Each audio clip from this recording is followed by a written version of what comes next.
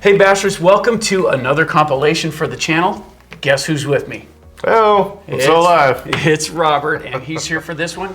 This is our 101 compilation for the channel, and as we've been explaining in the last ones, if you like to wrench and you like this stuff running in the background, these videos are for you. In this one, this handles all of the 101 stuff. So what it is if it's important to new people that you understand it, it's in this video to help them out, wouldn't you say? I would. Excellent. So check this out.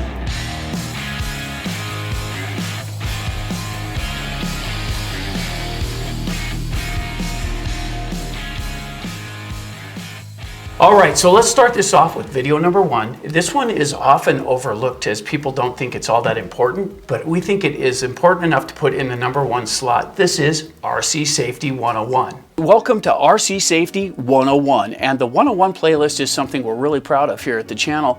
It's our way of helping new people understand the hobby they've gotten into. This, like the rest of the 101 videos, is geared towards new people, but hopefully we can help a few veterans along the way. A safety reminder is never a bad thing. So if you look around on the shelves behind me, you'll see what a lot of people consider to be toys.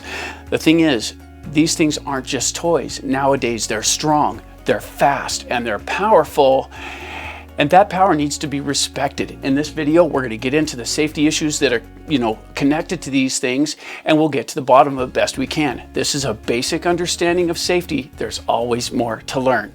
All right, let's get straight into it with the radio, and this is an overlooked portion of the car that people don't pay a whole lot of attention to, but this is really important. And if you're new to the hobby and you just got an RC and you dig this out of the box and throw the batteries in it, charge up your car and get ready to run, there's one thing you have to remember to do on this, and that is go through the settings and zero them out. There's a little spot at each one where you can center them and put them in the middle.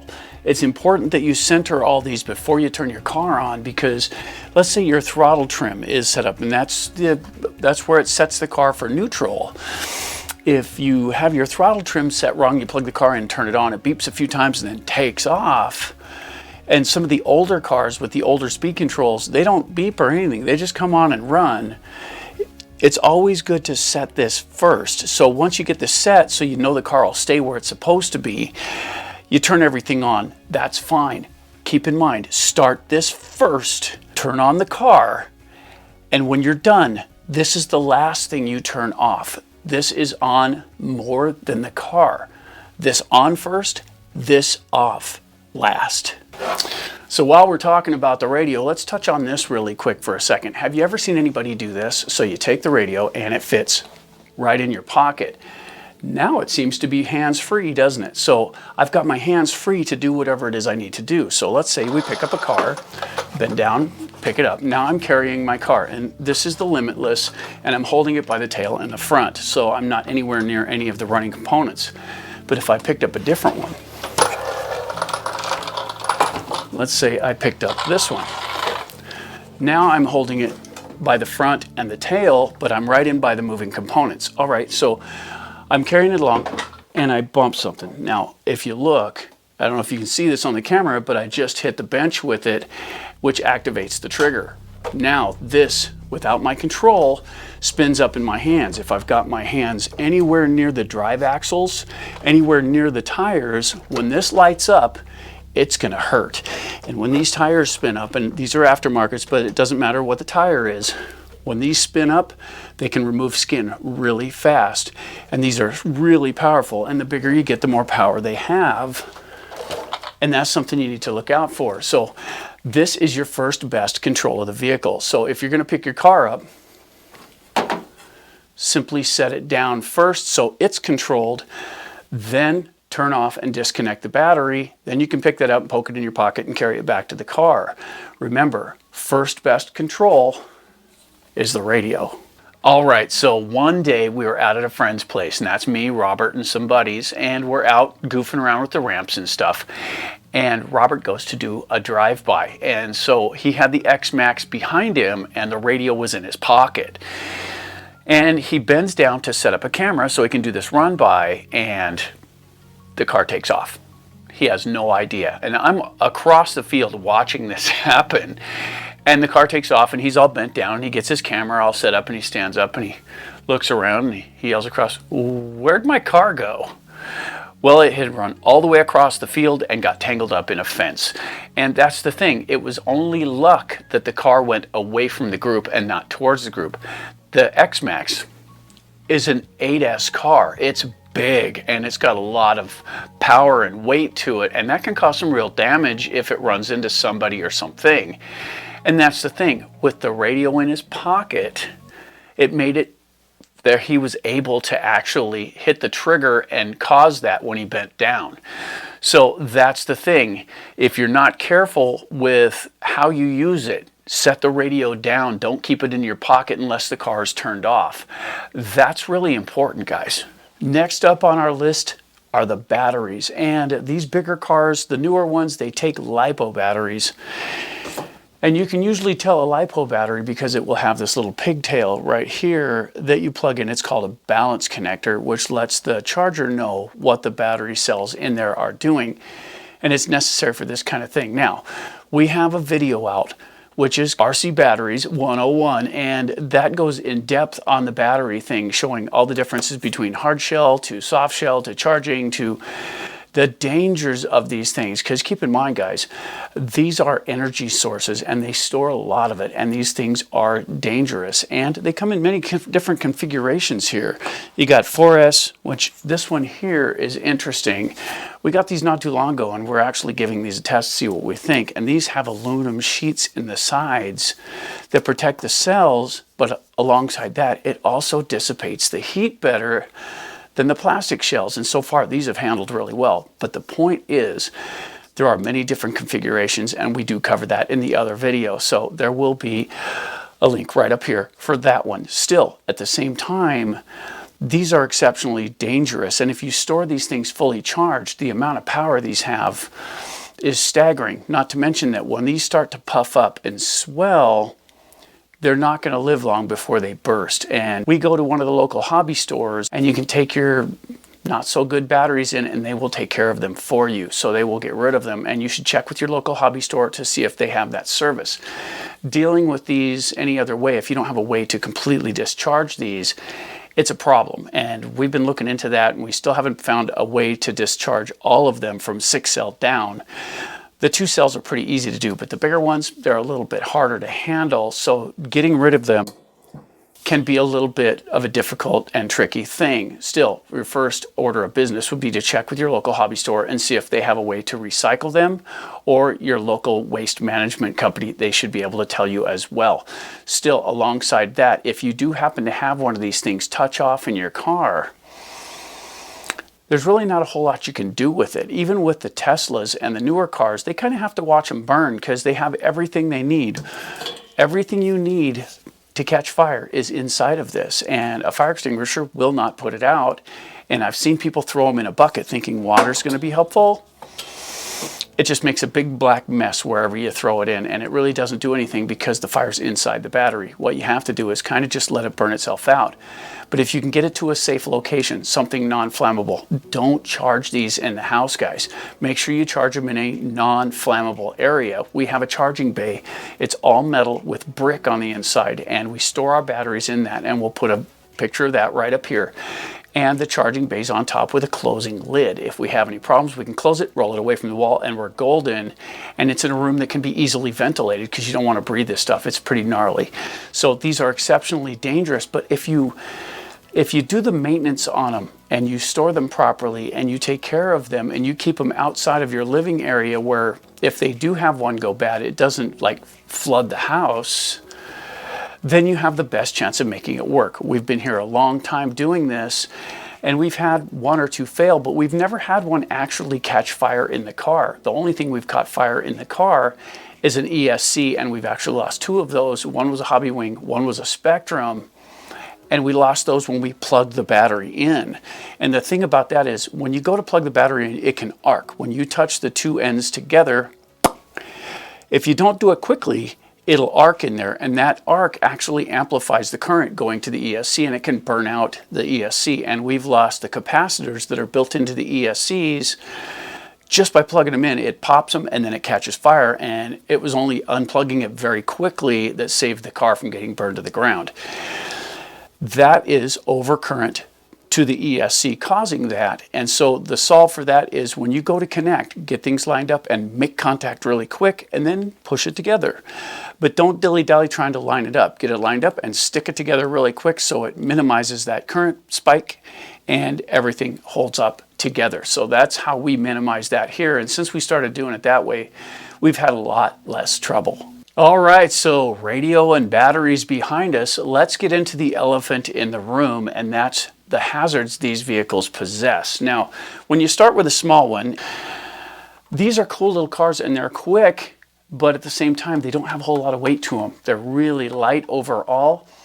They are pretty quick, but they're pretty safe overall as well too. The drive cups inside have rounded flanges on them, so you can't get your finger stuck in there. There's no place to get your finger jammed in. You could poke a finger in the wheel here, and the wheel could spin up, but I think you could pretty well just stop that with your hand. There's not a lot of power involved. It's just geared properly to go fast. And this one has nickel metal, or what are these, lithium ion batteries, and this one. And these are easy to maintain. This would be one I would have no problems handing a 6-year-old and let them play with it in the driveway. They'd have a pretty good time with it, and it's pretty easy to control. And this one's 4-wheel drive. The one back there under the television, that one is 2-wheel drive, and it's every bit as fast, and it controls good. And I would hand them that one as well. The only things that you have to kind of keep an eye on here are pretty basic stuff here. In here you've got your heatsink, but right on the edge here, there's the actual motor housing, and that can get really hot. The batteries can get hot. The heatsink on the ESC combo can also get hot. So when the kids are inside of this, there's the potential for them to maybe not severely, but lightly burn themselves on the components in there. And if you look, here's the arm for the steering on this particular one. I'm not going to say which one it really is because they're all basically the same as far as the components go, but it moves a little bit back and forth, and there's really no place to get pinched up in there. Everything works pretty smooth. Like I said, the bell housings in here, they're all smooth and there's no grabby points. So this one would be an excellent car for children. And pretty much any car like it will do the job. So that's pretty cool as well. But when you start moving up into the larger vehicles, the next one up, this one here in our studio is 10th scale. And this is a 2-wheel drive Vortex Boost. And this is made by Arma. And their 3S platform, and you can always tell that because it's got the plastic chassis and such. These are really good cars. I really enjoy these. We have a lot of the 3S and 4S platforms here because they are so durable. This one, it's off the box. It even says this one does 30 miles an hour. And with a 7-cell nickel metal hydride pack in it, it gets right up in there to about 30 miles an hour. And since it's 2-wheel drive, it teaches them to drive with a little more throttle control. This isn't about this car. This is about the speed and power of this car. The back wheels, they do have a lot of power to them, but not quite as much as a brushless system. So for a beginner level car, this one here is pretty good, at least this series, or it doesn't matter who the manufacturer is. If it's basically got the same specs as this one, you should be good to go on that. This one would be perfect for, say, running in the driveway and things of that nature, small areas, new drivers. The radio that came with that actually had a cut down so you could even lower the voltage to the motor so it would only go so fast. So if you really have someone that's young, they could still play with it without getting in too much danger. Still, if they thumped you in the ankle with that, it would hurt pretty badly, and that's something you'd have to keep an eye on. It's good training because if they did happen to whack you with it, it wouldn't hurt as bad as, say, a faster one. So here's the next step up in that same platform. This is still a 3S platform car, but this one's the Big Rock, and this one is a 3S car, which means this one, geared properly, it should get somewhere close to 60. I would say it runs pretty average, around 45 miles an hour. And with the weight of this, which is just over 6 pounds, at that speed of 45 miles an hour, it's going to hit it over 400 pounds of impact force, just running at 45, and it goes faster than that, guys. So this one here could nicely ruin an ankle. It could hurt a small animal, and it could drop a child pretty fast, and it would never be funny because these are where you start to get into liability issues. Size and speed dictates power. Power requires responsibility. So once you move off past this, now we've got the 6S cars, which weigh even more. You've got the 8S cars up there, which are enormous. There's one back there, the XRT from Traxxas, the Creighton 8S and such. Those are all right at about 30 pounds, and they do about 45 miles an hour stock. These are stock ratings for these. And at 45 miles an hour, we're looking at about 1,700 pounds of force when they hit something at full speed.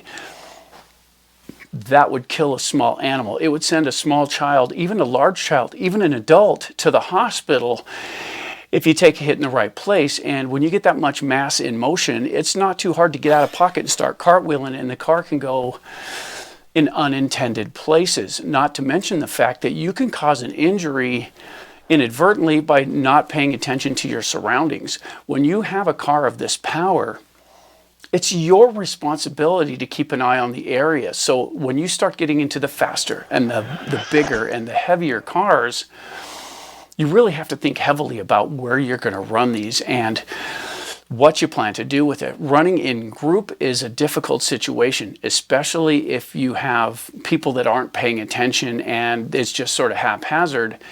If you bump somebody with the Vortex, you might have words with them. If you hit somebody with the Creighton 8S, your lawyer will probably wind up having words with their lawyer because it's a real thing. Now, these are just our opinions here, so I got to get that disclaimer out.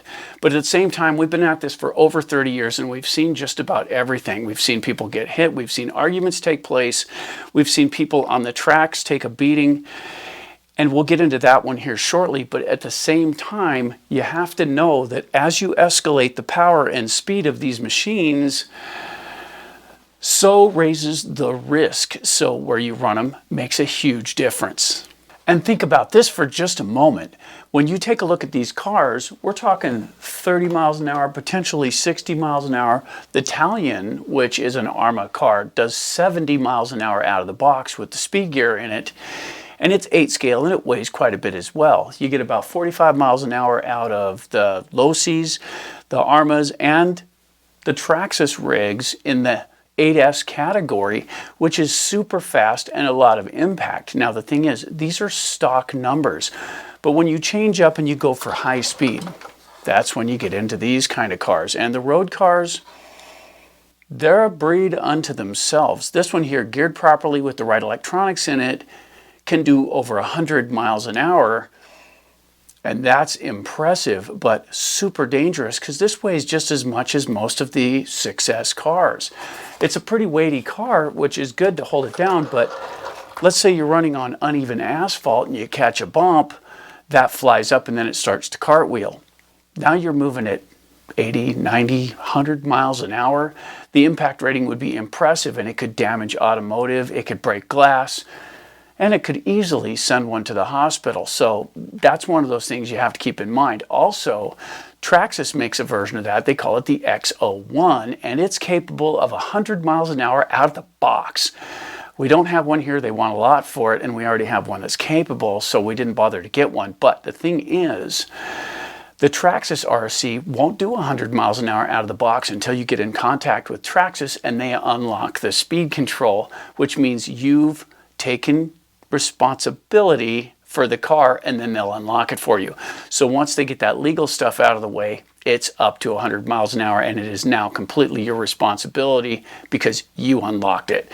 Now the thing is, you could bypass that by changing the electronics in it, but once you mod it, again, it lands directly on you. And even if you don't mod them, if you don't drive carefully and you cause injury, you're still in trouble. The thing is, if you mod one and you make it way faster and uncontrollable and somebody gets hurt, you'd have a much tougher time beating that in court because this is something you modified and that's something that will land on you. Okay, for those of you that race these things, that's a different situation because now you've got high performance vehicles in group running all at the same time in the same area. And I've done my share of turn marshalling, and so has everyone else that's raced these things. And you know when you're out on the track that your focus needs to be on your area of the track, because you have multiple cars coming by and you can never be sure what they're going to do. You stand in the safest spot you can and you try and stay out of the way, but at the same time, one could hook a berm, get jerked up in the air, and it could hit you just about anywhere. And we've seen lots of people get hit by cars during the races.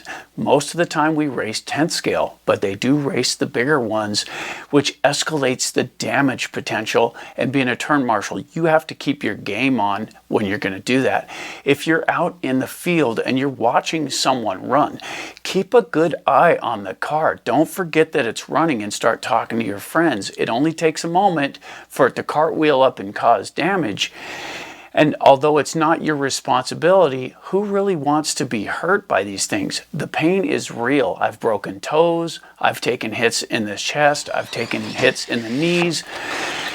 I've learned the hard way to stay out of the way, and that is a real thing. All right, let's take a minute and talk about gas RCs. Now, this is a nitro RC, and it's an older one, but this will work for what we're talking about here. This is two-wheel drive. It was made by Losi, and it is a nitro-powered vehicle, which means that there's a servo that runs the throttle in here. And the problem being is, on the back here, there's a little lump right here, holds all 4 of the batteries that power the radio in the car, which is separate from the radios in the transmitter. So you've got, now this is a different transmitter, but the idea is you have your transmitter and your car. And there are 2 different sets of batteries because this doesn't have a main drive battery in it anymore. It just runs on these 4. If these go dead in the car with these older ones, the radio seizes up. It locks right where it's at. And if you're running at full speed, whatever angle your steering's at, this will just continue to run till it hits something. And that's the problem with these. These are pretty quick and they're fun to play with and all that stuff, and they sound cool when they're ripping. But if you have a radio problem, these don't just stop the way the newer ones do. Now, they have gas versions of this. And the gas ones are a lot bigger, and they run on basically weed eater motors, or whatever you want to call them, the little 2-strokes. And those have electronic ignition and all that cool stuff in them. And the important part to this is, if you're going to run one of those, make sure it has a kill switch. And what that means is, when you lose radio contact or the radio ceases to connect to the car in any way, it shuts the throttle down and it kills it. So it will no longer function. Back when we were getting started here, I had a Thunder Tiger, and I believe it was called a Silver Fox. It was cool, it was big, it was about 8th scale, and it was gas. And I'd never had one before, and we got it running. And I played with it for quite a while and had a good time. Well, one day we're out screwing around, and there was no one around. We were just ripping with it, and we were ripping through the front yard and everything, and the radio in the machine went dead. And this is before they had kill switches, and there was no spring to pull it back to neutral.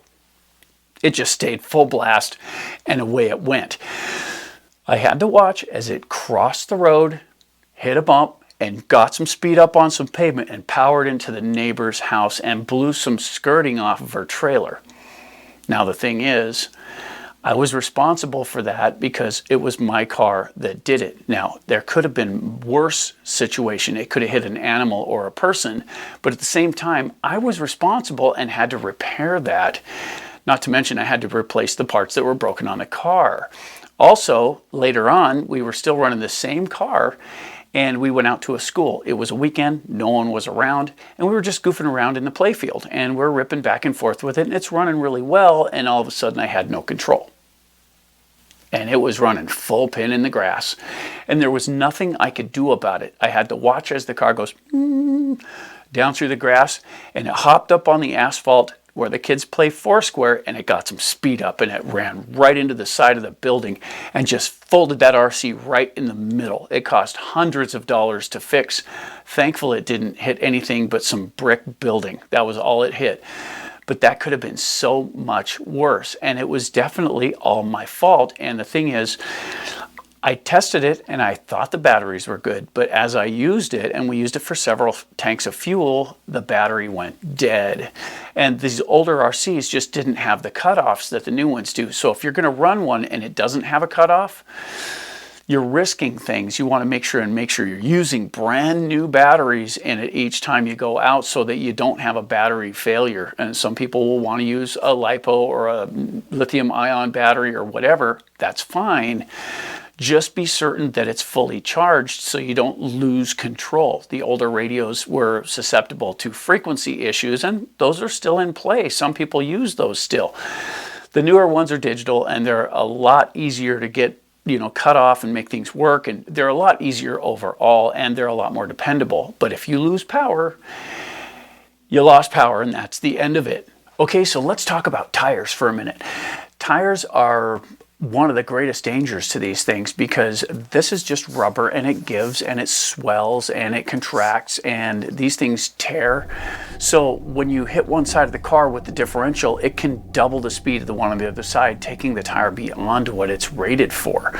And these things can tear and come apart and throw chunks everywhere. And if you're in the dirt, it can throw rocks and debris too, which can cause major problems. We've had belted ones explode, throwing chunks this big right past us.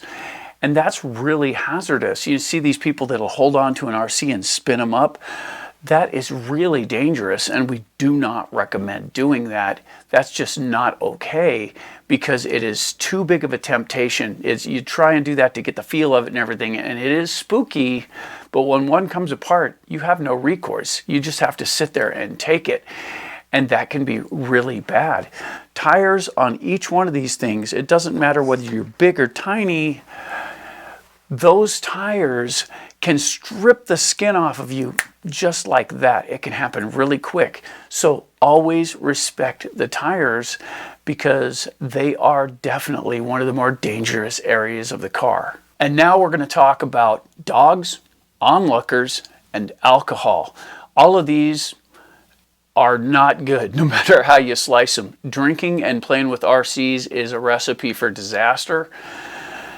Dogs can chase these things around and knock people down in pursuit of a car, and they can destroy one if they get a hold of it. And you'd be out playing in the middle of the park, no one's around, and a dog comes in, it can cause all kinds of problems. And when you get in group and there's people that are just looking on, they can be in danger if you're not driving safely. So that is all a situation that you guys pointed out, and I agree, this is something that needs to be in here. If you're around a crowd, be on your best behavior. You don't want to hurt anybody. If you've got dogs around that are interested in chasing your cars, it can be fun to play with them at first, but if they get a hold of it and won't let go of it, you could be in for a fight with your dog or a dog. It doesn't matter whether it's yours or not, and that could be a potential problem as well. If dogs are around, don't get them out, and you should never drink and drive.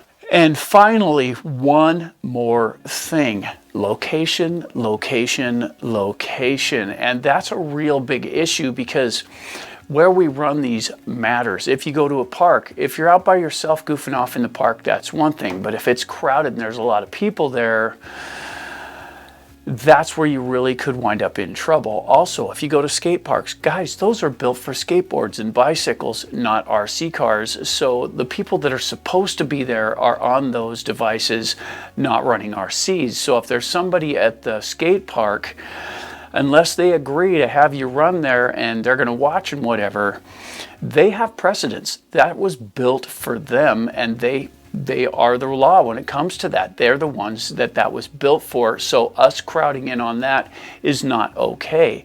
The same thing applies to bike tracks. You go out and you're running on the track, you're having a good time, but these bigger RCs can tear the track up, and if the people that own the track or the people that the club that runs it has issue with you running there, they make the rules. That's how that goes. You can't run there. It's not your track. It wasn't designed for RC cars. It was designed for bicycles. So that's another thing that you have to keep in mind. Always respect others when it comes to this. That's why we run in nature. We go out in big areas where we can find a spot where nobody is, and we don't generally have problems. If we're in an area and somebody decides they need to be there, we just load up and go somewhere else. More than once, I've seen people get into shouting matches over where they can run, And at the end of the day, if you're not supposed to be there, you're arguing the wrong side of it. If it's not built for the RC cars, you have to give way to the ones it was designed for. It's just the way it is. All right, so now that you've gone through what we think is important for safety, we're gonna go ahead and move on to something that you should do before you go out. And what we have is a pre-bash checklist to make sure that you are up and ready so that you can have the best time out in the field. Hey guys, in this video we've got the pre-bash checklist 101, and this is things you should look into before you take your cars out and bash. And this is geared towards new people, so if you're new to the hobby, check this out. First off, if you guys watch the channel, then you should recognize this Creighton over here. That one belongs to Robert, and I hate to throw Robert under the bus here, but he really wasn't paying a lot of attention to this, and he's done some pretty significant damage to it. And this damage is really maintenance based. And what it comes down to is, if you take a look at the bottom of this thing here, there we go. Right along here and right along here, these are the bolts that hold the drivetrain in place for the center differential. Notice the missing bolts here. So this whole thing is loose, and I'll get you a close up in here and show you that in a bit here, but this whole system, motor and everything, look at this. It's all loose, it's all real rattly in there. And if you look here, this is the spur gear that the pinion rides on, and it's trashed on the back side. And that's directly related to not going over the checklist and making sure things are the way they should be. In this video, we're gonna go ahead and tear into that a little bit. We're not gonna pull it apart, but we're gonna explain why you need to do what you do. Let's get on with the list and sort of explain to you what you should look for before you go out and run. So first off, one thing that we want to take a good look at is the tires and wheels. Now, this isn't off of the Creighton, this is off the X-Max, but it's a good, nice, large tire to get a look at. And these spin really fast, even on this. These will spin and balloon up really large, and they do get big. One of the things you want to look at first is to make sure this nut on the front, the wheel nut right here, is good and snug, and you should be able to feel the serrated nut dig into the plastic a little bit when you start in on that. Also, once you've satisfied yourself that all the tires are good and tight on there, you want to check the bead and go around and pull it away and see. Now this one here, we took it out and bashed it, and of course the gluing came loose. And if you're headed out to go bashing, this will be detrimental because you won't be able to run this tire. It'll pop off all the time. You could spit the foam out. What you want to have is when you pull on this, you want to see that the glue is still holding on the bead all the way around. And if you do have any issues there, get some glue on that first and make sure that these are going to be good and stout, because they need to hold up for the entire event, or basically your car sits in the truck and you watch the others play. All right, for simplicity, let's go ahead and use a different platform car here. Now this is still an Arma, but this one being 6S is a metal chassis, this one being 3S, and of course this is the 3S Typhon. But the 3S here, you can take a look inside of this and see it's laid out differently, and all these RC cars are unique to themselves. In other words, this is a 3S platform, the 4S is similar. All the cars in that platform are going to be like this, even though they've got different bodies, different tires, and different A-arms and things like that. The basic layout of the car is the same. And when you have a look at this, one thing you want to do is check your steering, make sure everything's nice and tight. There's not a lot of slop, not a lot of play in there. The wheels and tires are good and tight. We talked about that. But you want to take a look at how the wing mount is. Make sure everything's tight in here. Make sure that this is the slipper setup in the back. Make sure that's good, clean. Everything moves freely. The drive system in the center turns nice and easily. When you run this back and forth, you should be able to feel the spur gear against the pinion, and it should feel nice and tight, but there should be just a little slop in that right there. So you can feel that little gap. That's what allows it to run freely. Those shouldn't be really tight in there. So if this turns nice and easy, turns all of those, that's good as far as that goes. You want to have a look at your drive axles. You want to take a look at all of your top rods, your steering links, and your shocks to see if anything's leaking there. If everything looks good in that category, then you're good all the way through as far as that goes. I would still recommend just drop a battery in it. Even if it's just on a storage charge, turn it on, make sure everything functions before you leave the house. It can be really tough when you take one of these connectors out and the batteries that you're running don't connect to these and you need an adapter, that really sucks to not be able to run a car because you don't have the adapter you need or the right type of battery. So make sure that everything goes together good. And on the bottom, take a really good look down in here and make sure all of these nuts or bolts that go down through here are tight and that none are missing. But alongside of that, there are other cars out there that are laid out differently. And this one here is the low C laser nut. I'm not going to stick with ARMA for the whole thing because this is about the cars in general, not the brand. So in this one here has a center differential in it. Okay, so it's not a slipper. This one actually has 3 differentials, front, middle, and rear. And you want to take a look in there and see if there's any wet spots in the chassis, and that can indicate a grease leak or a diff leak. And if you have leaking in your differentials, that means the fluid's coming out of them. That means something's loose in there. And that can destroy a differential really fast if the bolts that hold the diff itself together are loose. So if you have wet spots, make sure that you take a look at those. And if everything's nice and tight and it's just a wet spot because there's a leak in the bottom or something and you deem it okay, then it's okay. But just know that you've checked it first, because going out without checking it and rupturing something can be really costly. All right, so let's take a second and look at one of the metal chassis cars for a second. And this is the Typhon. This is the big brother to the 3S.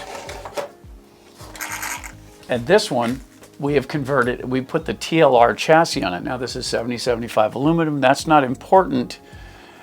The thing is, this is the straight right off of the TLR. This is a good one. Now, if you take a look in here, you can see where our nuts and bolts and everything are connected. And these are all bolts on the bottom, but the nuts generally are up here in the tie rods. So you want to check and make sure all of those are tight when you move things around.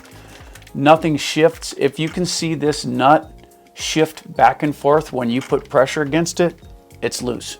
And that's not a good thing because it will continue to egg out this hole.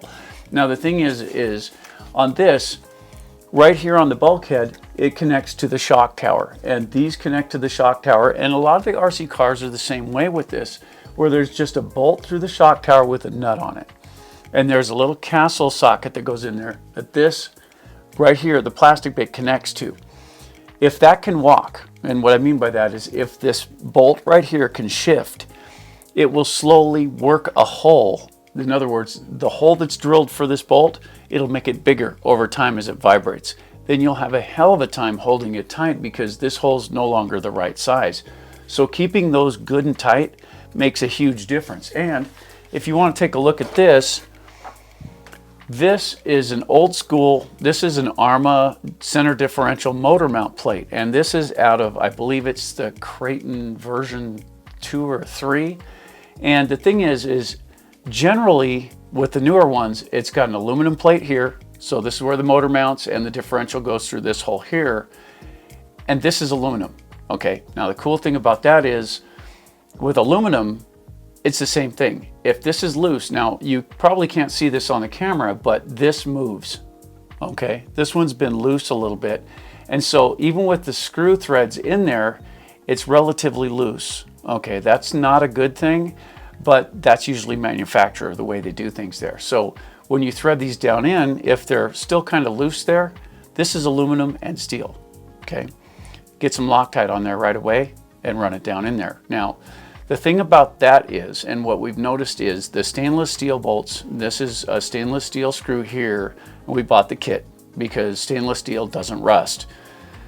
However, it is softer. So what we found out is with the stainless steel ones, when you put thread locker on here, you try to get them off. You put a wrench on this and give it some love and try to get it loose, it strips the heads out because it's not nearly as strong as the regular iron ones. The steel ones are a lot stronger than these ones as far as that goes. But when you get some torque on there and you can feel it really fighting you, there's a way to get that off. So heat does the job on Loctite or thread locker basically.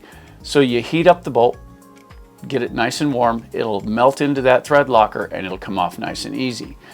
The problem being when you switch over to the motor, and that would be this part here, this is a pinion, okay? And we've had trouble keeping this, and this is a small one, this is off of a different car altogether, but we've had trouble keeping this one on. And the problem is, if you see, I'm in the grub screw right now, but look how it walks. See how that walks back and forth in there? And it's tight in the grub screw. So the wrench is not loose in here. The grub screw is loose in the pinion, and it can crank all the way in nice and easy, all the way out nice and easy, and it's good enough you can get it tight, but the threads in the pinion itself are not quite to gauge. In other words, they're a little looser than they should be. So you figure, okay, I'm gonna put some Loctite on there and it's gonna be good to go. So you put some Loctite on the grub screw and you crank it down in there and you get it tight and you let it sit until it sets. We just talked about how that works as far as heat, right? So this is a pinion. This pinion goes right on the motor shaft. All right, so that being said, the motor itself creates heat when you use it. So when you're under high horsepower and you're pulling on the battery good, the motor heats up. It heats the center shaft, which heats the pinion.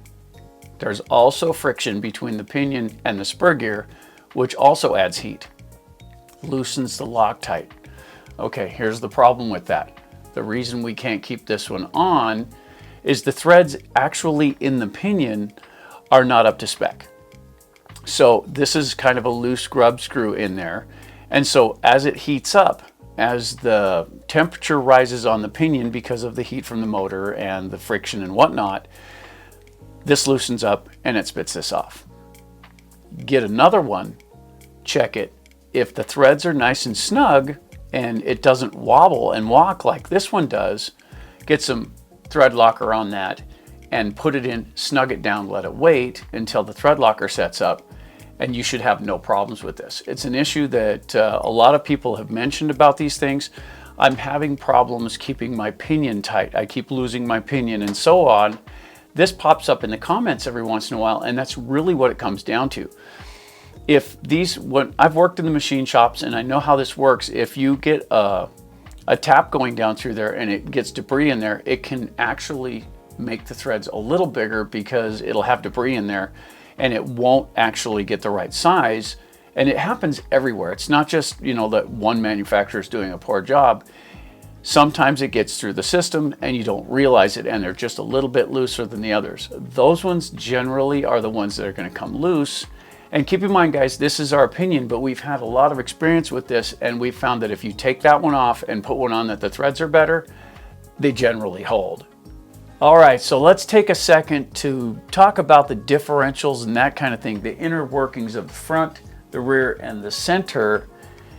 And generally in this type of car, you have a pumpkin set that's something like this. It has two outdrive units here and an input shaft, and it turns these gears inside. And that's good. If these things are working okay, there's not a problem, but notice how the bottom's open on this one. And this sits down into the chassis like so, and you generally put a nice dose of lubrication in here. I like to use this kind. So it's just a lithium grease. It's a white grease, so you can really tell if you got it on good. The brand isn't overly important. It's that you get the grease in here to get some lubrication on these that'll help these hold. Now, if this starts to leak out on the chassis, and we've got one right here,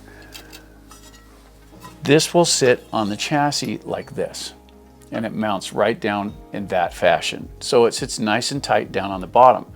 If you get leakage, you're gonna have a wet spot here on the chassis, and it'll be wet here. It may be wet underneath as well, because that can leak. Now, that could indicate a couple of things.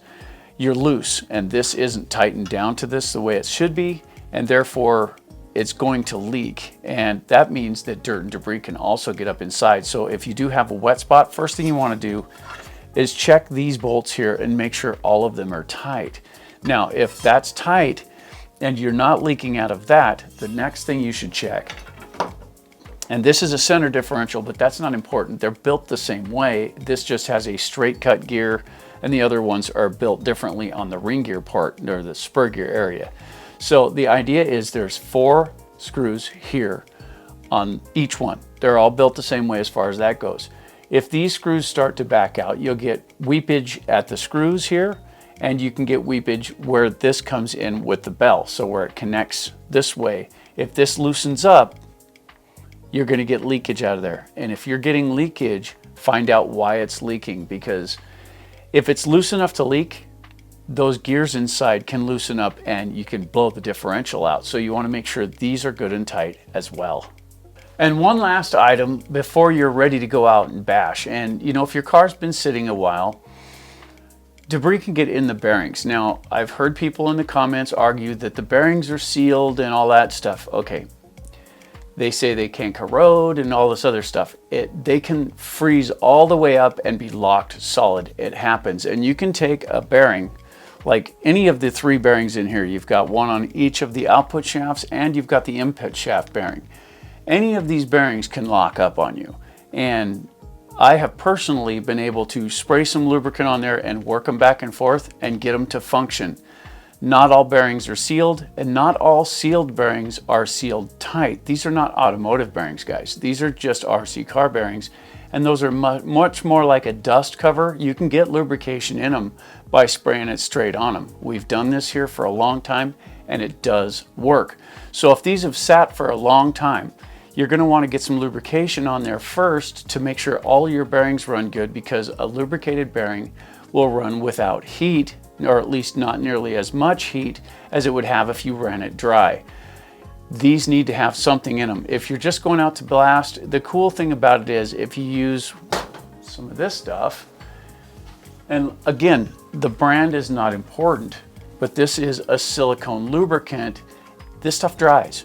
Okay, so when you spray it on it, it can wash all the dirt and debris out of the bearings, and then this stuff dries and it doesn't attract dust. In the short term, that's really good. However, if you're going to store it for any length of time, I recommend using this stuff on the bearings while it's being stored.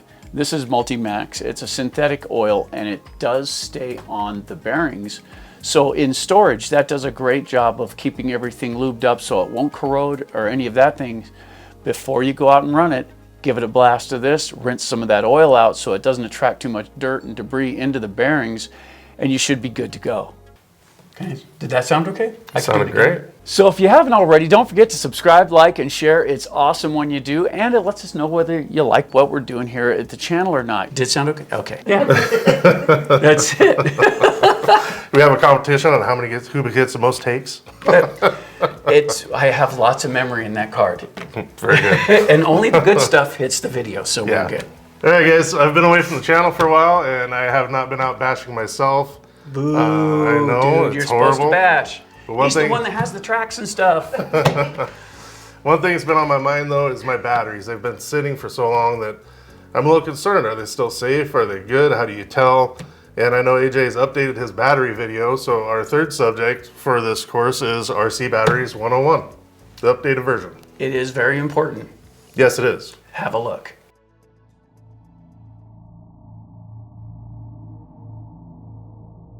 In this video, we're doing RC Batteries 101 and the updated version of that. Now, our first video, RC Batteries 101, has been online for quite some time. And finally, someone got in the comments section and pointed out that we got some of the information wrong. Now, did that affect the safety of how things work? No, it didn't. All of the information that we had towards safety and charging and all that was accurate, but it was some of the finer details when it comes to understanding what the numbers and things mean. As soon as we understood that we didn't have that information correct, we took it offline and it's been private ever since. But still, this is an important part of the hobby and you should understand what it is you're dealing with. In this video, we're going to help you understand what all of the numbers on this mean as far as what this one and that one and so on means. We're going to go over the different types of batteries from, LiPo to nickel metal hydride, what we started with NiCad, even all the way back to where we were using alkaline batteries that you had to buy at the store to run for a while.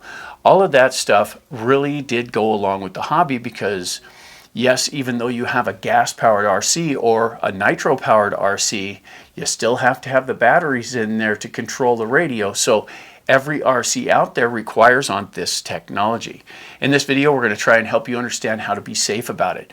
We're going to help you understand what the numbers and everything mean, and that it's not as bad as it could be if properly mitigated. All right, let's start off with the basics on this, and that's battery type. Now, way back in the day, and keep in mind, I'm in my 60s here, so I've been at this a real long time, and one of the first RCs I bought which I really wish I still had, required alkaline batteries to run it. So it was a constant fight to get to the store, buy batteries, and run it before they came out with the more higher end stuff with the rechargeable things and stuff. And we have one of our old carpet racers, and this one's in really good shape, but this one has NiCads in it. Now the thing about that is NiCads had a memory. And what that means is you had to treat them very gently. You had to charge them all the way up. You had to discharge them all the way down. Every now and then you had to trickle charge them, because if you only charged it 3/4 of the way up, it would remember that and you wouldn't get full charge anymore. On the racetrack, that could be the difference between making the last lap or not making the last lap. And that was a real important thing. So batteries were expensive, and they had to be like babied to make sure you had the best packs out there. People were buying matched packs, which means each of the voltages in all the cells were identical. So they charged evenly and they discharged evenly.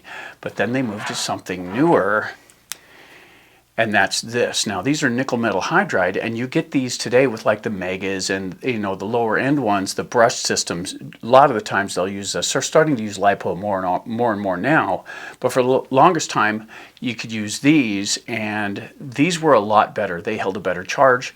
But here's the thing. We had all the chargers set up for the NiCad systems, and that was cool, but when we got into nickel metal hydride, we had to buy new chargers because it was a different technology. Okay, that's fine. Then we get into what we have today, and that's LiPo. Okay, so they have a lot of different versions of this. They have the high voltage ones and whatever. We're going to talk about the regular LiPo batteries, and this isn't about brand. Okay, so we have a whole bunch of different brands here, but just to get a disclaimer out front, this is not sponsored by anyone, but at the same time, I personally am a fan of Ovonic batteries. They're not overly expensive, they're nice and dense, they got a good weight to them, and we haven't had very many failures. We might have had 1 or 2 over the years fail on that, so I really have a lot of faith in those. They seem to work really well and they've held up good, but they're not the only brand we like.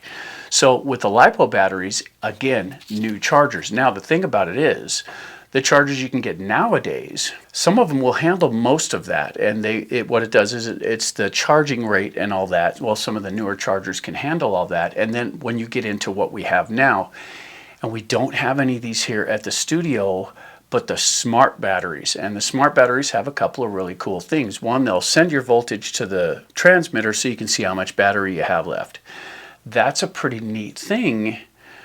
But it also, the newer ones, and this is the research that I've done on them so far, and if you guys know more about this, please put it in the comments to help everyone understand what this is about. Since we don't have any of the smart batteries here, I can't 100% tell you this is exactly right, but with my research, it tells me that the newer ones will, if you charge it up and leave it sit, it will automatically discharge to a storage level.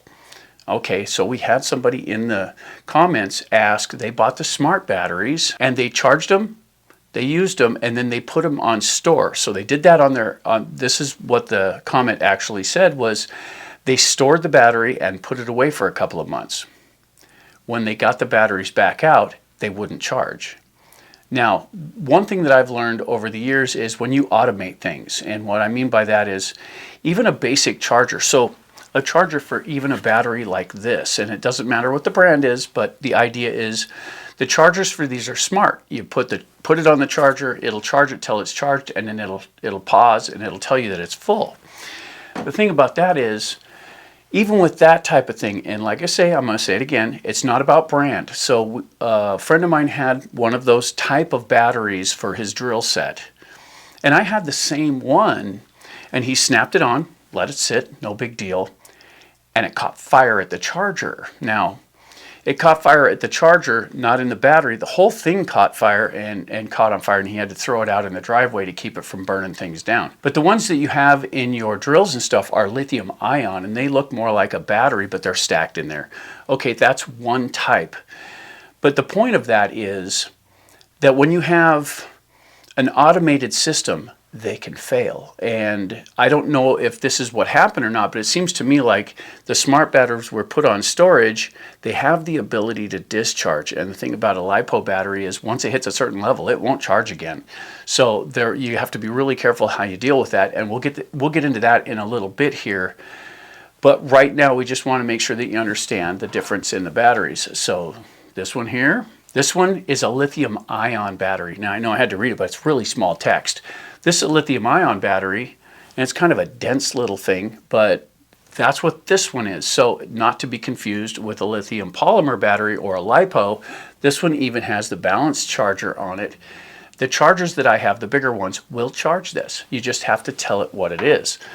On the other hand, this one is a LiPo, and this one is pretty gnarly. This one is a 2S battery, and we'll get into what that means in a little bit. But see how small this is? Well, different cars require different size batteries, and that's for basically weight and functional area within the vehicle. So you got to make sure you get the right battery to fit the car that you want. Plus, you have to be really careful what battery you put in your vehicle, because if your vehicle, let's say you have a brush system, brush systems generally go up to 2S on my experience. Now there might be different ones at this point, but 2S is max. So when you run a brush system and you try and upgrade that and throw 3S into it, and I don't even think you can get parts for that, but if you can, you're going to burn up that motor like that. It's going to go really fast because they're designed for that voltage that you run with 2S, which is basically the equivalent of something like this. So that's how they are able to use the LiPos in each system. Let's take a minute here and get into what the numbers on these things mean. All right, so let's talk about the numbers on the battery and what do they mean. And we're going to start right over here.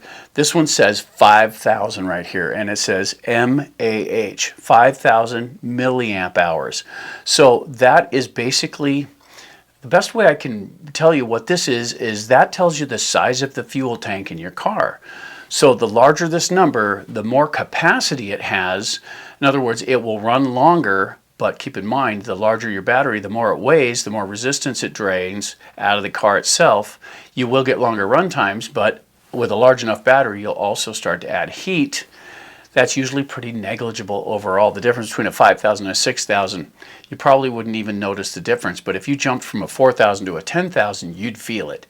It would run longer, but I would definitely check temperatures with that. So this 5,000, that's the size of the tank. Okay, so let's look at this.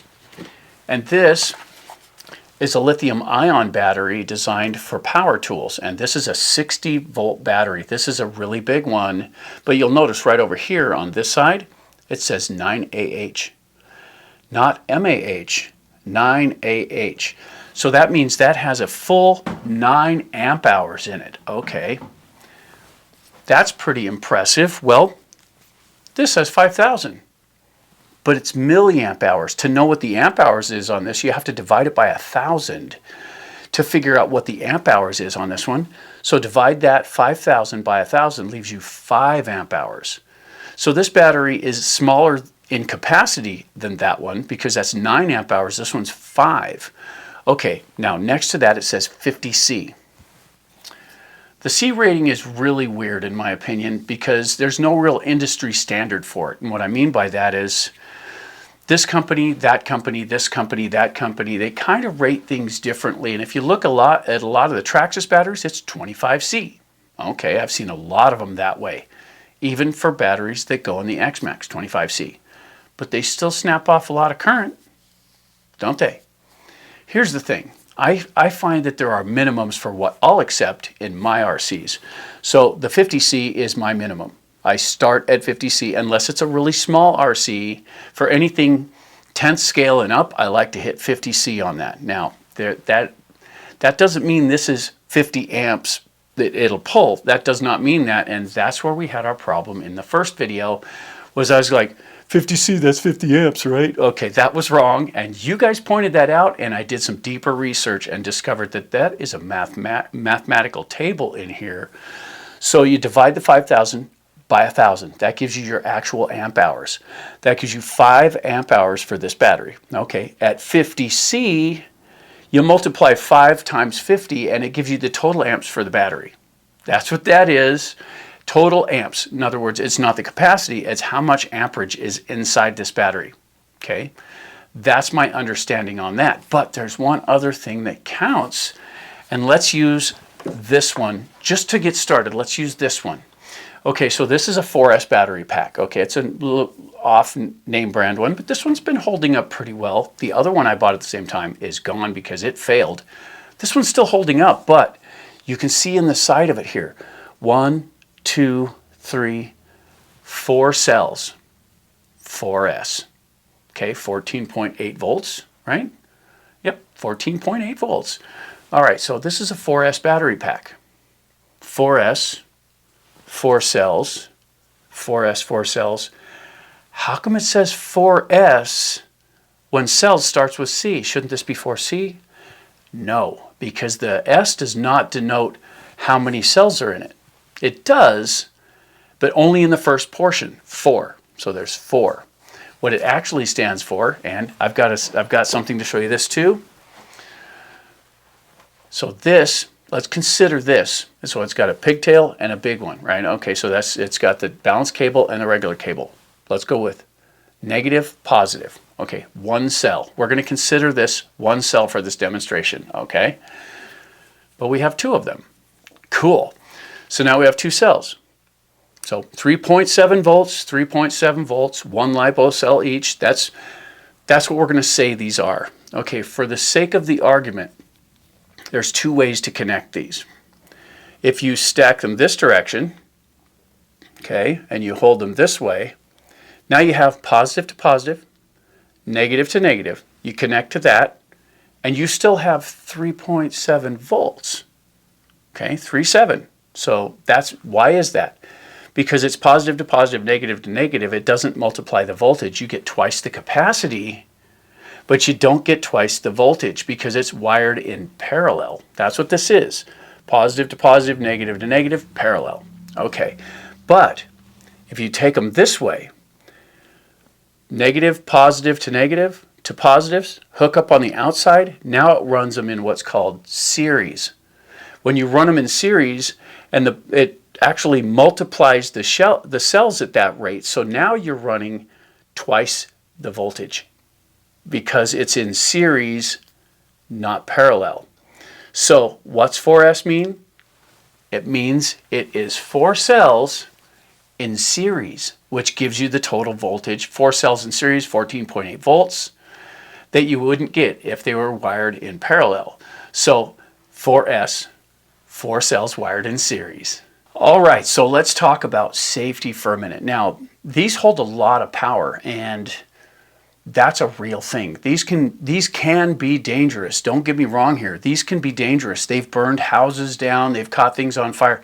If you're going to go run out in nature, be sure to take a fire extinguisher with you. Just have it in your truck, because if you have a battery failure, if you hit really hard or you slam into a rock and the battery catches fire, it basically, if you've got a fully charged battery, it's like a plasma cutter, shoots a flame like that that's blue. I've seen those go off, and they're never pretty, and you can't put them out with water. Everything it needs to burn is inside the battery, so it kind of has to burn itself. But if you have a fire extinguisher, you can keep it from spreading, let the thing do what it's got to do, get it out, and be safe about it, because that is a real thing. I've never had a battery burst in the car. That's not something I've had happen. I've had them overheat, even with the NiCads. The only battery that I've ever had catch fire was a NiCad. It wasn't even a LiPo. It wasn't a nickel metal hydride, although those do get hot when they're charging. We actually had a nickel cadmium battery melt the surface off the top till it connected the battery next to it, and pff, it was on fire. It happened just like that. It was actually in the studio, and it was on the charger. It didn't happen in the car. But the potential is still there. If you punch a hole through a battery, the potential for that to light off and catch fire and be something you can't stop is very real. And we have a charging bay here. We don't, personally, we have the space here, and we have the access to the facilities to where we don't charge in the studio. We don't do that. We charge out in Studio 3 that's vented. We have a charge box, and here's an image of that. We have a charge box that's got brick in the bottom to isolate batteries from one another. It's all steel.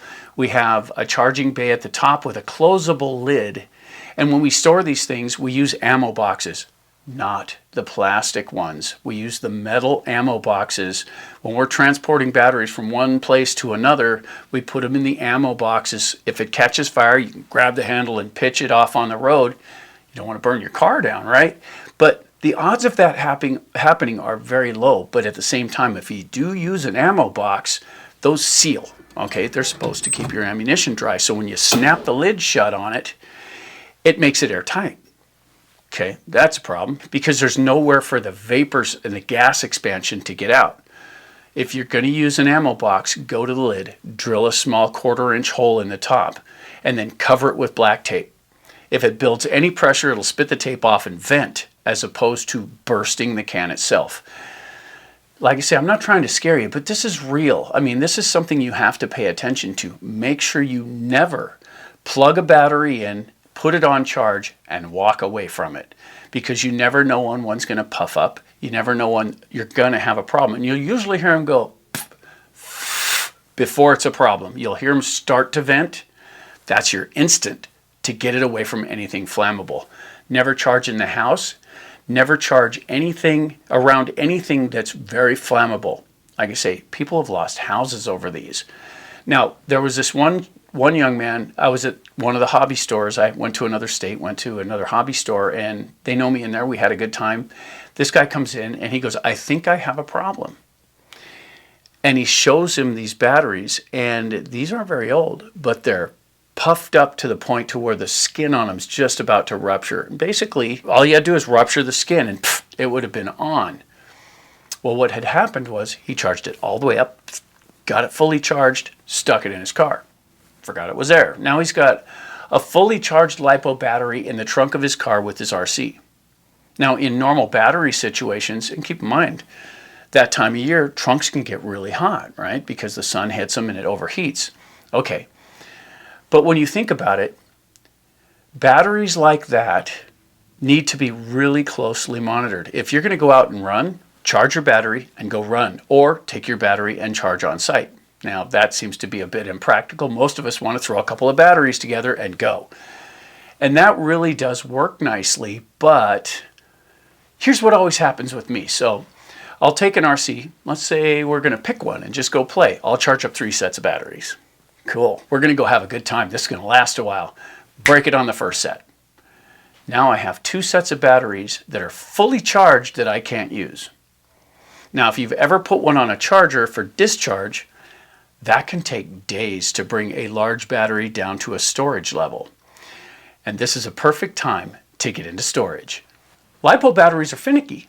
They are. And as they sit, they slowly lose charge. And that's natural because the ions move from the positive to the negative side. And there's a whole chemistry inside of these. It's not just some lead acid core thing. This is the whole thing. It's a wet deal in there. But here's the thing. Where's it at? Let's use this one, for example. Okay, so with these things, think of it as A and B. It's not this way. It's actually more vertical, but think of it as A and B. So as you charge the battery, the ions go to one side, and it builds until it's charged. As you discharge the battery, the ions go back the other way, and it releases the energy that was put into it, moving in one direction than the other. But these will only charge down to a certain voltage. So if you drop below, I believe it's 1.2 volts per cell. I think that's what it is. But if you get below that threshold, your charger's going to go, nope, it's bad. And it won't charge it because it can damage the cell itself. Think of it as the battery in your car. Okay, so car batteries are pretty basic technology. It's got an acid jacket in there, and it's got lead separators in there, and the ions travel back and forth, and that's all good. So let's say you leave it in your car, you don't drive your car for a couple of months, and there's the little key fob to start it. That's always listening, and it runs the battery down. If you've ever gone out to your car after a month and it won't start, this is why. The problem is, if it sits that way very long, the lead plates in there swell. Okay? Once this one touches that one, that cell's done. It will not work like it's supposed to anymore, and you have to buy a new battery. Leaving a car battery for your big car uncharged for any length of time allows that to take place, and those things go bad. Okay. transfer that to this. Okay, this battery, if it gets below, let's say you put it in a storage charge that's really low, say 20%. Okay, so this is down at 20%, you throw it in the cupboard or wherever, outside, someplace that's protected from fire, just in case. This will slowly lose charge. 1 month, probably okay. 2 months, probably okay. 3 months, now you're getting right down to where it won't charge it anymore. So the battery chargers that I have it set to charge to 35 to 40% charge on one of these, so they'll sit a little bit longer. And that's one of them, it's 35 right out of the gate, so that's what it does. So it brings this up to 35% charge, but it doesn't jack it all the way up, right? So it leaves it mostly discharged, but there's a residual charge in there to keep the cells alive while it's in storage. That's what that's for. I've got brand new batteries out of the store that were sealed, that came in from wherever they come in from, plugged them in to check where they were at, and they were at 50% charge for storage. Once you use them, try to keep them right around 30, 35%, and they should sit on the shelf okay without much problems. Okay, now let's talk about the difference between soft shell and hard shell. All right, so here's the soft shell version of this, and all you see is it's got the shrink wrap around a label, around the cells, and that's it. You got a little bit of tape on the ends just to keep everything neat looking, but it's right to the cells, and that's a bad thing in most situations because these become fragile. You smash it into something, that can be a problem. If you tear into the battery itself, that can be a problem. So there's no real protection here, but here's the difference on that. These have the ability, and as these are used, so zip, zip, zip, zip, these lose charge, but they gain heat. These heat up when that happens, and you need to be able to dissipate that heat so it doesn't get hot enough to melt the casing on this stuff.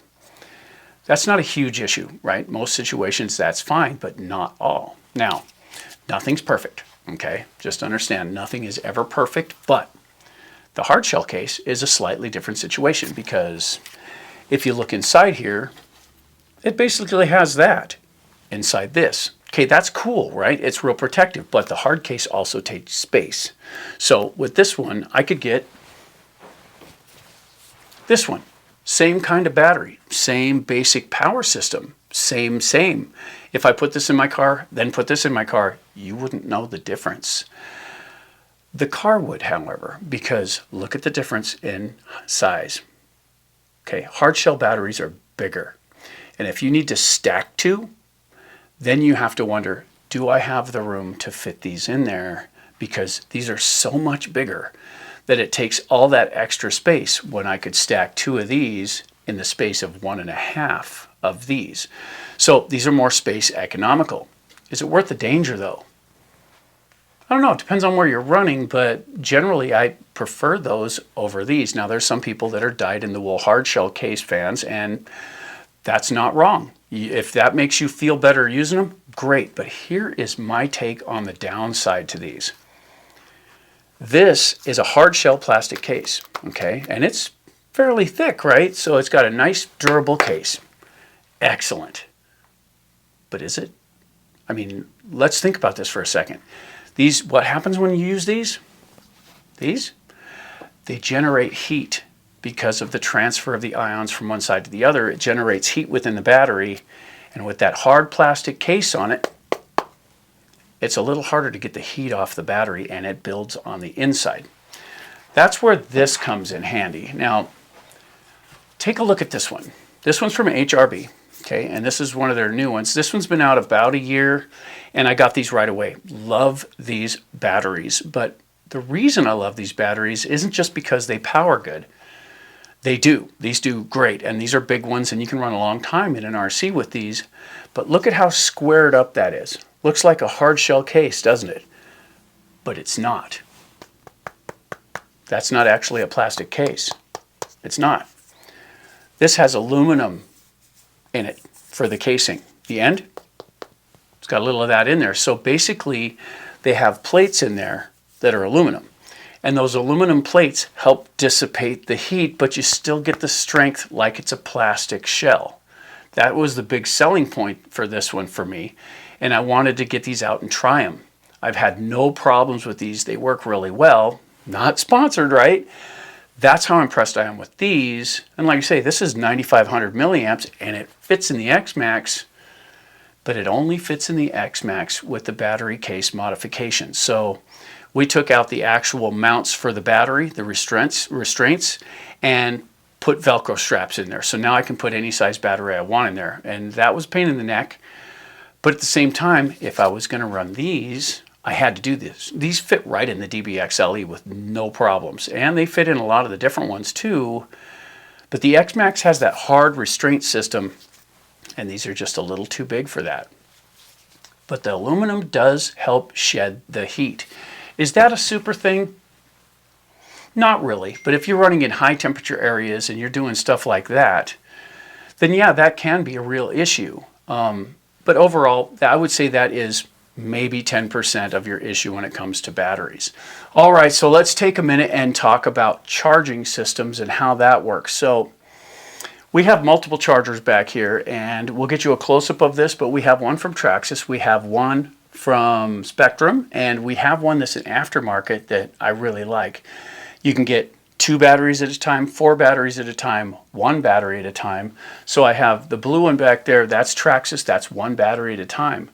The one that we have there from Spectrum, also 1 at a time, but it charges smart batteries. So you just plug it in and it charges it. That's just kind of how that works. We don't have smart batteries, so we still have to program it and tell it what's in there, but it does automatically detect what kind of battery is in it. So it'll tell you it's 2S by the voltage that you plug into it. They also have the pigtails, and what that is, now the Traxxas one doesn't do this. It's proprietary to Traxxas batteries only and specific Traxxas batteries, but I got it when I bought a car. I just don't use it because I convert everything over. But this is the balance pigtail. Okay, so this is the small one, and this one plugs in secondarily. This is the primary output cable. Okay, so on these chargers, you plug both of these in. You plug this one in, and you plug this one in. What's the difference in these? Okay, so this is the primary output. This is, on this battery, this is 3S. So that gives 11.1 volts right here at this one. However, this one has a ground lead, and it has 1 lead to each battery. Okay, what that does is it tells the charger what each cell is doing individually. Now, there are 2 ways that you can charge. You can rapid charge or you can balance charge, and that's basically what you want to do is each time balance charge. If you're at the track, you have pretty stable batteries and you've got a race coming up, you can put it on charge and get it because your batteries are in pretty good condition anyway. But don't just charge all the time. You need to balance charge. And the reason that works is simple. If you have 3 cells in here, okay, and you throw current to them to charge them up, if you have one that's having issues or one that had discharged lower than the others, the balance charge will wait until this one catches the other ones before it calls it good. So they'll all be charged to the 4.2 volts per cell is fully charged. Okay, so when it gets to 4.2 volts on each cell, it's balanced. The problem is if you don't balance charge, it'll get up to a certain overall rating and stop. Okay, well you could be 4.2, 4.2, 3.5. So what's the problem with that? What's the problem with 3.5 volts in just one of the cells? This is the problem. Okay, this doesn't care. This small one doesn't plug into the car. It has no idea what each cell's doing. It just knows that there's a certain amount of current in that pigtail. Okay, so you put this in the car and you start playing with it. Cool, the battery cells start to discharge evenly. By the time, because it's got 2 overcharged cells compared to the third one, by the time this is considered dead, you will not save that middle cell because it'll discharge it below charge rate. So what that means is by the time the 4.2 volt one gets to recharge time, in other words, it shuts the car off, the smaller 3.5 charge is already below the ability to recharge. So each time you charge one of these, the recommendation is balance charge them. Make sure that you keep all your cells even, because if you don't, you're just going to throw it away after you've done it enough times to destroy one of the cells. And once one of the cells is gone, They're pretty much junk. All right, to just show you how dangerous these can be if they're not properly maintained, we have a completely dead battery, and we consider it dead. Now there's some current in it. It's not completely bad. It's not usable. It's been sitting for a long time, and I consider it pretty much a dead battery. And we're going to go right outside, and we're going to light that thing off. We're going to drive a screw through it so we can short it out to show you what current is still in a dead one. The thing is, this is pretty much a dead battery. Imagine what this would be like with a fully charged one.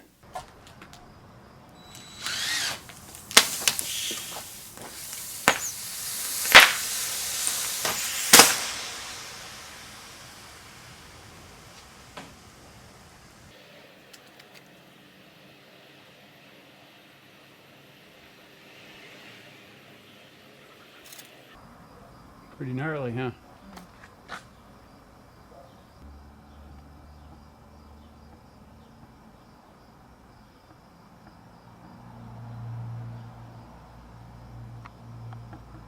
All right, so that was a dead battery, and it was one that sat around for a good long time, and you would consider it dead, but the heat that came off it was impressive. It melted right through all of the tape. It melted through the plastic. It was a gnarly experiment for something that was considered dead. That's part of the reason you never throw them in the trash when you're done with them. Most hobby stores that I know of will help you recycle them. If you've got a waste management place around you, you might be able to use those to recycle. There are many ways to consider them completely dead. That we don't advocate towards. If you know a way to completely discharge your batteries, please leave it in the comments to help the others. But we turn ours in at the hobby store, and they get rid of them for us. And that works out pretty good because they use the proper protocols, shipping procedures to take and get rid of those so that they will be dealt with properly. If you just pitch one in the trash and a trash compacting truck squeezes it and it catches fire, I've seen a couple of garbage trucks on fire, and it's never cool. And it's most of the time it's related to batteries. That's why they say don't throw them in the garbage. That being said, most of the issues that I've seen, even online, usually comes from when you're charging them. And it doesn't matter. The thing about it is, if you look at the big chargers, like the ones on the shelf or on the bench back there, they look like they have a lot of horsepower, and they do. There's a lot of current there, but they also have automatic shutoffs. But again, we talked about this earlier. If you have something that's automatic, there's always the chance that you'll have a programming glitch and things could fail, and that could be catastrophic, especially if it fails after charging. So let's say it takes a battery and it charges it all the way up and it fails to turn off. Now this is a smaller one, but same difference. If it fails to turn off and it continues to give you more and more current, that battery is going to come unglued at full charge, and those are nasty. I've seen video of fully charged ones going off, and you don't want to be near them when they do that. So it's something you always want to be very careful with. And I showed you this one. We have several of these actually, and these are USB chargers. They still charge the batteries. They charge at a fairly low current, and it takes a while to do it. And they connect down on these pigtails. And these connect to the balancing leads. They don't connect to the overall lead, the main one that goes to the drive system. These charge through the pigtail leads, so it's a really low current. But even at a really low current, if you continually fill a glass with water, so let's say you have, set these down. Let's say you have a glass in the sink and the water's just barely pouring out of the faucet. And you let that sit there, it will fill the glass. But if you don't turn the faucet off, it will overfill the glass and you'll have a mess. Same thing basically applies to the batteries. You have to make sure that you handle those in the proper way, especially during charging, which is where it becomes really important. And we've kind of talked about this a little bit. It's exceptionally important that you don't walk away and leave them unattended. If there's a problem, you don't want to be very far from it. There's two reasons for that. One, it creates an amazing amount of heat. It's something you really wouldn't expect. They put out, you think it's a toy, right? But it's not. And they put out, it doesn't matter, nickel metal hydride, it could be lithium ion, it could be lithium polymer. All of that is the same. And here's an example. So we went up to the cabin and we were goofing off, and I had the Talion out and I made a jump. And the jump came off a little funny, and I reached up to keep the car from landing on Rob's truck, and I was successful.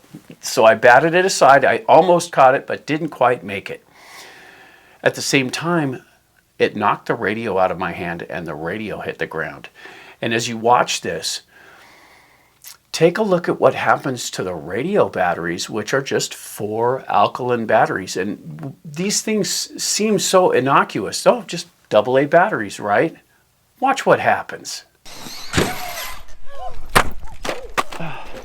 Yeah, I'm good. I've been there before.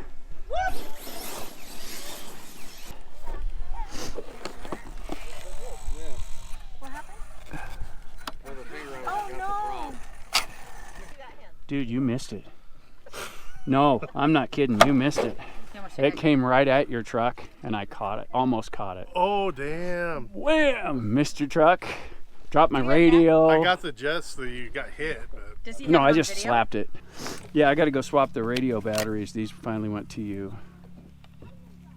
Ooh, and they're hot. Yeah, that one. Yeah, it gets, that one's one's pretty hot. That's not good. That's not normal. Oh, interesting. Yeah, isn't it weird? How that gimbal works. Put your finger on the camera. Check. Oh, holy Around. Eric, What's that? that's just super hot. Is it? Oh yeah. We'll split the... Yeah, you can't touch it right now. Touch it. Yeah, I dare ya. You got batteries? Yeah, I got batteries. So even the AA batteries can be a problem because there's still 1, 2, 1, 5 on the voltage that's in each cell. And it doesn't seem like much. We handle those all the time and don't think anything of it. But there's enough current in there. If that had melted through and melted through the one next to it, the chance of it being able to actually catch that controller on fire was real. So you can't just assume that just because it's a little battery that you deal with all the time that they are safe.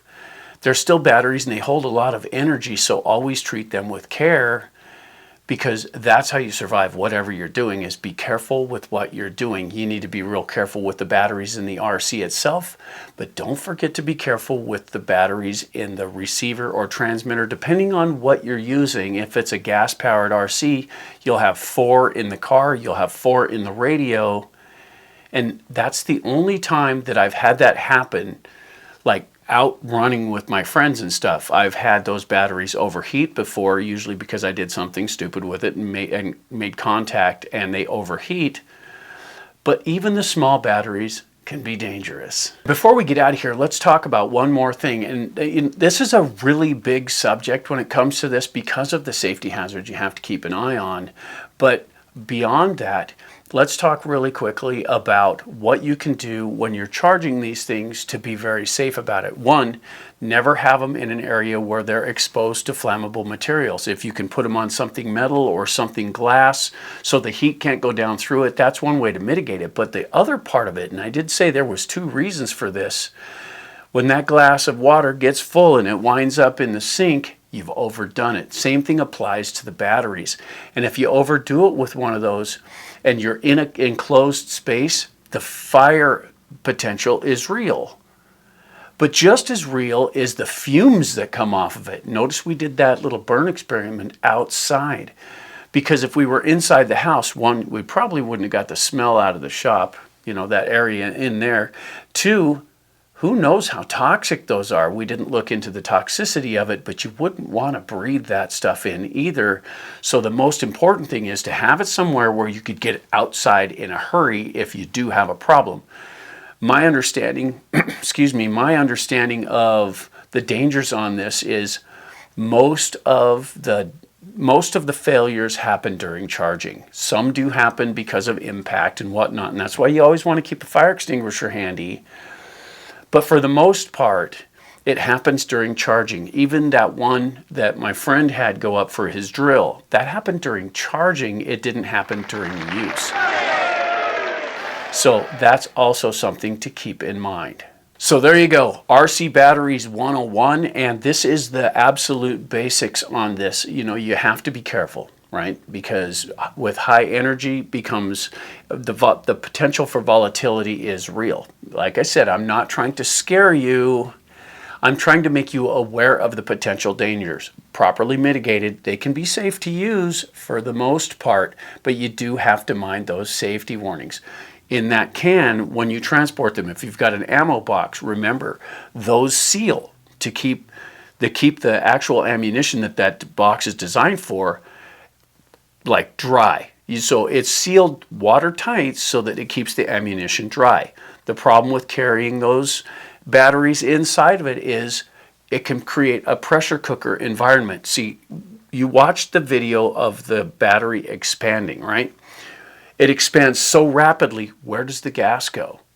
It will build up inside that can and create a problem. That's why you drill the corner and tape over it. If it's taped over and sealed, it's still watertight, which will take care of your batteries. But if it builds pressure, it'll blow the tape off and it won't build a catastrophic environment inside that can. The problem is when one battery goes off, let's say you have 3 or 4 in there. When that one battery goes off, it's going to set the one next to it off because one, it gets hot enough to burn right through the other one, right? But the more heat that's contained within there, it will create a pressure wave inside of that can if it's sealed, and it'll burn through everything quickly. It can create a catastrophic environment inside the can. But if you can get that to vent in the corner, it will reduce that pressure wave a little bit, and it should be able to shoot more like a sparkler out of the vent hole than to rupture the entire can. Again, that sounds pretty gnarly, and we haven't had that happen, but the relief area, like a relief valve in that box, could prevent something even more catastrophic from happening. So there you go. If you have any comments that you'd like to add to this, please feel free to get down in the comments and share it with the community so we get the best information we can when it comes to these batteries. Because the cars are one thing, the power system is something altogether different. So batteries are really important. They can be dangerous, but you shouldn't be super scared about it. I mean, you just need to be aware of the dangers that go with it. That's just one of the things. But if you got your batteries dialed in and your car's running good, what's next? I would think probably durability would be nice. How do you get the most out of your car so you don't run out of batteries? In other words, you get everything out there, you charge 2 or 3 batteries, break your car on the first one, you have to discharge them the hard way. That's tough, right? Been there, done that. Yes, this video is designed to help you understand how to get the most out of your RC so you can have the best time during the day. Here we go.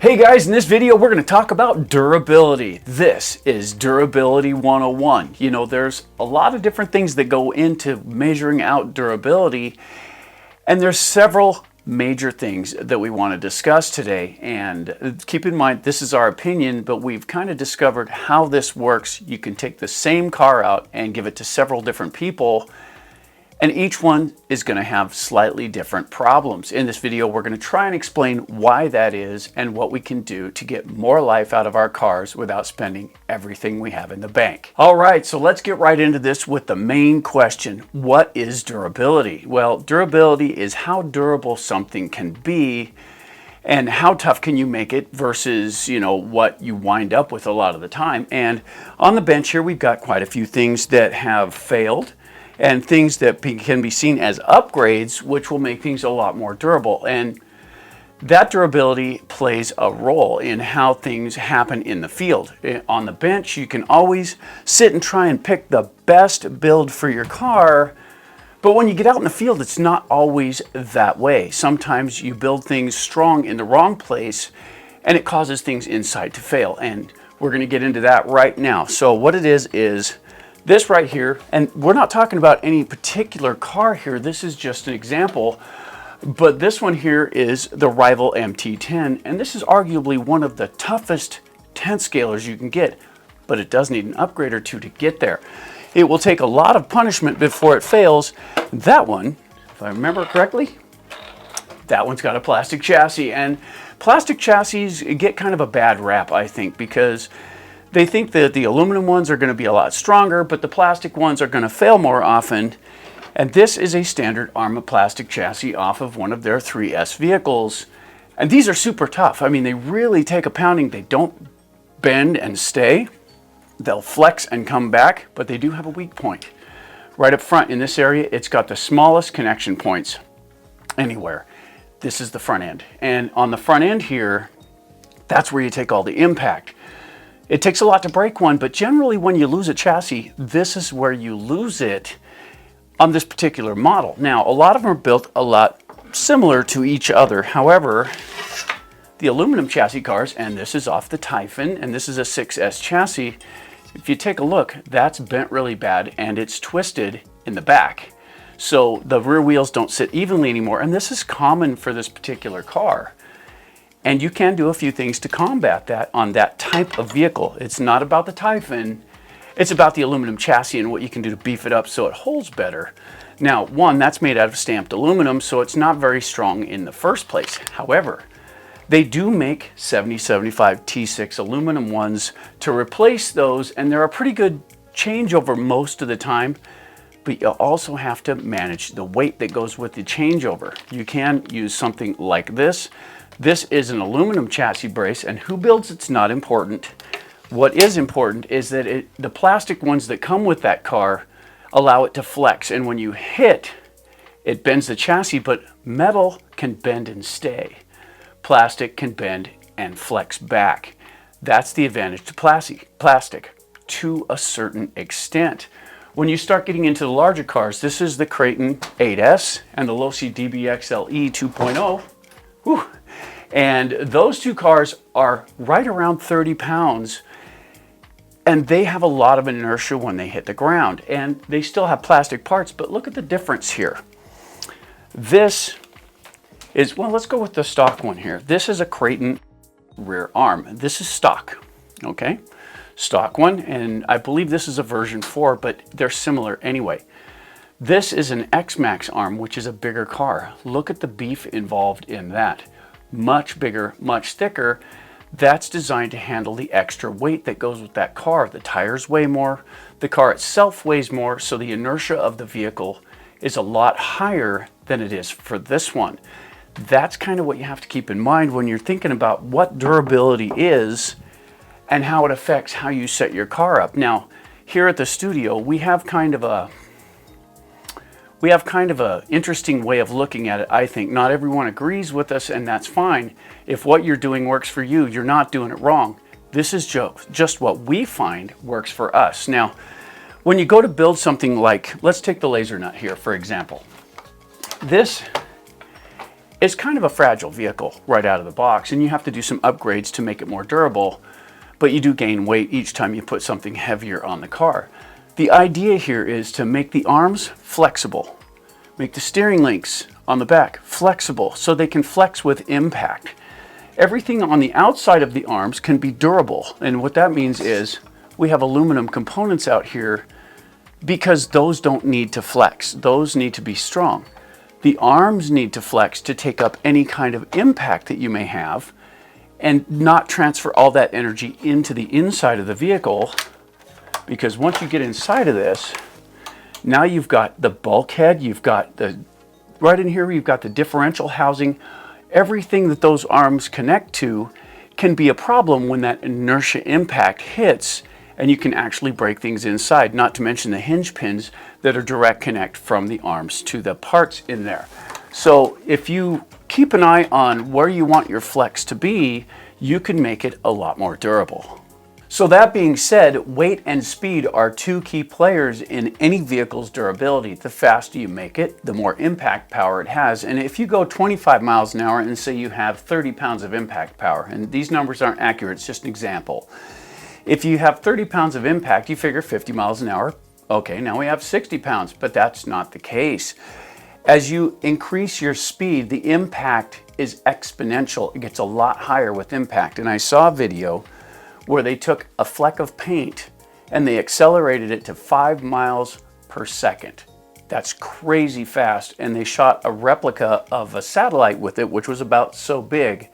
And when that fleck of paint hit that satellite, there was nothing left but dust. That weighed nothing, but the speed to it, the speed that it traveled gave it so much more inertia and power that it destroyed that entire model of the satellite. The same thing applies to this on a much slower level, guys. But it's the same thing. The faster you go, the higher the impact. And it's not just double or triple. The faster you go, the more inertia you build. And keep in mind that it's not just the inertia of the vehicle. You've got the rotation of the tires, the rotation of the motor and the drive shafts, and all that gets energy as it cruises along. And you can't just suddenly stop that. Now, I want to get down into the insides of this for a second, because we covered the outside. Basically, you want anything that can impact to flex. So that's basically the arms and everything connected to them. But on the outside, you don't want the bearing housings and all that stuff to flex. You want those nice and strong. And on the inside, where the hinge pins are, good solid hinge pins are always a bonus, and metal contact points are always a great thing because you want that to be strong so it doesn't rip the insides of the car apart. Okay, so that's basically the layout for this. However, when you get past that, now we're talking inside and durability internally. Many times you'll hear people say, yeah, I blew a diff. I blew a diff. The center diff went out. The rear diff went out. I blew the front diff. Okay. There's a lot of power in the system, not just the motor, but once you get all those wheels spinning, if they're spinning fast, you can't grab onto them and stop them. They'll eat your fingers up before you get them stopped because there's so much inertia in there. Now the gears on these, let's see if I've got one here. I think I do. Okay, here we go. The gears on these are pretty small. Okay, and this is a 6S differential housing. And it's got pretty small teeth in here, and some have bigger and some are plastic. This one is metal, but it's only designed to carry the power that the vehicle was designed to take. You can shim them up and you can make them a little stronger, but at the same time, the teeth aren't very big in here, and it'll only take so much power before you blow one out. Keep in mind, this is mounted in a plastic housing, so there can be flex under the right load conditions. That being said, when you get up in the air with one of these and you're flying and you're trying to get the front end up or do a backflip or whatever it takes to get that back roll that you're looking for, you're going to come down hard on the nose, you throttle all the way up to get the rear end down. When you come into contact with the ground guys, you need to be off the throttle. And the reason for that is all that inertia. If you gain 100% traction, depending on what you land on, it's going to shut down that entire internal system. And when it does, it's going to overload all those components. You can break drive cups, you can strip out differentials, you can break axles. All of that plays a role. I came down in a very awkward way the other day with the Traxxas sledge, and I landed front, but I was full pin when I hit the ground, and it shattered the left drive shaft in the front. It just tore that whole CV apart because the power that was put to it, and that's a really strong car, it overloaded the steel components. It's not just plastic that we're talking about. It definitely can overload all the steel components, including the center differential, which has pretty good teeth in here, and it does marry up to the pinion real nicely. But if impact hits hard, it can flex. Now, most of the time this won't do it, like especially in the ARMA vehicles where they're connected by a plate. And I believe I have that here as well. This is an older version, but it's still valid. So what you have here is a plate that connects the differential to the motor. And once you lock it in, and this will hold that differential solid in this side, once you lock it into this, it can't drift. Okay, it can't pull apart unless these screws come loose and allow it to shift. Now the newer one has a slide system in it that locks it even better. This is an older one, but it's good for the example because this is something that should be in each car to keep the motor from drifting, because if the motor drifts over a little bit, it's going to eat the gears on the spur gear and you're going to wind up needing parts. And if you're looking at durability, if you unadjust something, is that really durability issue, or is that not being able to keep this tight? That's a different thing. So durability is when you're using something properly and it's well adjusted and doesn't hold up. An example would be, let's take this car for example. This is a Losi Triple XT. It's a two-wheel drive truggy, and we used to race these all the time. And they're a lot of fun, but take a look at that.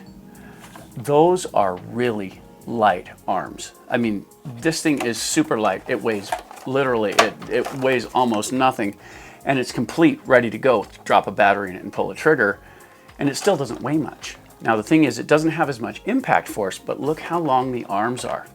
Okay, so these arms are pretty good size, and these wheels are pretty well maxed out for the weight that can be on these arms without causing failure. And still, if you hook one, notice there's no bumper on the front.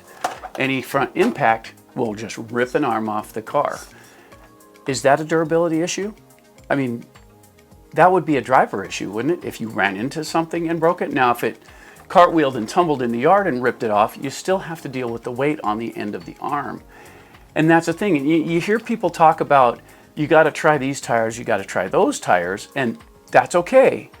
But when you swap tires, check the weight to the tire. Because if you double the weight out here, the power against these hinge pins does more than double. It really gives it a lot of power against those arm parts and can cause the whole thing to fail because you have more weight out here than it's designed for. So let's take a second and talk about options for making things a little more pliable on the car. Now, since we have this on the bench, and we'll use this as an example, and if you watch the channel, you know I'm a fan of this stuff, but this is the stock arm for the Creighton, remember?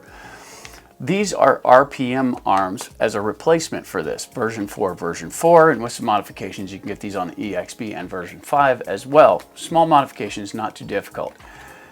However, if you like these, but you want them to be a bit more flexible, one of the popular answers to that on the internet is to use this. Now, this stuff, WD-40, has a tendency to soften plastic, and the idea is to soak them for a little while in that WD-40 mixture, and it'll make them a little more limber and less prone to snapping, which will give you just a little more pliability. Be careful while you use it, because some areas you want to keep their strength. But in the arms, if you use that in the arm area, it should help make things a bit more limber if you can't find more flexible arms. Now, here's the thing. On the MT10, this one has RPM arms on it, and once we put the RPM arms in place, it became a tank to play with. It doesn't matter where you want to go with it. It handles it quite nicely. We did break it one time when we ran it straight into a tree. Again, that was driver error because on the front, the bumper only covers this much, and that's common in most RC cars. They don't necessarily come all the way out to protect the tires because it kind of ruins the aesthetic. And once you do that, who's going to buy a car that's ugly? You want to have one that looks cool too. This one has no bumper. This one has a pretty adequate bumper. This one is 1.25 inches wide. Everything else on the front is exposed arms. That also will play a role against durability because any impact is going to shatter those parts, especially at the speeds these cars travel. Now, if you take that and you look at what a lot of guys on the internet are doing, and I'm not saying they're wrong. If you're going to do what they do, just be ready to buy parts once in a while because it's a lot harder on them, but they put much bigger motors in them. They put much bigger batteries as far as cell count goes. They overvolt stuff and they make it super fast. And yes, it's fantastic to see. And you watch the tires pie out and get really big and it's fun to watch, but the stock components aren't designed to deal with that kind of power. And that's where we get into the next subject. Check this out.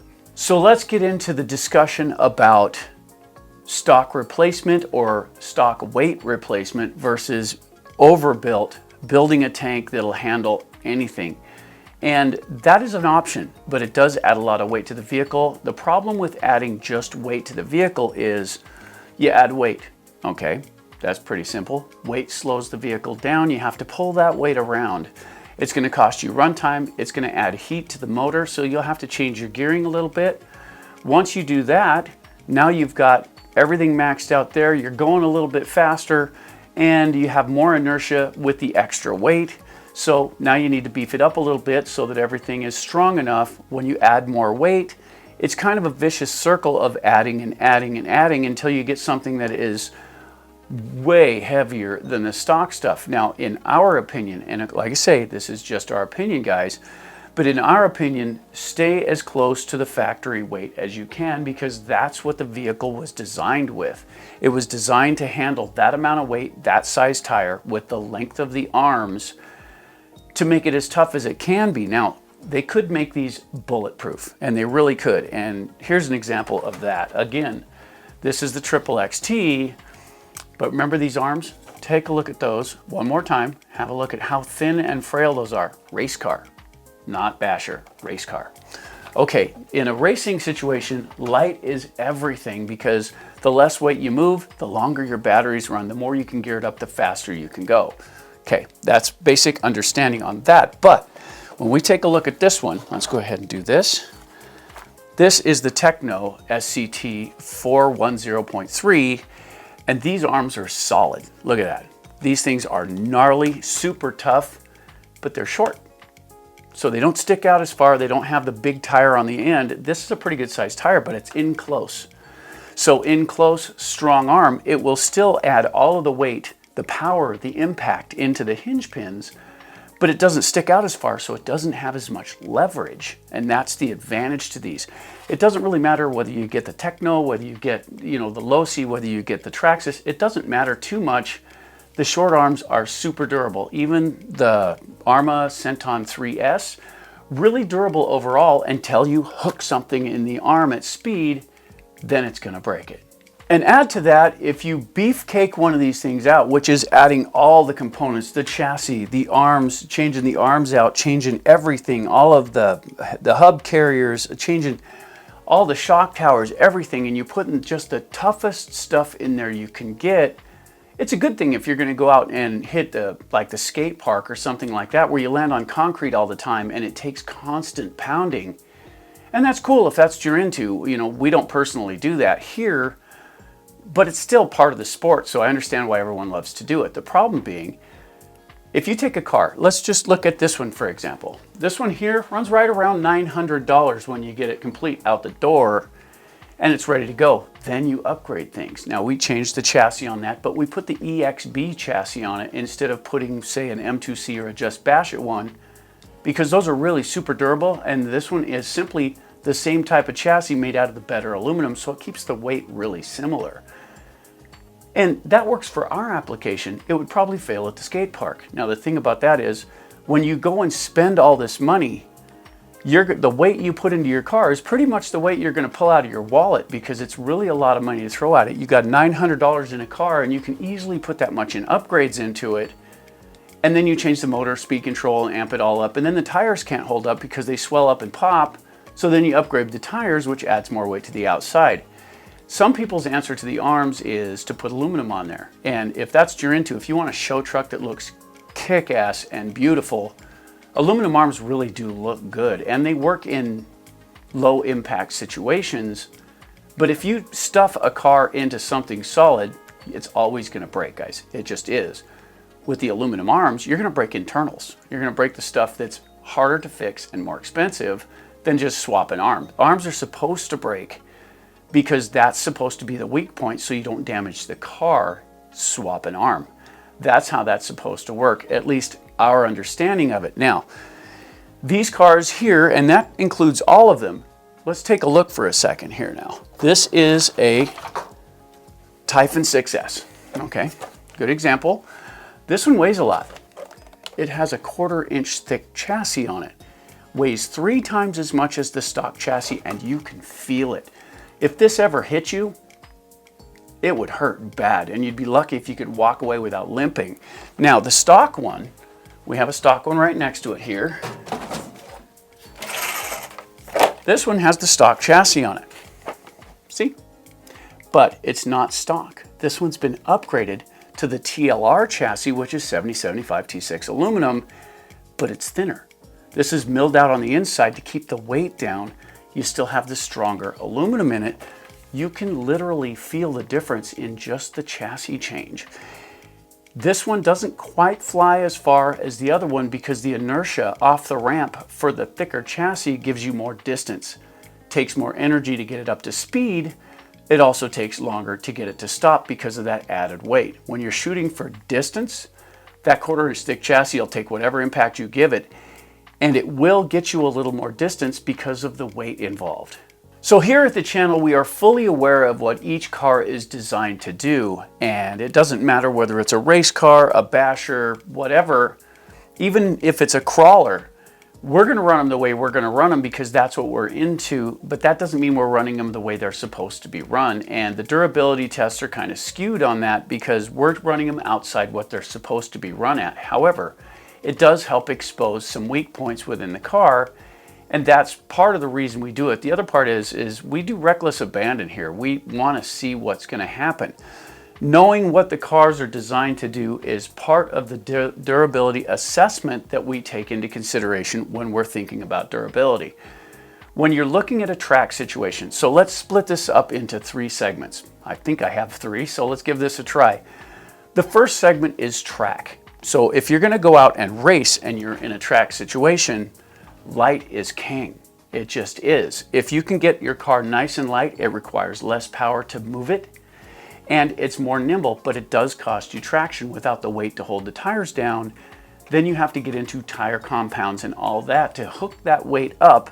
The lighter it is, the longer it'll run, and the better it'll handle. Set your suspension up for whatever track conditions you have, but keep it as light as you can legally keep it so that you can be competitive. So if you're into a racing situation, generally light rules the day. Now, if you're into a bashing situation, it's different altogether because weight equals power as far as being able to get enough beef on the arms and enough beef in the chassis and enough weight to hold these bigger tires down, because without the weight, here's a good example.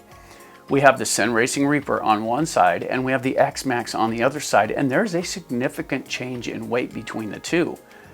We went ahead and mounted X-Max tires on the Reaper and took it out to check it out. Now the Reaper is a 6S car, but it is stupid fast.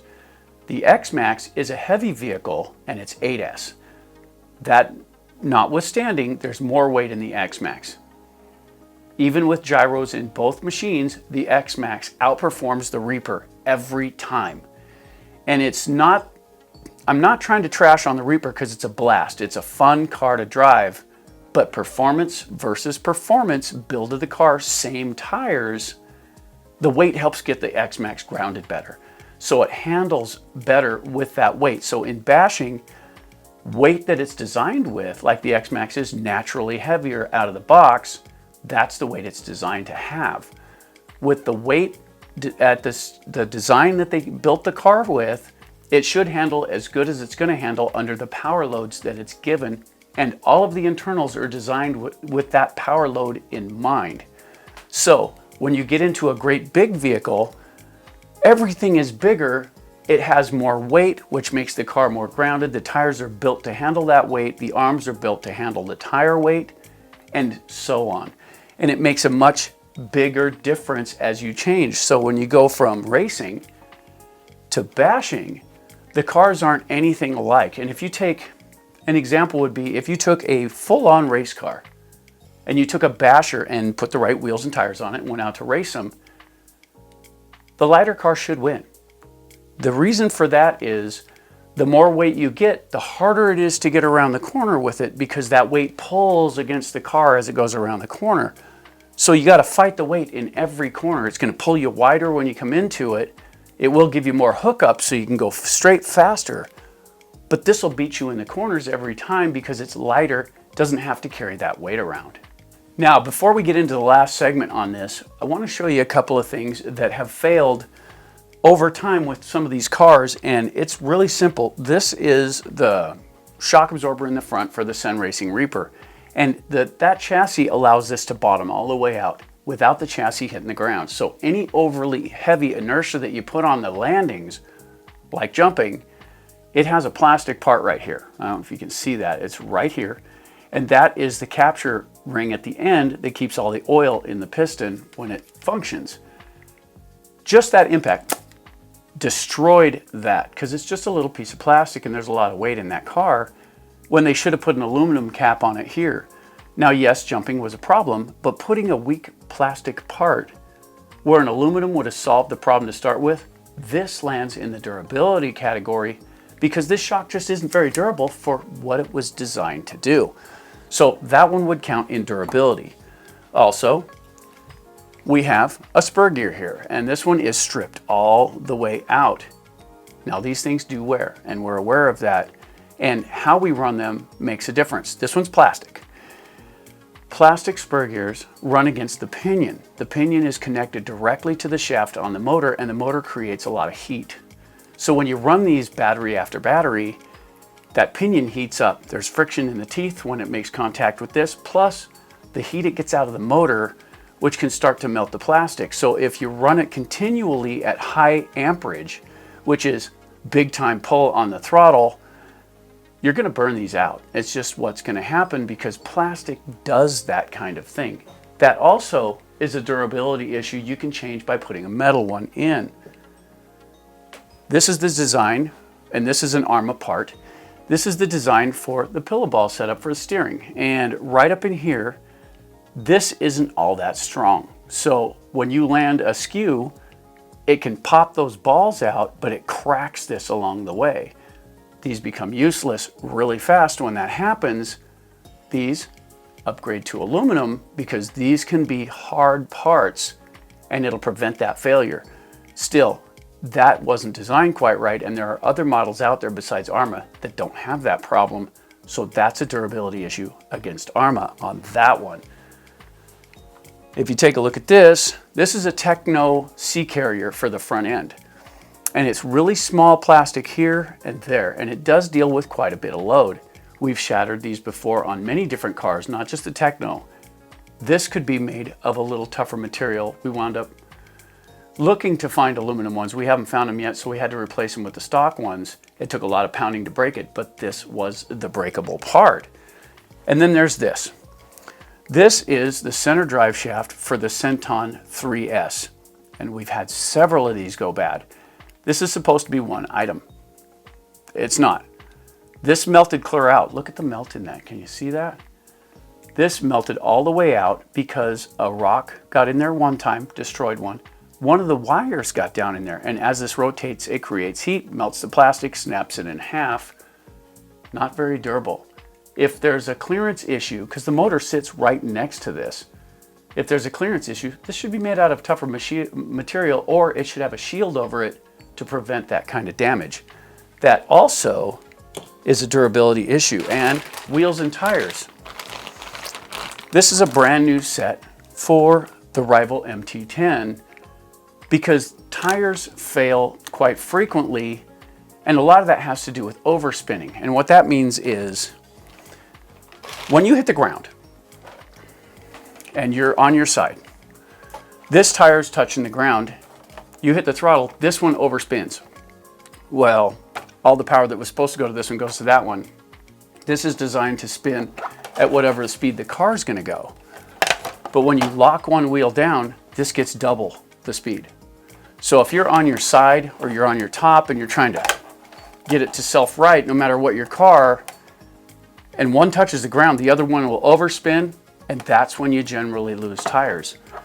Here at the channel, if it goes upside down, we're walking for it because we've lost a lot of tires, especially on the X-Max and some of the bigger cars, because we tried to self-right and all that stuff, and it's just super hard on the tires. I'm not going to fault that one for durability because they do what they're designed to do under normal conditions, but when you double the speed of something, you take it beyond its design regimen, and that's just not going to hold up. And now for the segment I know I'm going to hear about in the comments, but one of the real issues is the part you can't change in the car to make it more durable. You can only improve that part, and that comes down to the driver. So there are many things that you can learn from these cars, and there are many forces that work on them that are predictable. Physics are physics, no matter whether it's scale or full size, physics still apply. So as you begin your trek into doing this kind of thing, you'll have to understand the car and what makes it run. And driver style makes a giant difference in how that works. We talked briefly about the differentials and how coming down under power can destroy what's inside. The same thing can apply to the rest of driving style. One thing that I've noticed that is a real thing on these is if you have a gyro system and you get off the ground good, turn the gyro off. Because what happens is, now we're going to pretend this is a four-wheel drive rig. This one's nice and light, so I want to show you with this one. So the tires are spinning, right? And then you get up in the air, the gyro doesn't know what's going on, and it starts doing this with the tires. Well, there's a lot of inertia in these being driven. So these are spinning this way. If you've ever held a bicycle wheel while it's spinning, you know it's hard to control that force. As these turn, the body moves. So it does this. in the air because these are waggling under power, or even if they're not under power, that inertia is still working. The problem with that is it'll waggle left, it'll waggle right, it'll turn left, and it will land right on the side.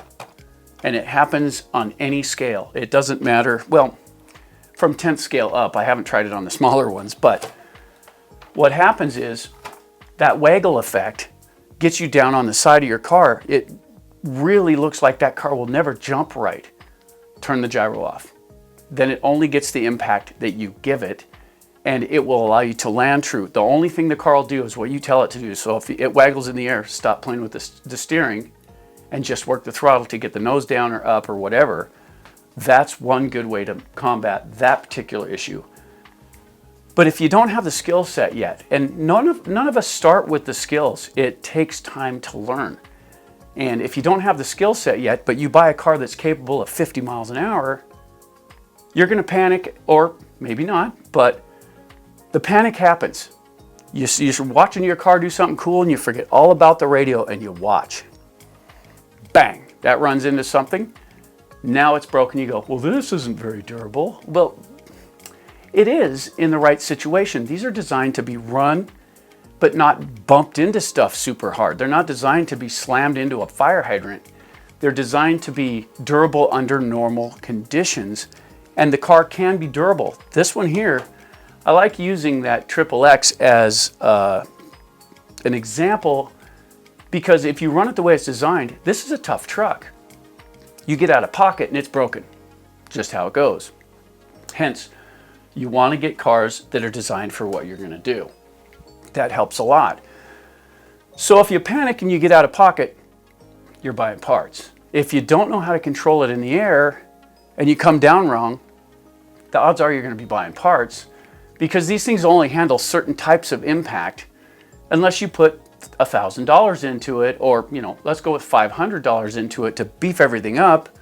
You still should probably work on your skills at driving to make sure that you do land it most of the time the way it's supposed to. When you get close to an obstacle, you inherently slow down and go around the obstacle instead of trying to power through it. All that plays a part, and it's a real thing for these, and that skill set takes time. It does. What I recommend on that is, if you're going to be in the air at all, get a ramp at home, start slow, small battery, get it up in the air, play with it a little bit at nice, slow speeds. Play with the brakes, play with the throttle, play with the steering. See what it does. When you feel confident that your reflexes are there, put a little bigger battery in it or gear it up or whatever, give it that extra bit. Now the nice thing is you can switch to 75% on the radio if you have an ARMA vehicle or a Spectrum powered one, and that will allow you to do the same type of thing. Next set, up a little farther out. Do it until it becomes second nature in your hand. You might have to burn a battery or two doing it, but once you get the reflexes to that, turn it up again and see if you can take it. When you get into full throttle, it's a different animal than it will be at 50 or 75%. It's going to be a lot more touchy in the air. Keep in mind, each type of car handles differently in the air. Tire size, inertia, weight. It all plays a role. So if, let's say you get really good with the MT10 and I hand you the X-Max, you're going to have problems with the X-Max until you get it down, because it doesn't handle anything like the MT10 in the air. So it's little things like that. Take your time, work your way into it, get your skills down, and you'll watch how much it improves the durability of what you're driving, because you're not so hard on the car. Now, I'm not blaming anyone for this, it's just the way it goes. I know for a fact that when I hand a car to somebody to check it out, if their skill level isn't there, I'll probably be buying parts. However, if I hand it to somebody that's skilled, most of the time it comes back unbroken because their reflexes keep them out of trouble. So there you go, guys. I hope the video was helpful. Durability 101, we've been thinking about this one for a while, and there's a few things that people seem to overlook when it comes to rating how their cars hold up. Knowing when it's driver error and knowing when it's actually the car can help you decipher how to build your car the way you want it to be built. You want to throw the money at it to make it super strong? Cool. If you want to keep as close to the stock weight as possible but make it super tough, that's also cool, and it's completely up to you. All right, durability is really a thing. It is, and No one likes to hear this. No one does, do they, Tina? No. No one likes to hear this. Half of durability is the driver. If you don't know what you're doing, be ready to buy parts. That's just how it goes. So now that that's done, let's get on to something that's a little more advanced. If you want to know how your car handles in the air, this is RC Jumping 101, the basics, and this is designed to let you know how to control it so that you can land it properly, and that enhances durability too. Hey Bashers, in this video, we're doing RC Jumping 101, and this, as always, is geared towards new people. So if you're new to the hobby, perhaps this video will answer some of the questions you have about how to control your car when you get it up in the air. Not everybody does that, but if you have a hankering to get on a ramp or hit a good ramp in nature, understanding how your car functions and what each car is designed to do makes a big difference. And understanding when to use the throttle, when to use the brakes, and all of that plays a big role. This video is geared to help you understand what you should work on to get the most longevity and fun out of your vehicle. This would be pretty informative.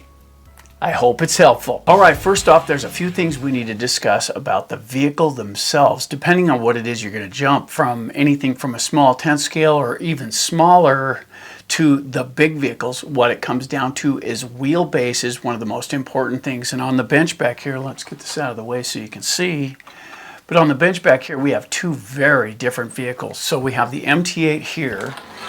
And in a lot of the footage, you're going to see the Outcast, but they're both short wheelbase stunt trucks. Now, this is a highly powered vehicle, and the tires grow a lot, which gives you a lot of inertia in the tires. But being a short wheelbase, it doesn't take that much to get it to change its angle in the air, so it's really susceptible to throttle control. However, sitting next to it is the Arma Big Rock 6S, and this is a monster. Look at the wheelbase on that. It's got a long wheelbase, so it takes a lot more pressure to get it to rotate in the air. So this will be much more stable for jumping, but throttle still plays a big role. And wheelbase, depending on the size of your vehicle, the longer the wheelbase, the more time generally you have to make corrections in the air because they rotate slower. So a long wheelbase vehicle will take longer to rotate, but there's something that plays along with that, and that's tire size. Now, I'm using two seriously opposing tire sizes here for this example so you can see what's going on. This is a Mojave tire, and believe it or not, this mounts right on the Creighton. Anything of the 6S platform from Arma, these will fit right on them. Now, the thing is, there's not very much mass here. It's not very heavy, but indicator here, it's not very big around. Now, here's an aftermarket tire, and this is a Badland, and this goes on the X-Max. Yeah, this is an X-Max tire. The idea here is, see the size? This is also very heavy, so there's a lot of extra weight on the outside. In order to turn these, it takes a certain amount of power. Now, if you've got a very powerful vehicle, you can spin these pretty quickly. The thing is when you rotate this, the counter rotation goes on the chassis. That's how you get the chassis to stand up or nose down, depending on what you're doing with your throttle. So tire size will indicate how your car is going to handle in the air. Now, the thing about that is every RC handles differently. They do, from the power that's in there to the drivetrain, how things connect to the wheels, the rotation of the wheels, all of that plays a role. So let's say you have a 6S car and my version 4 Creighton ran 3S, 4S, or 6S. Okay, so with 3S in it, you could hardly get it to rotate in the air because there wasn't enough power against the tires to get them to spin fast enough, use that kinetic energy to alter the trajectory of the chassis. So the angle or the attitude of the chassis on the throttle brings the front up. So the more you counter rotate against those tires, the easier it comes up. But the farther you get away from center with your wheelbase, the slower that reaction is because it takes more power to turn a wider area than it does a small area. That's why the stunt trucks are generally short vehicles. So if you're going to do multiple backflips like this, the shorter vehicles will do that easier. But the shorter the wheelbase, the faster they rotate, the quicker your responses have to be to brake in the right place and get it down on its wheels.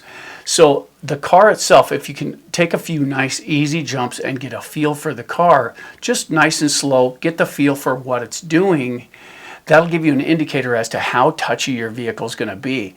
I would highly recommend against lining up with a ramp and giving it all it's got until you understand your vehicle, because you're going to wind up buying parts at some point. Even the guys like us that have been doing this quite a long time still have our moments. In the videos here, you're going to see the Outcast. And we came down hard one time and it just blew the rear differential apart, pulled everything apart because I landed hard right on that. It even bent the EXB shock tower because my timing was off. And that's the real issue, is building your timing. In order to get started in this, I would recommend getting a fairly shallow ramp, 30 degrees, something that's not going to send you way up in the air, and hit it really slow. Just spend a battery, hit it nice and slow, jump about 12 feet out, get the feel for what your car is going to do. Slowly increase your distance as you become familiar with your car, because that's a huge deal. Once you understand how that car reacts, then you can start to stretch things out and add a little more power and do it in increments, because if you have to think about what you're going to do, you're already behind and you're going to have problems. What it comes down to is building the reflexes for when to get on the throttle and when to get off the brakes. Now keep in mind that when you get on the throttle, there's timing involved in that too. So if you're looking for good distance, you want to keep your car nice and flat. And so that means get your power and speed up first, keep your front wheels down, line up with whatever you're going to hit, and keep that down. If you panic or get too excited, that might be a better way to put it. If you get too excited and give it some extra power, the front end will come up. Because if you got something with good sized tires, it'll counter rotate that chassis and it'll stand it up. And here's a shot of that. When you do that, it'll slap the ramp or whatever you're hitting, and that'll take a lot of the inertia out, but it'll also cause unpredictability when you come off the ramp, because you don't know what the rebound's going to be when the chassis hits the ramp, when you get the coil springs tightened down and then they come up, you get a little bit of a recoil, and that can cause unpredictability. So the real trick to that is get your speed up and just hit the ramp. Don't panic, don't pull, don't get anything like that, because you've already got your speed. You don't need to add any at the end. The thing about it is, when you eject from the ramp, if you're looking for distance, you don't want to be on the throttle when you hit the ramp. You want to get your speed up first and more or less coast through the ramp, and that'll keep the front end nice and level like this. So it'll keep it nice and level out, and the smaller you can make your footprint going through the air. In other words, let's say I'm jumping this one and I'm trying to get it as far as I can. If you stay on the throttle, it will stand it up like this. Now, push that through the air, okay? That is not aerodynamic. But if you coast over the ramp and don't give it throttle on the ramp, it'll come through the air like this. And that is a much more aerodynamic way to go through the air, and you'll get better distance. Now, when you get on the throttle, once you're off the ramp, it'll pull the front end up because it'll counter rotate against those tires. And the larger those tires grow, and that's the thing, these grow, at least on this car they do. When they grow, the diameter is bigger and it causes more power against the chassis. That's how you get your back flips. So when you come off the ramp, pin that throttle down and it'll do this. And that's just the way that works. That's physics. It's got to counter rotate against the chassis. It'll rotate the car. If you don't get on the throttle coming off of the ramp, it'll run fairly level. Our ramps are designed with a swoop and a flat area, and the flat area levels the car out so it ejects at the same exact angle each time. Some of the ramps are built like this and they don't really have a flat spot, and it can cause the rear end to kick up. Ramp design plays a pretty good role in that, and that's a different video. Still, in this one, when you come off the ramp and you're not on the throttle, it should keep that attitude that it had coming off the ramp. Then what you adjust in the air. An example is, and keep in mind that if you do this stuff, you're going to buy parts because it takes a while to learn how to do this. But even those of us that have been doing it a long time, we buy parts too, because not every launch is the same. Still, when you come off the ramp and you hit the brakes, now that stops this. What happens when you take the energy out of this? It's placed on the chassis And that's where it starts to roll the other way, because the inertia of the tires and wheels has a certain amount of energy in it as they rotate. When you stop those, you ever notice how people bring the front end down? That's from hitting the brakes. Now, if you have a really short wheelbase car and it's touchy, and you got your brakes cranked all the way up and you pin the brakes, it's going to come over. And they come over in unpredictable ways. And the reason it comes down in an unpredictable way when you do a front flip is if you don't come off exactly right. And this is common, everyone. This is common. This is how this works. But if you don't come off the ramp exactly right and get the brakes, there's no more rotation in the tires. Okay, the rotation, when this is spinning, it has a gyroscopic attitude to it, so it helps keep the car relatively straight because of the mass in rotation. Okay, when you stop this, that's gone. Now the car is basically a brick, and it can tumble in any direction it wants to. And if you got a good launch, it'll tumble straight over, and it's beautiful when it does it. Now the thing is, before you get to the ground, you have to time it to get on the throttle to flatten it out so it'll land on its wheels, because that's the only safe way to land it.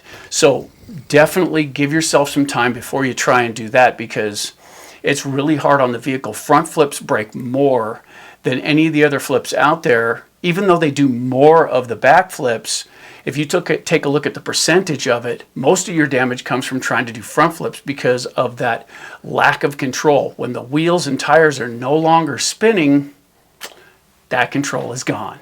All right, so let's talk about basic car design for a minute, because what you have for an RC will make a real difference in how your jumping is going to work out. Now, one of them that is, in my opinion, one of the best jumpers out there is the buggy style. Now, this is an Arma, this is a Typhon 3S, and this is an amazing car. The 6S is also amazing, but many manufacturers make this style. Durability plays a good role in how long these things last, but with some minor upgrades, most of them can be made fairly durable if you can get them down on your wheels. Look at the cut on that. That is super aerodynamic, and these are inherently stupid fast. They just are really quick.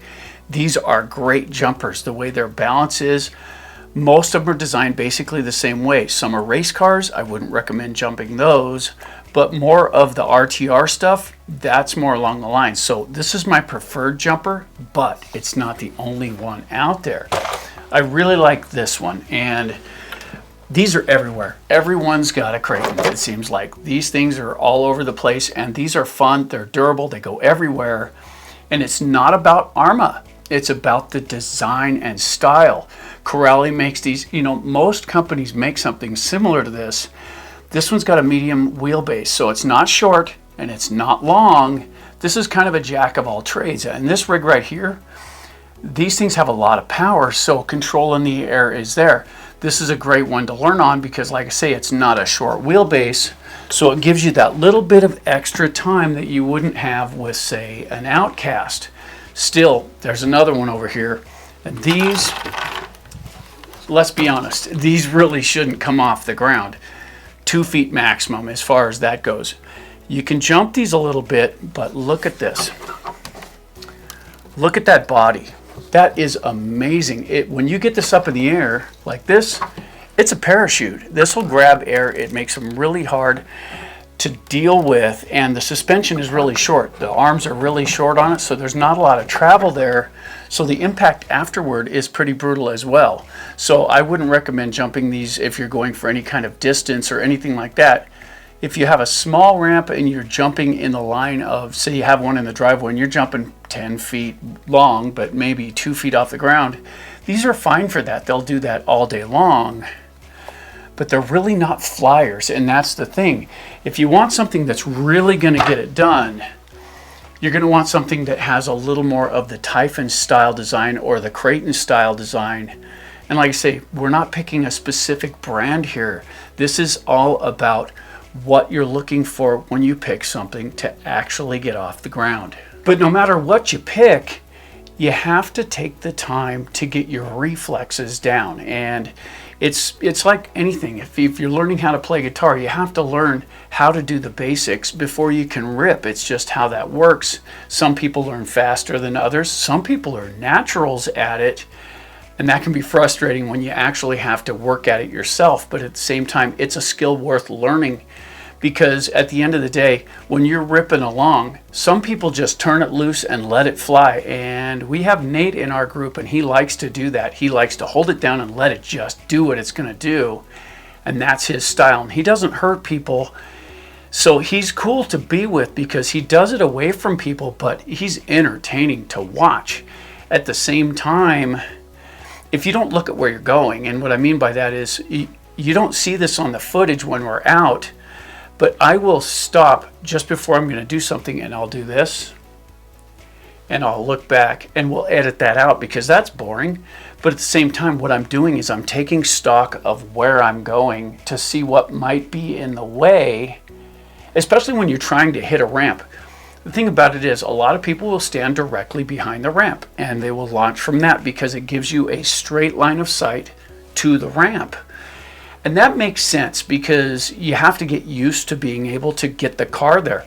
Not all RCs track true. Not all of them are easy to drive into a specific location. And if you've got a 3-foot ramp, that can be kind of difficult to hit, especially when you're trying to control a car that you're new to. Now, here's the thing about that. You watch our footage and you see us watching the cars from the side. Okay.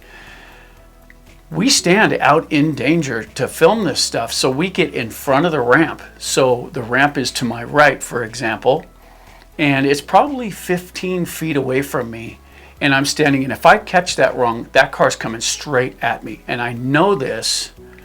But the hard part is to stand at the angle, get a look at the landmarks. In other words, you have to look at where your car needs to track to hit the ramp when you can't look straight at the ramp. Definitely stand behind the ramp to learn. That's the best way you can do it, but don't stand too far back if you're learning. Stay nice and close to the ramp so you can make sure your car gets there. Spread your feet, put your car in the middle, and just practice driving at the ramp, because like I say, not all cars track true, and you have to get to know your car. Once you get used to hitting the ramp, you need to be close enough to see what the car is doing beyond the ramp so you can land it correctly. If you're learning, try to land in something soft. If you can run in the driveway and land in the grass, perfect. That is some of the best that you can get because grass is kind of soft, and it has a bonus. It helps keep the car clean too, so that's kind of neat. But at the same time, you have to be able to see past the ramp to control the attitude of your car so you can get used to landing it flat. That's the real point there. Now, when you really want to see what's going on, you want to stand somewhere alongside of the ramp. You don't want to be in front of it. Don't ever do that because it puts you in danger. I accept the risk. I'm the one driving.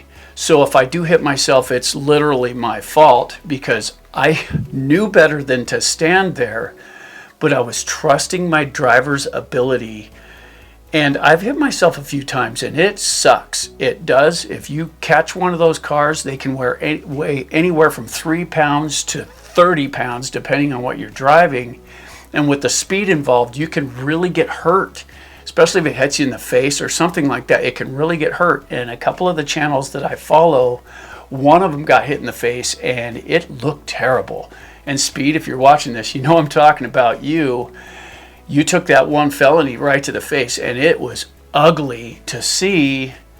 And it's a good reminder to everyone out there that these things are dangerous. So if you're going to work with ramps or you're going to work in a natural area where you can get some air, try to stand in a safe location so you don't get hurt, and try to make sure no one is downrange of it when you do this. Now, at the same time, you can't always stand directly behind the ramp. And what we do is we picked up a couple of gears that are about 8 inches and they're a 1/4 inch wide.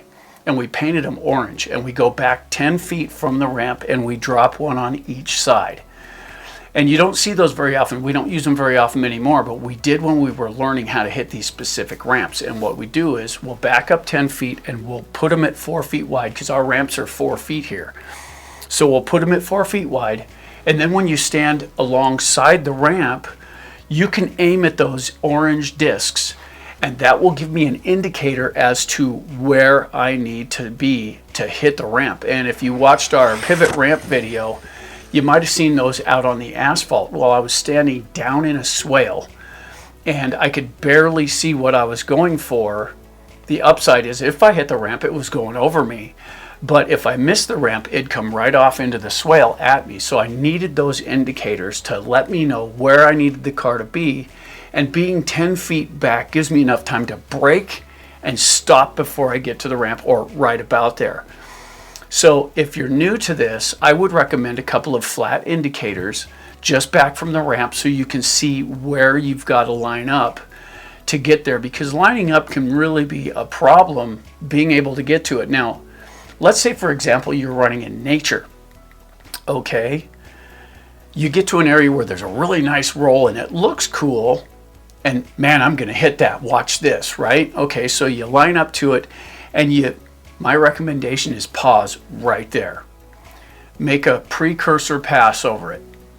Okay, get a precursor pass over it to see how that reacts, because just because it's a knoll in nature doesn't mean it's not going to pitch your car funny, because they're designed differently, each one.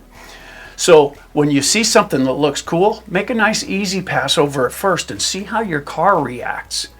If your car reacts fairly normally, great, back up, hit it with some steam, see what's going on, and if that worked really good, let her all hang out and see what happens if that's what you're into. I know I would do it, but that's just because that's where I find my thrill, is to push these as hard as they'll go. And none of it scares me because I'm fairly safe about how I do it. I don't do it around people generally. And as far as I don't let any of my friends be out in front if I'm going to do something stupid, right? So this could be something stupid, but when I pin it and I get full into it and I hit that knoll, that's where it'll shine. It'll either come off stupid because it's not an even surface, or it'll be one of the best shots I got all day. And I love doing that kind of thing. Still, at the same time, if you're going to do that, every lump in nature is different. So you can't come off one and go, oh, I'm going to do that to that one. Test it first. I mean, just let's be safe about it. Test it first to see how your car reacts to it. Because if you catch something that pitches the ass end of the car over and it catches the nose, now you got a cartwheel, and that could run for 50 feet if it's going downhill at all. And you never know who could be there and be in the way, or you could hit something solid and break it. Always pre-test your ramps. All right, so there we go. RC Jumping 101, the basics. And I hope that it was informative enough to be helpful. I hope it didn't get preachy in any way, because that's not what this is designed for. If you've never done this and you have questions, hopefully we answered them in this one. And this is the basics. This isn't everything you need to know, and everybody has their own style.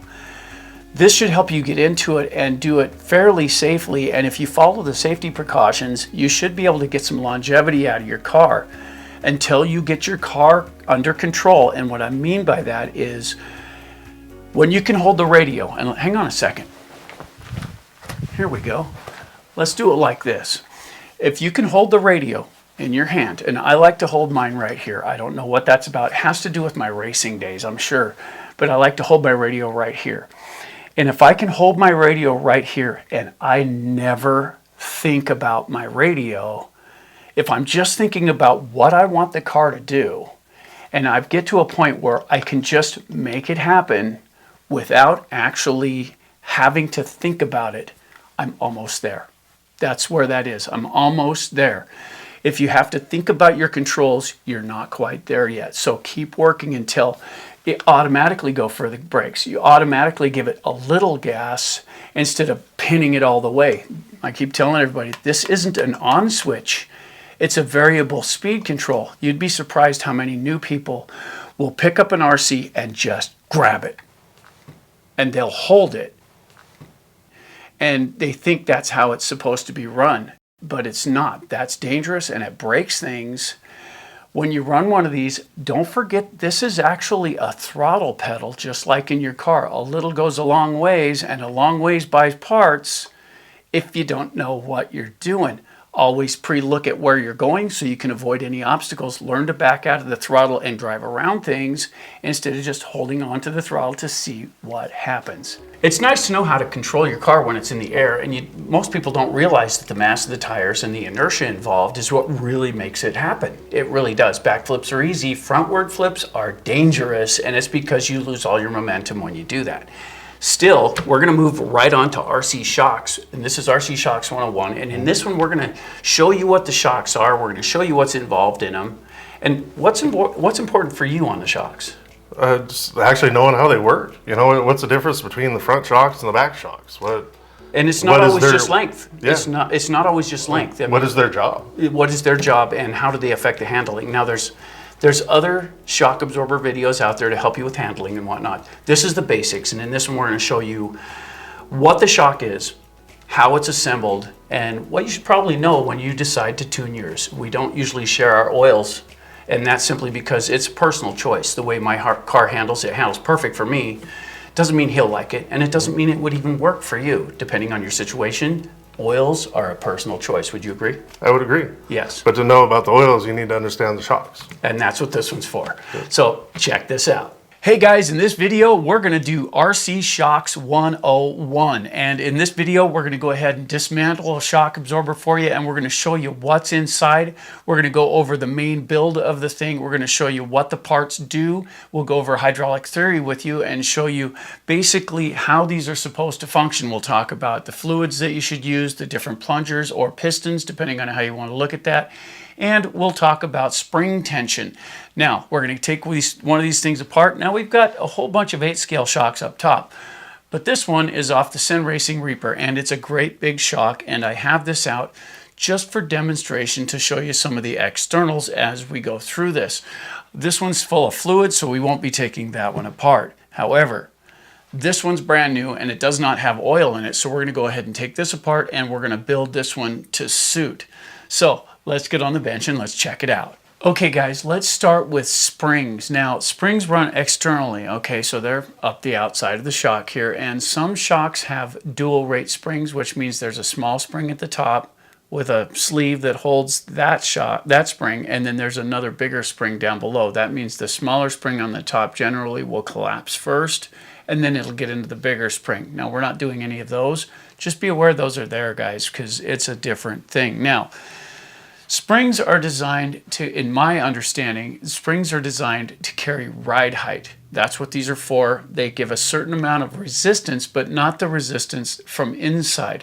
What they do is they suspend the vehicle in the right position. If you want to change your ride a little bit, you can tighten the springs, loosen the springs, the car will crouch, or it'll raise up with these springs. Now, if you need to carry more weight, that's where you have to adjust your springs.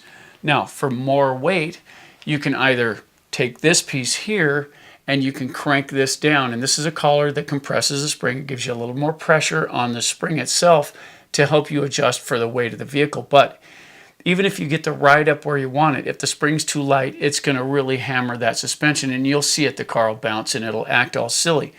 Part of that can be dealt with in the hydraulics, but really what you need to do is make sure that you have the right springs on the shock to carry the weight of the vehicle. So these are stock springs. These are the ones that go for the Creighton version 4. They're a nice simple thing, and they handle the weight of that car very well. However, I put these shocks on a different car that weighed about another 5 pounds, and these springs were inadequate. So if you take a look, guys, look at the difference in springs. These are much heavier than these ones, and these carried the weight of the other vehicle just fine. These springs were changed out to carry the extra weight only. Okay, so that's my understanding of what the springs are for. Set your ride height to a certain degree with the spring, carry the weight, center the car where you want it. That's springs. Okay, so now that we've got the spring thing understood, let's go ahead and get you down on the bench, and we'll go over what's on the table here, and we'll get started on this. We'll show you how to get the springs off, how to dismantle the shock absorber. We'll go over what's internal, and then we'll go over the hack and show you what we're going to do. So let's get on the bench and we'll get up close and personal. Okay guys, so here's our array of shock absorbers. Creighton EXB, this is the 6S car 8th scale. This is the version 4, it's 8th scale. These are the replacements for these ones. These are the big bore shock replacements, and this is a brand new set of the same shocks. And these ones I have out just so that we can tear them apart without getting oil on everything. And then of course, the Reaper shocks here. And what I want to do with this one here is I want to show you how easy it is to get these springs off the outside, because you're going to have to dismantle these to get into them. So palm it like this, get a hold of it, grab onto the spring, get this in the base of your hand, and just pull down. See how easy that comes down? Lift this away, hold the shaft, lift this away like so, and there's a slot. This will come right out of the slot. See the slot in that, guys? That lets it slide on and off of that shaft. Just like that. Real easy. Set that aside. Pull the spring off. Set it aside. And there you go. Spring off. And most of these are built this way, guys. It's pretty simple to deal with. Now you can really get a good look at the collar that you use for adjusting the springs to where you want them for tension. They roll real easily when they're clean. So when you go to adjust these guys, it wouldn't hurt to clean them first just to get that out of the way.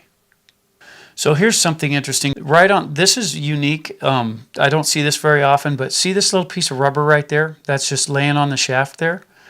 That is part of what we're going to do to the other shocks here. So this is a piece of black silicone rubber. And what that does is, when we put this back together, and we're going to pretend we put the spring on it, okay?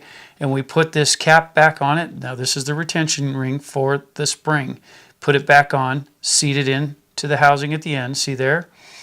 This goes all the way up against that, just like that. So what that does is when this gets down close, instead of hitting the hard plastic down at the bottom here and bottoming the shock out real hard, it has to compress that silicone rubber first. So it works like a bit of a shock absorber right there. And depending on how much ride height you need, you may have to have a smaller piece. But I recommend always having a piece of that in there, so when you really hit hard, this can absorb some of that. Look at the motion you get just out of that one piece, guys. Nice, easy, but it's good protection. So definitely want to do this, and we'll show you exactly how to get that on in the first place. But right now we want to go ahead and pull the rest of this apart and show you what it is. Now, since this one's got oil in it, we're going to go ahead and dismantle this one. Okay guys, just like in our previous demonstration, we're going to go ahead and we're going to palm this like so. We're going to pull the spring back and see how that came with it. This one's aluminum, so it may be a little bit of a fight to get it out of the spring because these can sit pretty tight at times, but it still has the same slot right here. So we'll go ahead and pull this back. We'll work that out of the spring, and this might take a little doing, guys. Get it worked out. There we go. Got the spring off of it. See there? Now just take that piece off and remove the spring. Just like that. Now we're right where we were with the other one. And being brand new, these rings, they adjust real easy. Just like I say, try and make sure you clean those so they do continue to adjust. You may have to pull your spring down a little bit. What that means is, if you're tight up here, this is not going to want to turn very easily. But if you pull the spring down, this will turn a lot easier for adjustment, and then let the spring return to its normal position. Okay, so that makes for easy adjustment. Now, let's go ahead and pull the cap off of this and see what's inside. So you got to break it loose and then just go ahead and roll the barrel. Now, if this is not a new shock to you, do it vertically like this so you don't spill the oil, because this will have quite a bit of oil in it, guys. So go ahead and spin that out. And you can look down inside of it now and see the cap in there. So if you can't see it, watch this. Now you can see it. That's the plunger. And if you can get a close enough look at this, guys, there's a hole right there that allows the hydraulic fluid to go back and forth as this travels in and out. That fluid has to go through that hole, and that's where you get your resistance. Okay, so that's one way to deal with that. This will max out right there. That's where it'll max out. See the gap here? Just about the right amount of space to fit that in there. Okay, so it's really well designed. Now, also, in the bottom, there is an O-ring and a retention system in here so it doesn't leak against the shaft. And if you get a good grip on it, and some of them are built differently, guys, that's just the way this one's built. This one's built the same way. It's got a deal right here. This one's broken, but it spins on the same way. So with this, get a grip on it and back it off of that O-ring, and see the O-ring in there? That's the O-ring that keeps the barrel from leaking. So when we spin this off, now we can lift the whole barrel right off the shock. And that's just an aluminum barrel, guys. That's all that is. Now we can see the plunger and all the gear that goes with that. See the little snap ring down in there? That holds the O-ring and everything in place so that it doesn't leak as the shaft travels back and forth on that. So that O-ring needs to be compressed, and that little E-clip right in there, right there, helps hold that all together. So that is a nice setup as well. This particular shock has E-clips on the top and the bottom to hold the plunger in place. Okay, these have been known to come off from time to time. So you'll all of a sudden you'll notice your shock works real easy. You know, it's not really doing what it's supposed to. Odds are you spit off one of these E-clips, you'll have to open the shock, replace it, get it back in place, snap that back in, and you're good to go.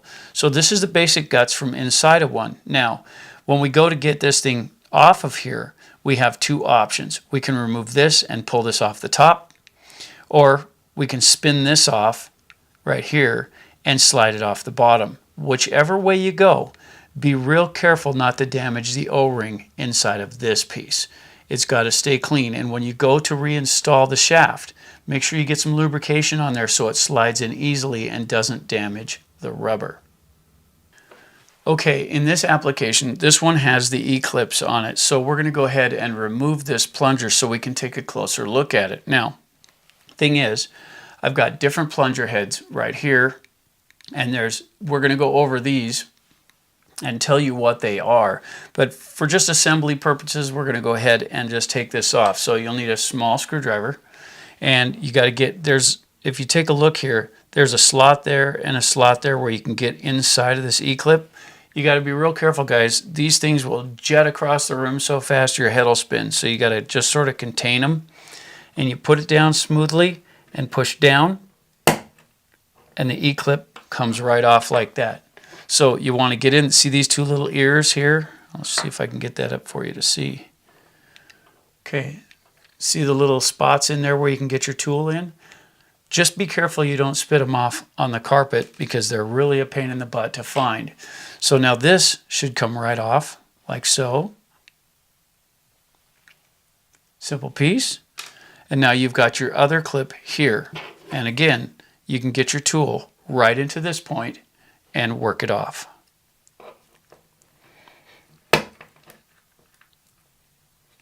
Okay, there it is, guys. Just like that. It wasn't all that easy to get off, but you want these things on tight anyway so that they stay when you need them.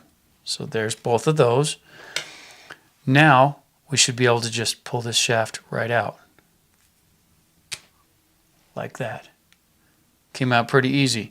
If you take a look inside here now, see if you can get in there. There's a little O-ring in between these plastic nylon discs, and that's what keeps it from leaking. So now when we go to assemble this, I'll put a little lube back on this piece and I'll gently work it through, but not until then. We got to do this part first and show you what's up. Okay guys, as far as the shaft goes, there's a couple ways we can get this end off, and the first way is, you know, even if it's full, in other words, if it's still assembled and whatnot, and all you have is access to this little bit of shaft, what you want to do here is take something like, this is just a piece of paper towel, but it's folded a few times to give you some strength in that. Wrap it around the shaft like so, and I'm going to turn this way. Wrap it around in this way. Take a pair of pliers and just get a grip on the shaft. Now the paper towel will keep you from damaging the shaft, like so. Just take a regular Allen driver like so, run it through the end, and you can spin it right off. Now you just have to squeeze this enough to keep it from spinning the shaft, guys, but it comes right off like so. And then once it's broke loose, it should come off by hand. Easy peasy. Okay, run it back up.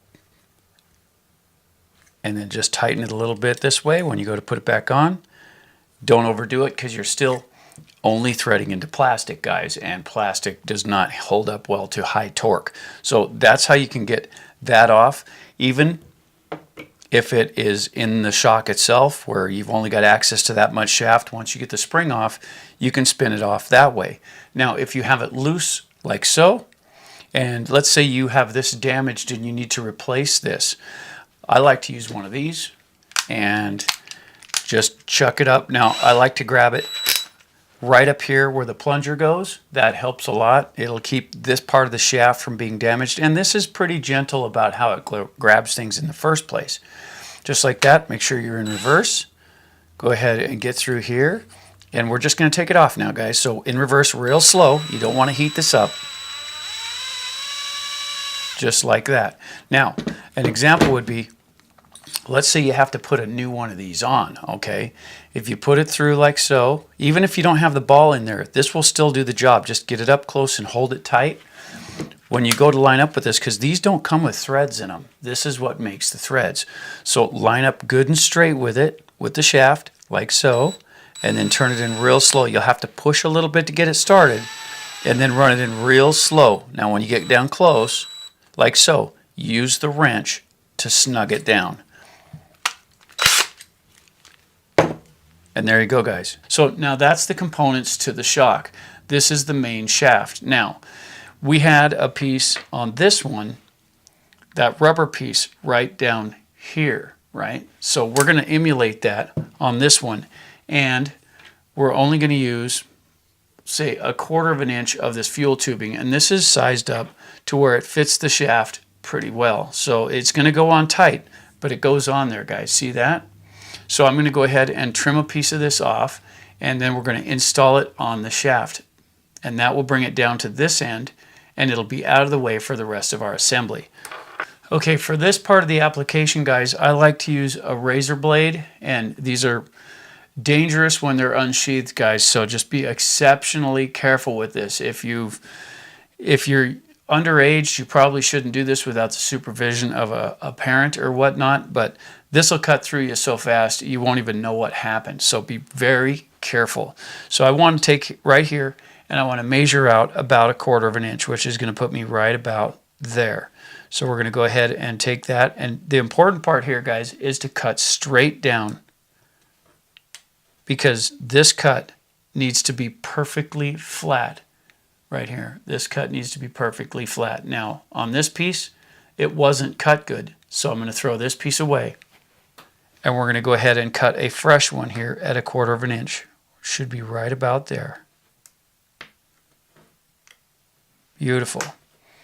So there's your piece, and it's good to go. So to install this, and come on, guys, this is pretty simple, right? We're just going to poke it on the shaft, like so, and run it down. Okay? So that's where that's going to go. Now the important part is when you go to install your spring, okay? So say your spring is all held back here like this. When you go to install your spring, this cup, this is the retention cup, has to go between the keeper at the end and this rubber piece. So slide it down like so, and it should look like that. Do you see that silicone in there? So now when the shock bottoms out, it'll have to fight the silicone before it slams down hard and causes problems. That's just a nice little feature I like to put in there. You don't have to have that much. You can use half that much if you want, whatever works. But a little bit of compression, protection in there for the compression is a good thing. So now that's good to go. So when you want to go ahead and take this apart, that silicone will slide. Just pull it up, push this back down, and take it off the shaft. And there's your piece. Okay, now we're going to do a little reassembly, and I've just got some regular silicone lube here. This will do the job, but we just wanted to get a little bit on this plate so I can get it on the end of that. So we're just going to use a little puddle about the size of 1/4, and we're going to go ahead and we're going to just dip the end of this in it to lubricate it some, because now that this piece is on there, we can go ahead and reassemble this piece. So we'll twist it in real careful with the lubrication on it. Should go right through. There we go. Nice and easy. So we'll slide this down. Now take a look here, guys. When you hit an impact, see how it compresses that? it won't be able to go over that piece with the cup on the end of it. So let's put the cup on there and show you again. So with the cup on it, right here, this will push down and it'll compress against that like so. And when you back off your pressure, it'll stand back up. So that's your protection right there when you bottom out your shocks. Not a bad call, something that you should probably have in there. Now, we're going to go ahead and we're going to work on the interior. Now this is inside the shock absorber, so we need another piece of this silicone tubing to put inside so that the shock travel is restricted. And keep in mind that this piece is going to sit right here, okay? So when your shock is fully extended, this will go all the way out to there, okay? So that's where it'll sit. Look how much shock travel you have there, guys. There's a lot. So if you want to shorten this down 3/4 of an inch, keep in mind silicone compresses a little bit, so you're going to go a little over 3/4 of an inch and put that piece on there, okay? But it's going to go inside of this. So let's go ahead and cut a piece. About 3/4 of an inch. I'm going to run it out to almost an inch here. Nice straight cut. And now we've got our spacer. Now this is going to lower the ride height of the car. So it doesn't have to be, you don't have to worry about the size of these shocks here. What you want to worry about is how it affects your car. So this has a pretty good size shaft. That's why we're using this gauge tubing, because it barely fits over it. See how that goes on there? It fits pretty good, but it's kind of tight.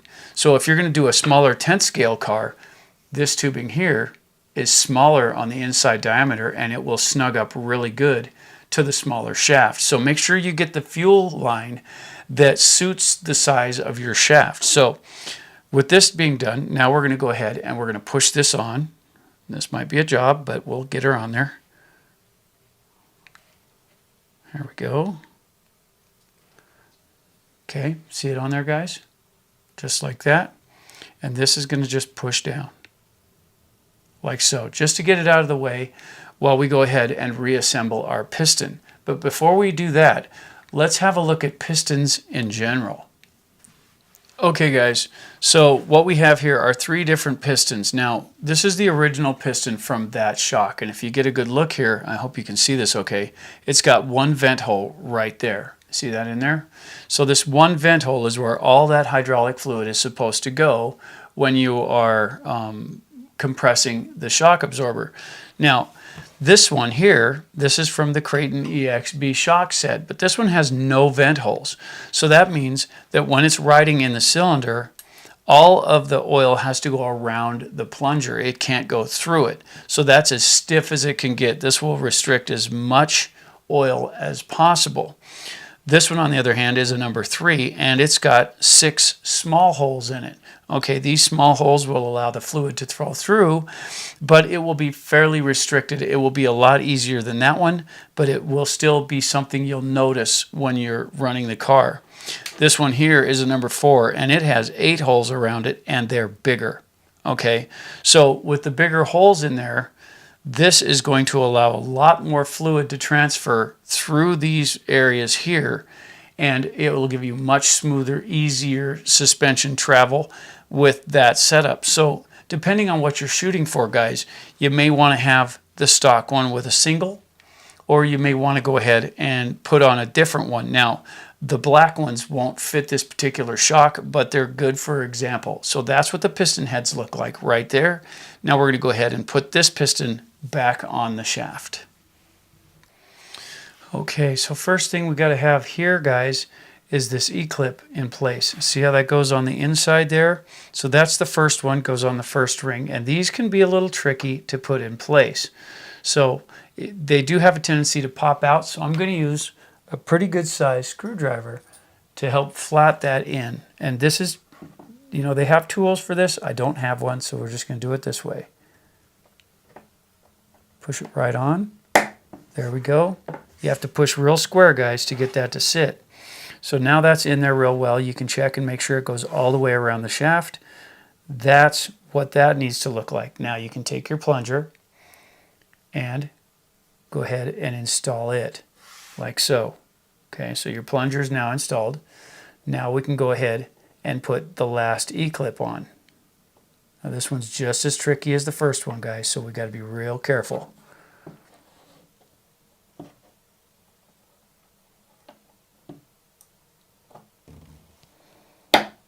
There we go.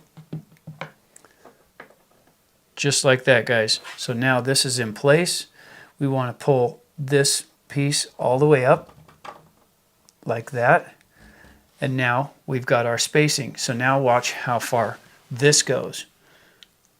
That's as much shock travel as we're going to get now. That's it. It limited the shock travel. When this compresses with the spring, you'll get about that much, which, if you take a look, is about 3/4 of an inch. That will shorten that shock down, so it'll lower the suspension in the car. That being done, we can go ahead and reassemble the barrel. Now, just like before, I would recommend lubing this a little. So just take a little of the lube on your finger and just run it around that O-ring. Just like so. Get a little on it so that it's not dry. Then we'll go ahead and reinstall this. Now be real gentle with this, guys. You don't want to tear this O-ring. Just nice and gentle, and just run it down to where it's snugged out. The O-ring will do its job. So now see the amount of travel? Now to compare that, here's another shock that's just like that one, and this one is full length. So look at the difference in travel here, guys. Right there, they're lined up. 3/4 of an inch different for the same shock absorber. Cool, huh? So there you go with the basic build on the shock absorber. Now you can change those pistons out, and when you change those out, it will definitely affect the amount of flow that you get through the shock. And when you start pushing back and forth on those pieces, without a spring on it, just feel the resistance. You can tell what the difference is. Use the same shock oil for all 3 plunger heads and see what the distance or the difference is in that system. Then, as you start to stiffen up your oil, you can change it even further. That's how you control the resistance within the shock. So when it hits an impact, it has enough juice in there to restrain it so it doesn't bottom out so bad. The ride height is set by the springs. It will hold it in the right place. The hydraulics dampen things so that it handles better. Now keep in mind, guys, if you use a fairly thin fluid, the arms move pretty rapidly, they get down in holes, they grip pretty good, but it does cause body roll. If you put too stiff of a fluid in there, the car will run more like a board. It'll just bounce over stuff, and more of the impact will go into the arms, and we'll go over that in a minute. But first, now that we've got to this stage, which is this piece right here, now that we're to this stage, it's time to fill this thing. So there's a cool way to do this, and I'll show you that right now. In the interest of the video, I'm just doing this for demonstration purposes, so I'm not going to use good oil. I'm going to use some recycled oil, but that's okay. The weight on this is, actually it says 50 on top, but this is 35, so that's what we're going to use to fill this. And this is, like I say, just a demonstration so you can see the technique for doing this. So right now we've got the plunger all the way to the bottom, as far down as it can get, right down in there, okay? So we want to put some oil in there, and we want to go about half full on this. So let's go ahead and put about halfway up, like so. So now you should be able to see that in there. So now bring the piston up, nice and gently. I'm collapsing that piston and bringing it upward, and I am keeping it below the level of the oil. So now I'm right about at the top of the oil there. Okay. This will allow the oil to settle down here and the air cavity to come to the top. When you pull this back down, see the air bubble? Did you get to see that? The air bubble came right out. Now, the shock is almost empty again because that silicone in there is taking up enough space for all that oil to settle in the bottom. Now we can fill it another halfway. Only go halfway here, guys. Halfway up, like so. And the reason you go halfway is because now we have to make room for this shaft. When we compress this in, and it's going to go in like so, it's going to add material inside of that barrel. If you can see that oil rising, that's rising because of the material underneath, the steel shaft going in and taking up space. Now I'm down about, a little over 1/8 of an inch in there. And this is a fairly flat internal head, so we don't want to have this filled clear up, but I do want to bring it just a little farther up. So we'll go ahead and add a little bit more. A little bit more than that. There we go. So now, if you can see this, we're right about 1/8 of an inch below the top with the shock all the way compressed. Now, it will compress farther when you compress this silicone here, but there's enough space in here to absorb that. With that set that way, we want to go ahead and spin our lid on.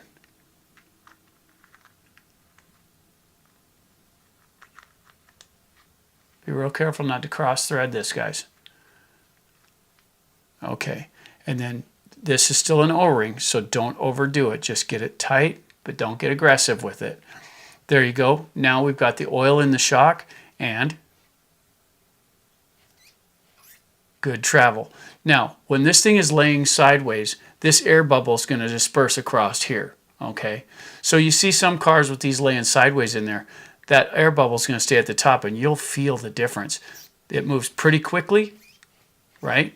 Nice, and because of that air bubble. But once you stand it up straight, vent that air out, let it get to the top. Now you can feel the actual resistance of the shock. So now that that's done, let's go ahead and pull this back, take the retainer off. We'll get our spring in place, like so.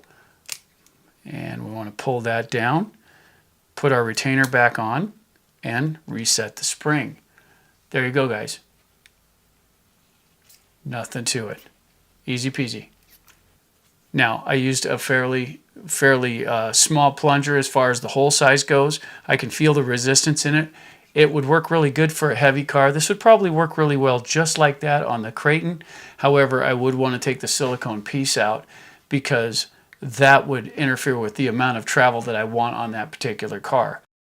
Okay guys, there you have it, RC Shocks 101, and I hope it was informational enough for you guys. I hope it was clear enough to see what was going on, and keep in mind guys that I am using 8th scale shocks here, but it's not scale dependent. The same theory applies to all the different sizes. So I only use the big ones so they're easier to see on camera. And I'm aware that my bench is white and sometimes it bleaches things out a little bit. We are working on that, but this is what I have at the moment. Now, one thing that I did enjoy was being able to go over with you the hack that we do with these things. Putting the silicone on the outside protects it when you have impact, especially if you got plastic components in here. On the inside, the way that lifts up in there, it just really does a good job of holding ride height if you're having trouble achieving that, especially if you want to really crank your spring down and you want to hold that ride height. That definitely helps. And for doing on-road, guys, you want a lot less travel anyway because everything's supposed to be fairly smooth and flat in the first place, and soft shocks create body roll, which can be a problem for pavement cars.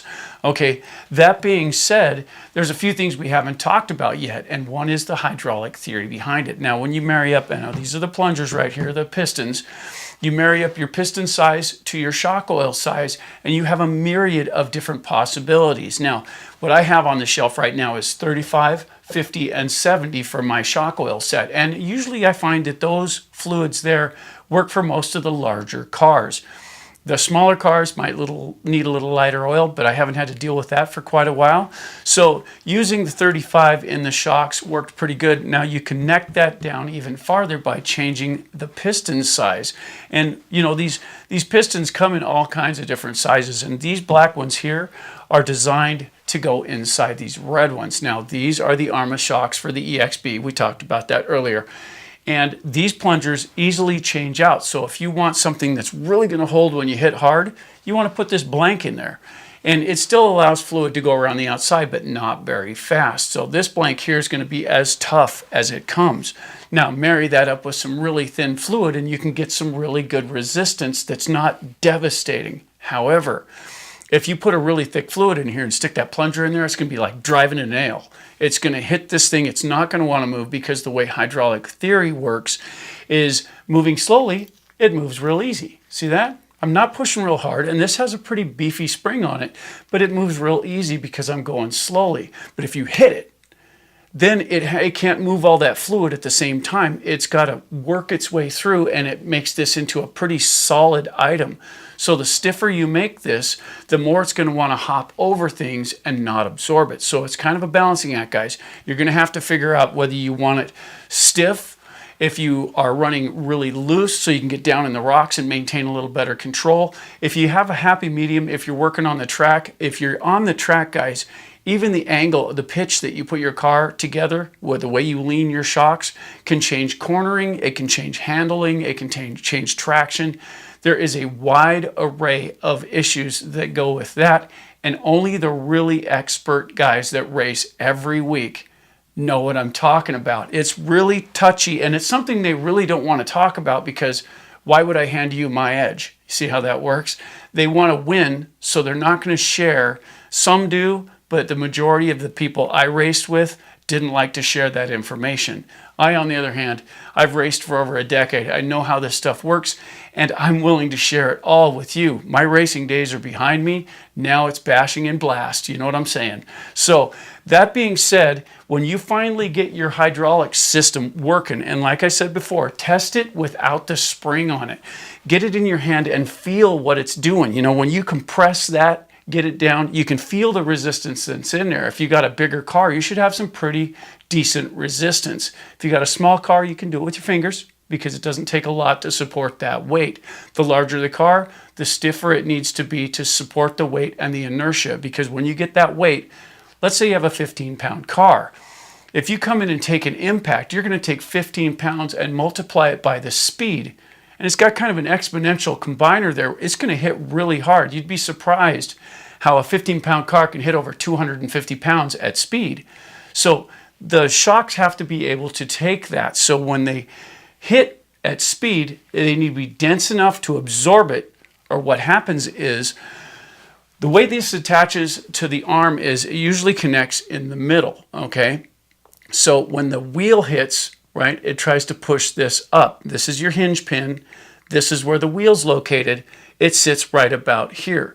So if this is super stiff, as soon as that wheel hits something, it's going to bow that. It's going to bend that arm, because this isn't going to want to give. It's going to try and take it up in the plastic because this is too tight. Now, on the opposite side of that, if it's too soft, this is going to be floppy. So there's a common balance that you have to strike here, guys, and you'll have to decide what it is for each of your cars, and not just for each, but for each end. The front will be a little different than the back because of what it does on the vehicle. I generally like my rears stiffer because a lot of my impact is there. And I like the front to feel a little bit more, so I keep it just a little less tight. And that works for me. That doesn't mean it's the right thing for you. And you know, that's just how this stuff works. Of course, remember, spring is ride height, so it should center up in the car, set the car right where you want it. The spring should be enough tension in the spring itself to support the car without having to crank it all the way down. If you have to crank it all the way down, you might want to think about a slightly larger spring for that application. But then again, if you're having fun with your cars and it's doing what you want it to do, you're not doing it wrong.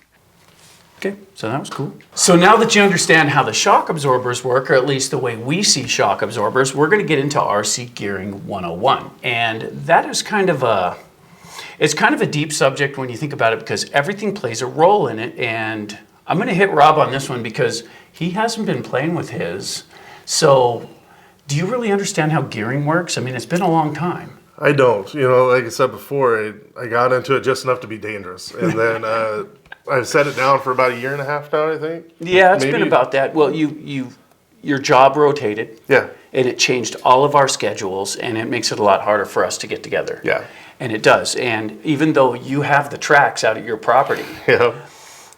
he let them overgrow. Yep. I mean, he's got been the bringing it equipment to back. keep them dialed in, but he lives far enough away to where it's an adventure to go to Rob's house. Yeah. It is. Every time you see the tracks on the channel, it's been an actual pack things up and go on this adventure to go to Rob's place. And I will say this, it's not nearly as much fun to bash alone. It's not. It's really a community thing. When you can get you and your friends together, it's kind of like, dude, hold my beer, check this out. That kind of thing. It's just kind of how it goes. It creates camaraderie and all that stuff.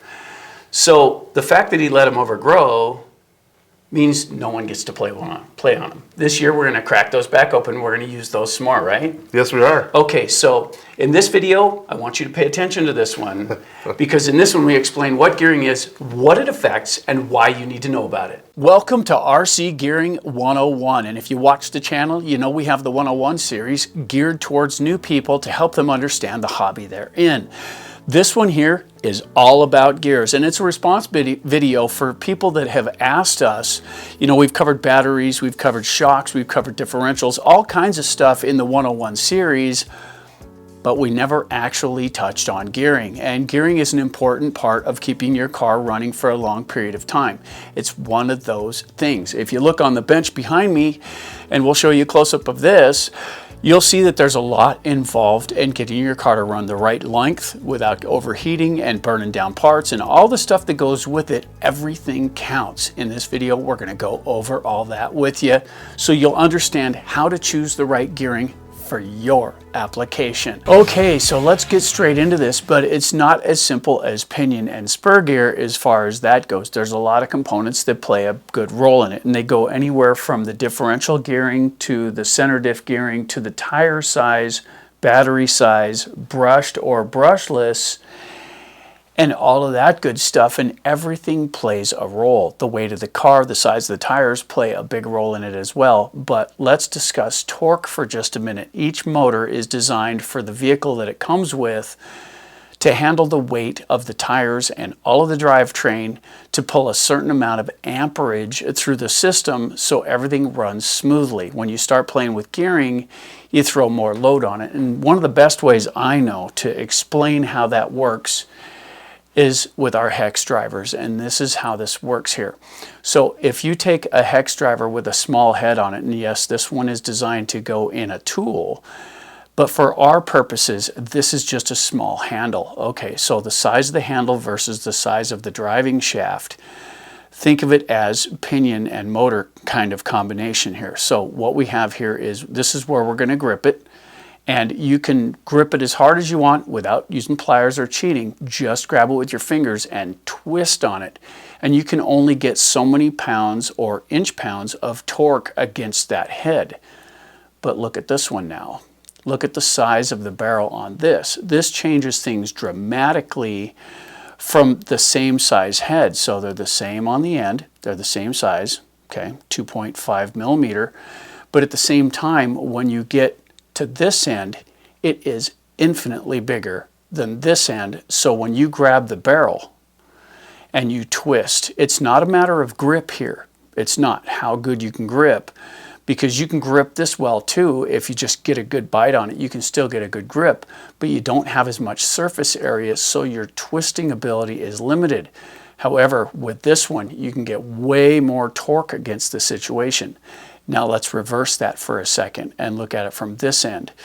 This end is the motor, this is the pinion. Okay, so now the motor has to fight. If this is a large pinion, the motor has to fight the difference between A and B, giving it a lot less torque against it. Now when it does speed up, this will travel a lot faster because there's more teeth. For each rotation, you'll get more rotation against the spur gear if this is your pinion. However, if this is your pinion and it's small, the motor turns this easily. So it's lower amp draw on the motor, lower amp draw on the motor, lower amps going through the speed control, lower draw on the battery, all that plays a role. So with a small pinion, it turns easily, but it doesn't go as fast because it doesn't have as many teeth, so each rotation moves the car less distance. So when you change up to a large pinion, the motor has to fight, especially on startup, to get it spinning. Once it's spinning, yes, you can get higher speeds, but you're talking a lot higher temperatures. And there are many ways that you can combat that heat, and one of them is to install a heat sink with a fan onto the motor itself, and that will help dissipate some of the heat that's drawn. This will get you a little more out of it, but at the same time, it won't solve all your problems, and they do make them in many different sizes. So that's cool. This is one way to combat that heat generation from gearing it up higher. You also should have a fan on your speed control unless it's a brushed system. In order to check temps, we like to use one of these, and it doesn't matter what model you get. This is just a infrared checker, and it'll tell you what your heat temperatures are on the speed control and on the motor. And that's the important part. When you first get your car and you go out and run it, play with it in normal conditions, take the top off really quick and shoot the motor and see what the number is. Okay, that's set up stock, and that should be okay. We're running right around 120. That's not bad at all. 120 will run all day long. But if you start crawling up 145, 150, 160, you're geared a little bit high and you need to drop a tooth or two on your pinion to get it where it needs to be. As you change your gearing, make sure and check the temperatures, and don't just check the motor, guys. Make sure you check the speed control, and it wouldn't hurt to shoot the battery to see if that's getting warm as well. And beyond that, the other part of gearing, as far as that goes, before we actually get to what I know you guys are asking about, but is tires. And this is a huge deal. Now, I know these are different scale, but these will work for the demonstration. All right, so this is a really big tire. This one goes on a 5th scale car, but it weighs a metric ton, and there's 4 of these on the car. The motor has to be sized to handle this kind of weight, or it will overheat. It won't have the power to drive them. It's going to run like a slug and that type of thing. If this doubles the weight of the stock tires, you're going to have to look at your gearing, because the more weight you add to the outside of this tire, the more amps it's going to draw on startup and for control purposes. This is going to be really difficult to run unless you modify things a little bit. However, a small tire like this will handle just fine, because this is a stock tire that goes on the Vortex, and it doesn't weigh much and it's not too big around. But the car is geared to handle this, so it'll go pretty fast with these on there. These don't swell up a whole lot, and the gearing on this is right. But if you took and you swapped it out, and I know, like I say, I know these are different scales, guys. This is example stuff. But if you went from this size to this size, your gearing's wrong for this one, and it would not run without overheating.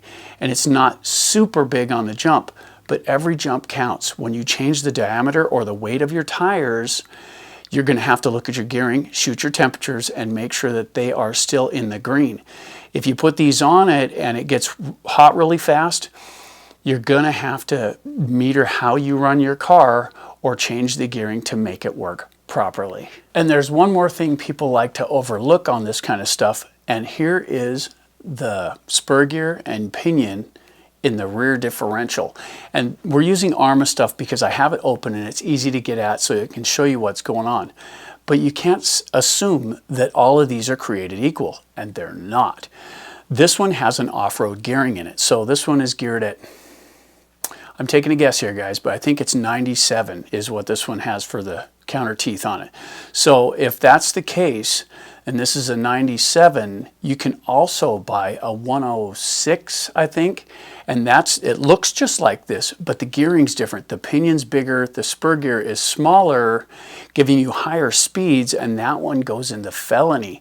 So the Felony, since it has larger back tires, has smaller tires in the front, and each differential is geared slightly different to get the same rotation out of each one. So gearing in these also matters. Just because you swap this out doesn't mean it matches the one in the front. Make sure you get the same ones, because this is part of the gearing. If you have a specific gear set in here and you're running the same tire all the way around, you have to make sure to have the same gear set in the front, or you'll get binding and you'll have to take that up in your center differential and make your car drive all funny. And on the center diff, since we're on that already, this is what comes out of those cars, okay? And this is just your standard center differential with your spur gear on it. And this is the normal size. This is stock.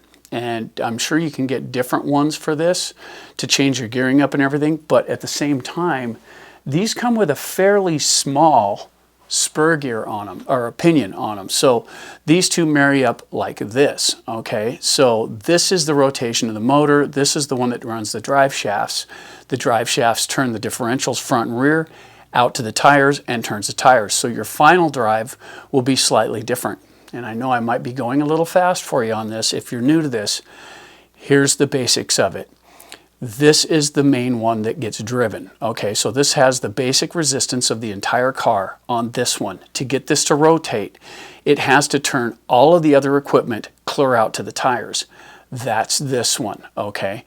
The motor has to be able to handle that. So this small pinion gives it enough torque to actually get it to turn without binding the motor. That's the important bit. Now, if you hop up to a bigger one and you have the same motor in it, this is going to take a much harder grunt to get this to start turning because the gearing is now a lot taller on this one, which gives it less torque against this. Once it's rolling, the motor wants to spin up to whatever it's going to be, 30,000 RPMs, whatever. When that spins up, this has the potential to go faster. And if you watch the pavement guys, they get out there and they run these and they'll have a pinion that's damn near that size.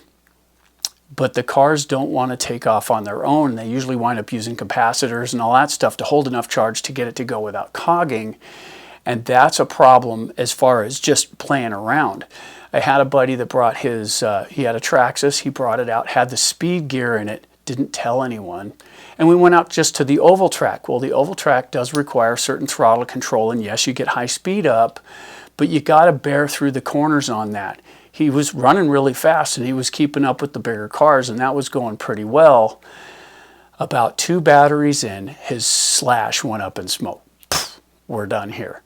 And I went over and I looked at his car. I says, well, what happened? I took a look at his gearing and he had the speed gear on. The speed gear, guys, is designed for you to take your car out to the road, smooth surface, no resistance, run it down the road as far as you can see it, turn it around and come ripping past as fast as you can once. Then you let the car cool down, because the amps that you're drawing to pull a pinion that size, you're going to be running maximum amperage out of that ESC to the motor, which is going to overheat that motor. If you watch the guys that really do rip and they do these speed runs at 100 plus miles an hour, and 100 miles an hour is no joke, guys. It's hard to get there. People seem to think they can do it like that, and you can't. You have to set your stuff up to do it, but there's more to it than just swapping a pinion. Some of these guys run 2 motors to get the amount of torque necessary just to get the car running and drive past the resistance of the internals. So when you run 2 or 4 motors, you got to have 2 or 4 speed controls, batteries for each. Each thing adds weight. It's kind of a cascade. Can you get up to the super high numbers? You can, but each one of those cars is meticulously designed and built on bench by hand by these guys that are building them. It's really hard to find a Limitless that's going to do 200 miles an hour without being severely modified. And I mean severely. You watch a Limitless go upside down at just reaching 100, because the torque ratio and the lift makes it, because as you put the torque to the ground, the tires try to lift the front end. It's not just the wind resistance. As the tires rotate, there's counter rotation that goes against the chassis. And as you put the torque to it, it wants to lift the front end. That's why there's a wing there to hold that down. And some of them have custom built shells to push down on the front end, because the rotation of the tires, especially if they're rubber, there's more inertia involved in those, and it tries to pick the front end up. A lot of the guys that do the super high speed runs, they use foam tires, so there's a lot less inertia and they can get things up and running. The gearing plays a good part of it, but the build of the car plays a lot more. All right, so let's get a look down inside of one of these. This is the Creighton 4S, and this is the version 2, and it has a slipper back here. It does not have a clutch or a differential. It has a slipper clutch instead. It does have the ability to overslip one on the other, but basically if you tighten this up, it drives the front and the rear equally. That's fine. It still has the spur gear in here and the pinion, which is how you dictate your power to the car. The differentials are the same front and rear, and I like these because they have much bigger teeth on the pinions and the differential rings, but at the same time, there's a lot of mass involved in this, and when you stand on the throttle, it tries to lift the front end. That's just how that works, because of the inertia it takes to move the tires. The rotation lifts the front of the car. When you hit the brakes, it dives. It's not that all the weight transfers to the front that way, which it does, but when you stop the inertia of the tires, it pulls down on the front end. That's how you control these in the air. And that's all driven by this. Now this motor here, it's pretty powerful and it does a pretty good job, and this is quick and fun, but at the same time, if I changed the gearing, it wouldn't act at all the same way. If I raised the gearing in this and took it up 3 or 4 teeth, it would be fairly gutless off the line, but it would go a lot faster in the long run, but it would overheat right away. So if I was going to change the gearing, I'd move it 1 tooth, try it, shoot the temperatures, make sure I'm in the safe zone, move another tooth, try it until I hit that sweet spot that I'm looking for. A little more speed, not overheating, and the time of day does pay attention to that. If you're going to do it in the heat of the day on asphalt, you're going to get a lot more heat inside the car. Definitely check your temps at that point, because you want to make sure that the extra heat from the externals, the area around it, doesn't add to the heat that this is putting out. You might have to drop your gearing on a really hot day because this won't be able to combat that. It can't vent the heat off if what's going through the fins is already hot. That makes a pretty big difference. So let's recap real quick and go over this one more time, just in abbreviated fashion to get you on with it. In the car itself, there's a whole bunch of moving components that all play a role, from tire size to the gearing in your outer differentials to the gearing at your center differential or slipper, right down to the pinion. Motor size plays a role. You can put a bigger motor in it, which would require generally a bigger speed control. Now also inside the car, you have to keep an eye on battery capacity size. If you're going to go from 4S to 6S, you may not have the battery tray to take that, so it's something you have to look into.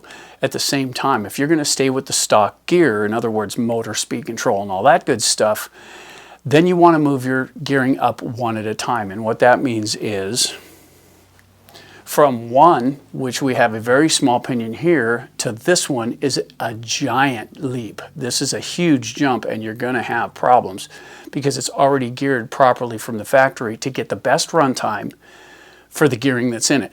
Each time you add a tooth to the pinion, not the spur gear, but the pinion, it costs you runtime. It does, because it costs amperage to turn this.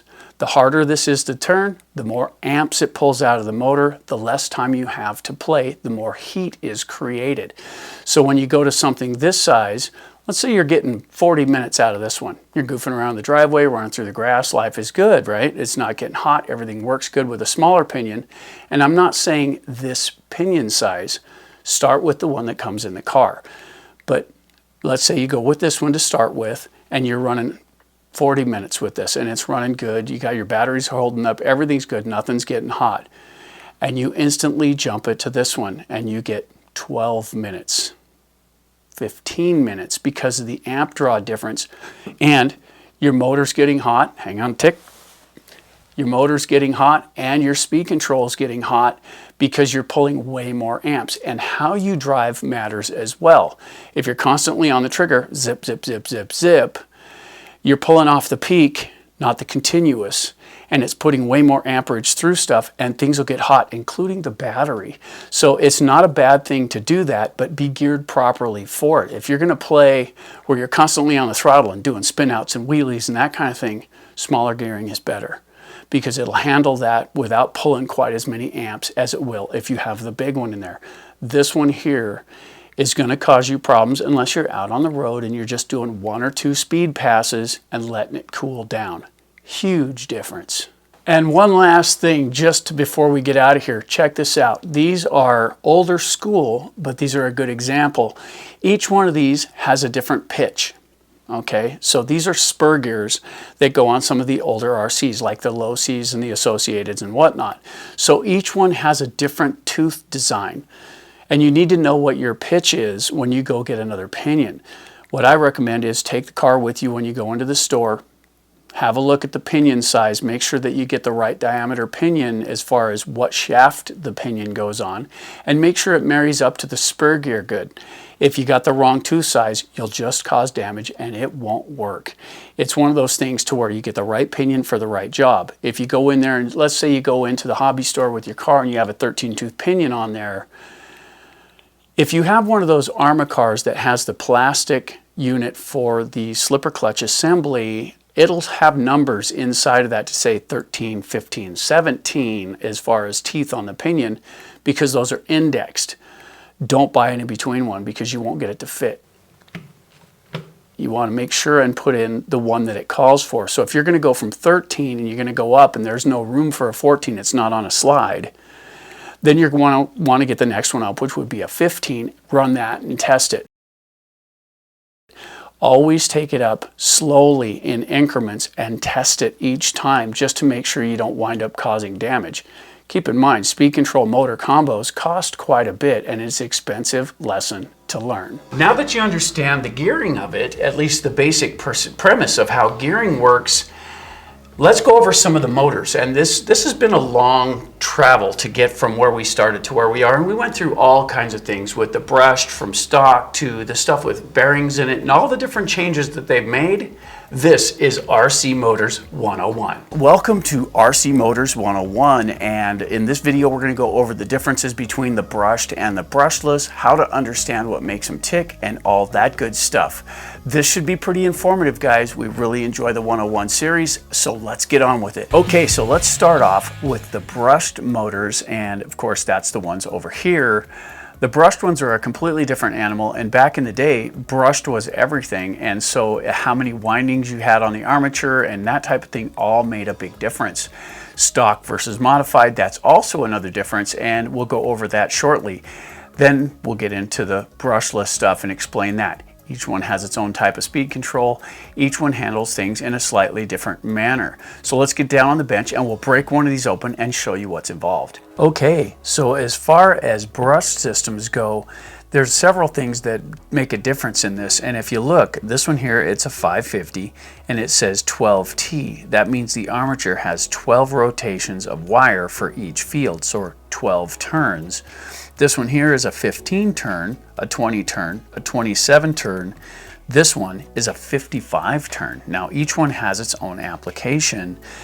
12 turn is going to spin faster than a 15 turn or a 20 turn or a 27, but the 27 turn over here will have a lot more torque than this. So this will, in order to keep your heat down, you have to run a much smaller pinion so you don't have as much amp draw. So the 12 turn will spin a lot faster, but it doesn't have the torque. So the fewer turns you have on your motor here, the less torque you have, but the higher the RPM. So geared properly, this will go faster than that. Still at the same time, if you put a bigger pinion on this one here, this one will allow you to go pretty fast. At the same time, you're going to generate more heat with the larger pinion. So as things progress, you go from, back in the day we were running 27 turn for stock. So 27 turn was required to run stock class. Now in stock class you weren't allowed to have bearings either, so there was a bushing here and a bushing here. And if you look, all of these have bushings, not bearings, so that makes a pretty big difference in all of that too because of the efficiency rating. There's a certain amount of energy that's bled off just in the use because there's resistance in the wiring, so the more turns you have, the more resistance, the more heat it builds. At the same time, properly geared, that is manageable, and of course, adding heat sinks. The newer ones, like this was a fairly old one, and this one does not have any kind of fan assembly, anything like that. This is just a standard stock motor, and you can tell because there's no bearings, these are just bushings, and it is pinned down. So this is crimped, so you can't get into the bell itself. This is a sealed unit. That's why they used it for stock class. So all of these are stock for each application. This one at a 55 turn, this is a crawler motor. So crawler motors don't require the same speed rating that you get out of some of the other ones. This will turn a lot slower with 55 turns in it, but it also gives you a lot more control because it doesn't spin so fast. So that's kind of the basics of how this goes. The ones on the bottom here now, these are modified. And what that means is these have bearings down in them, okay? So with the bearings, you can get a lot more speed out of these more efficiently because the bushings have a little bit of drag.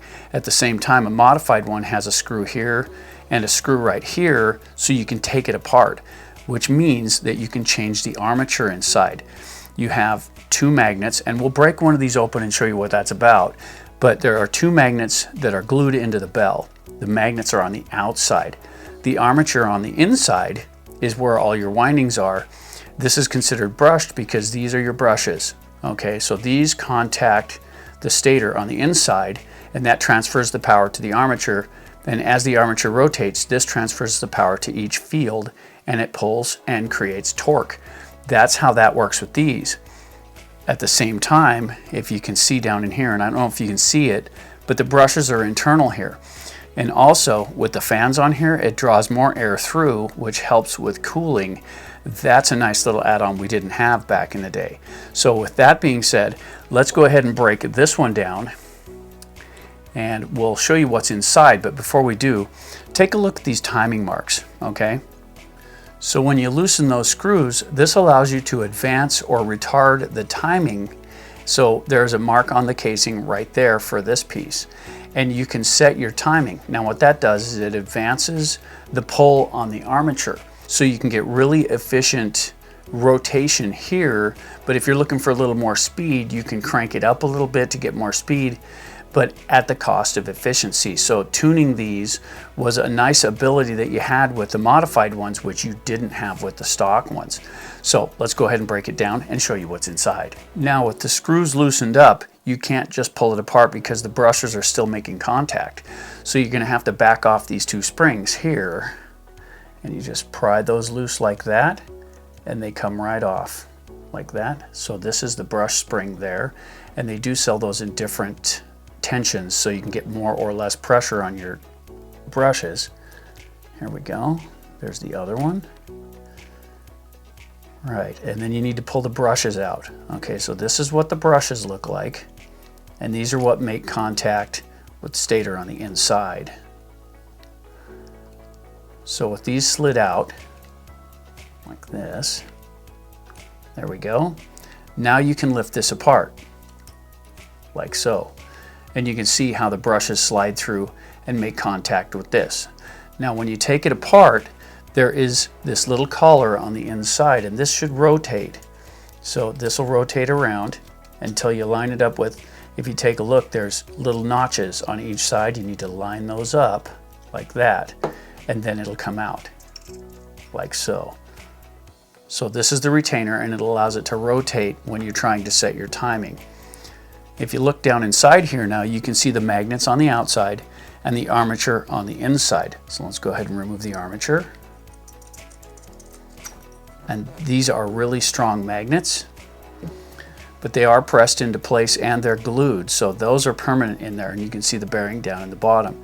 This is where the power comes from the motor, because you're only as strong as the magnets that are in it.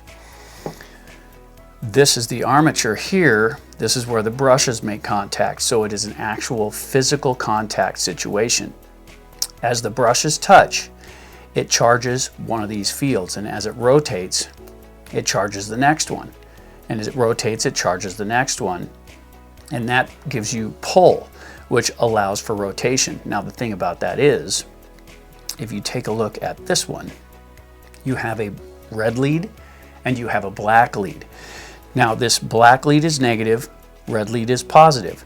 And notice how it's color coded here. I did this. So I color coded it right here to get proper rotation.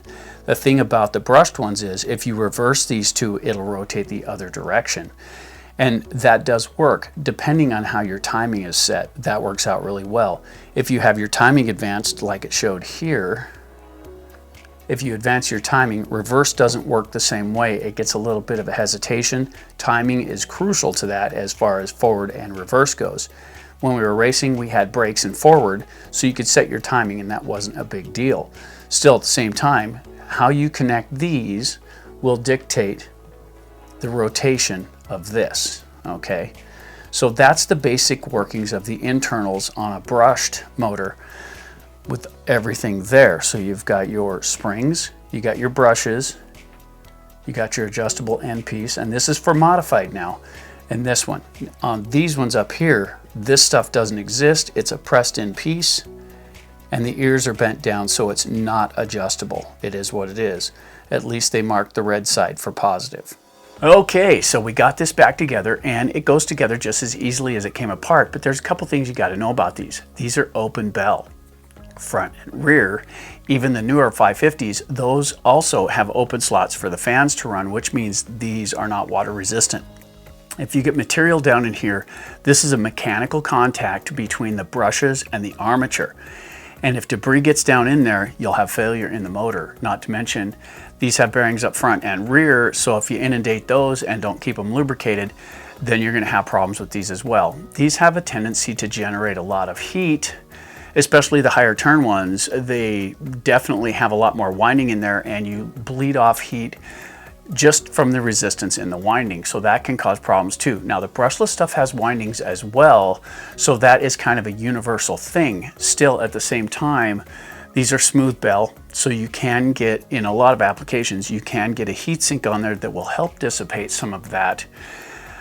But these don't move nearly as fast as the brushless stuff. It's way more efficient with the brushless equipment. Still, these are still available in a lot of the vehicles that you buy nowadays. If you buy any of the Arma Mega stuff or any of the entry-level stuff, most of the time they come with brushed equipment, which limits the speed that the vehicle is capable of.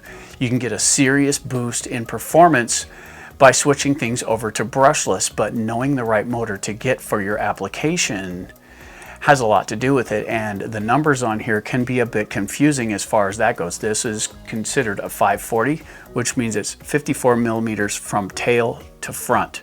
Okay, so that's how you tell that. So if you're looking at numbers, the first two numbers usually dictate this size. Okay, so if you check it right here at the connection point, I believe this one's 30 millimeters, but I'm not certain. So the idea here though is the first two numbers is this, and then the second set of numbers is the length of it. And the longer your motor is, the more windings you have in it, which creates heat, but there's more surface area, so it'll bleed off the heat as well. But that means you have bigger magnets and bigger windings, more torque. Still, when we get into the brushless stuff, that's kind of convoluted, and we'll get into that in detail. These are pretty cool.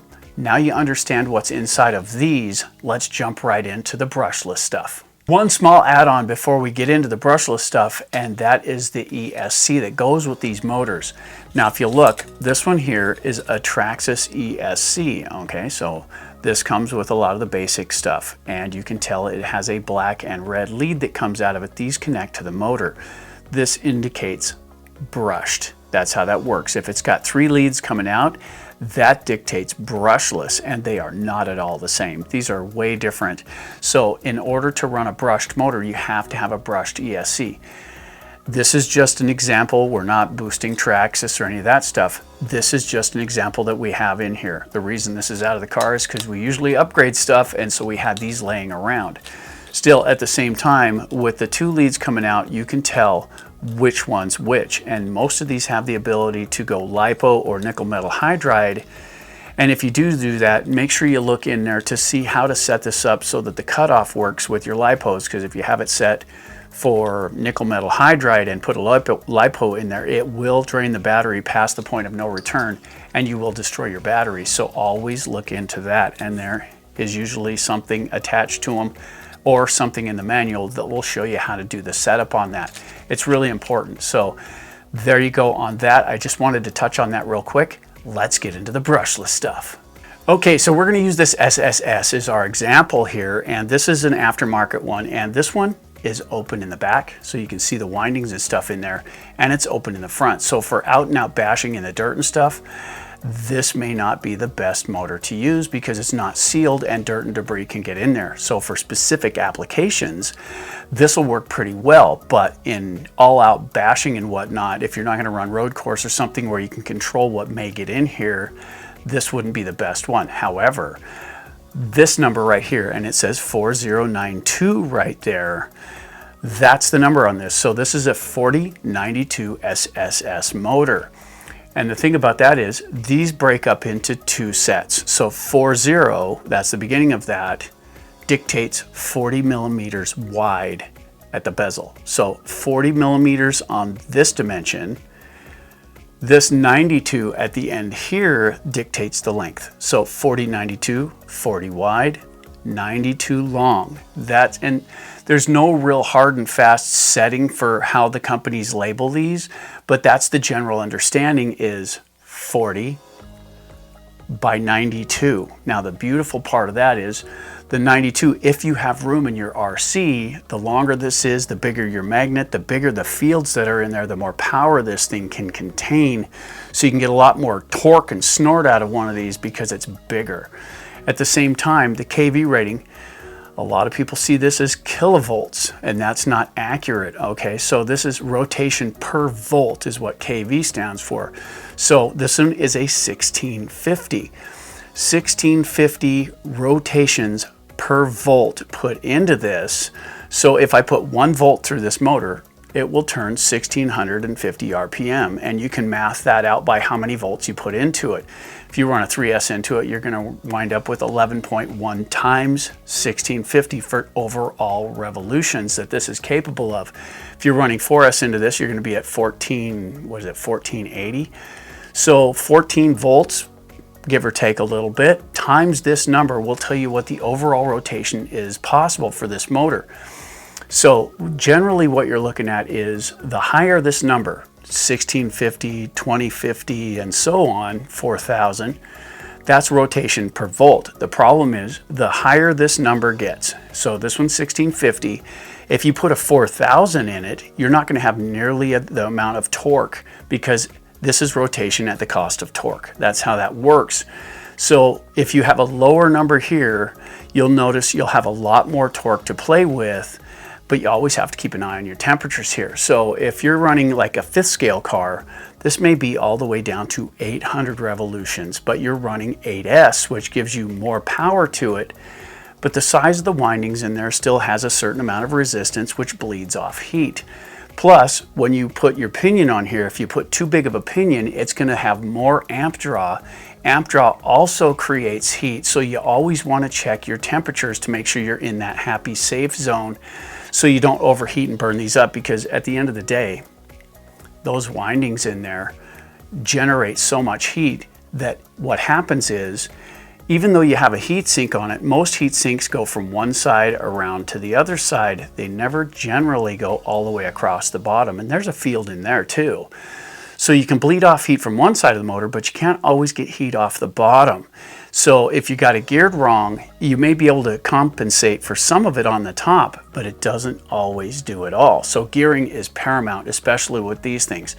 So the longer motors have more torque to them because there's more mass inside. You got more magnet, you've got more of the electromagnet phasing around the outside, and it gives you more power for this amount of rotation. So that's how that works. kV is the rotation that the motor is rated for times the voltage that goes into it. So if you've been watching the channel for a while, you watched us do a video on the X-Max motor that we got from the pawn shop, and this is the monster right here.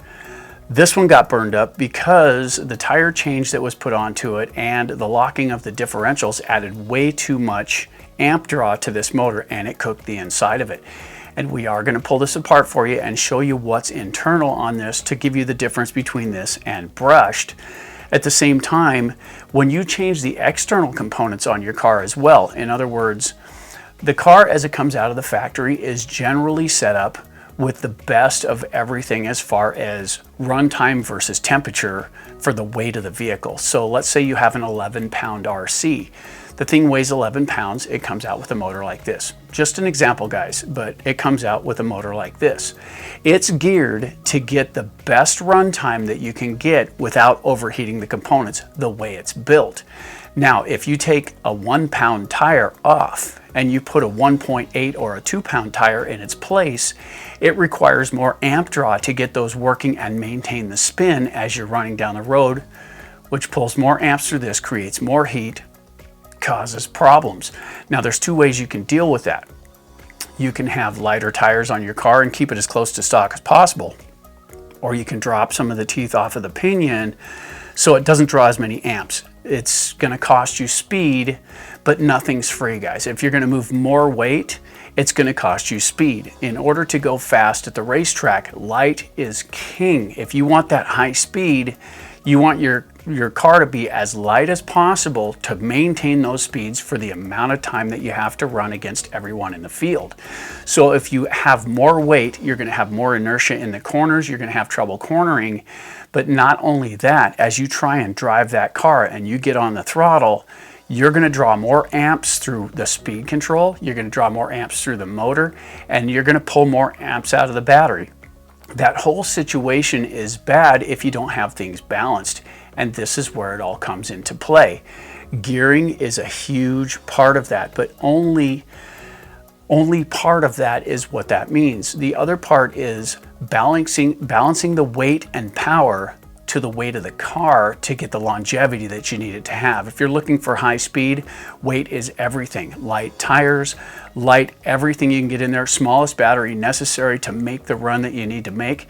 When we jump with these, when we take the Typhons out and we jump big and we go a long ways with those, when we do that, we put a 3,000 milliamp battery in it because they don't weigh much. And the upside to that is when you impact the ground on landing, there's less mass to be a problem, but at the same time you can gear them up more because there's less weight in the car.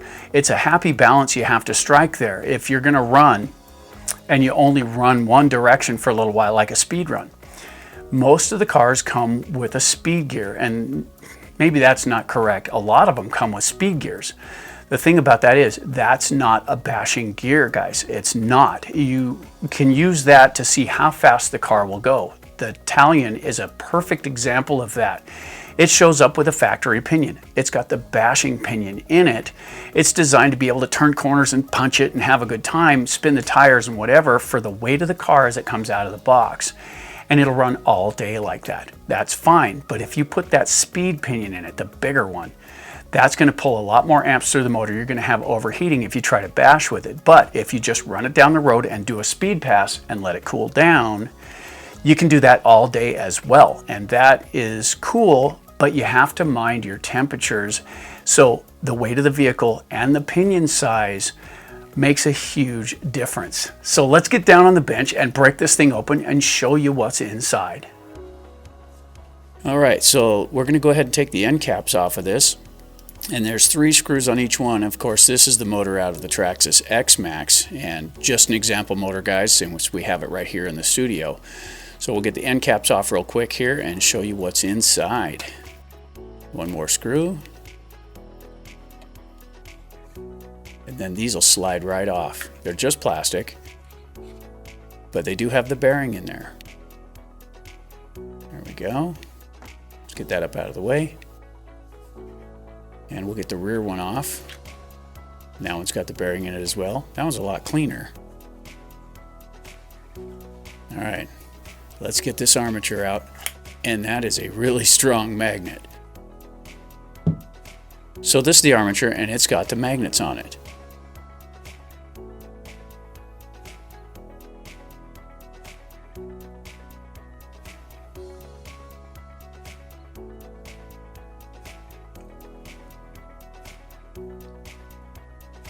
Now, if we look down in here, you can see the windings inside the bell here, and these are affixed to the outside instead of being inside like the brushed motors.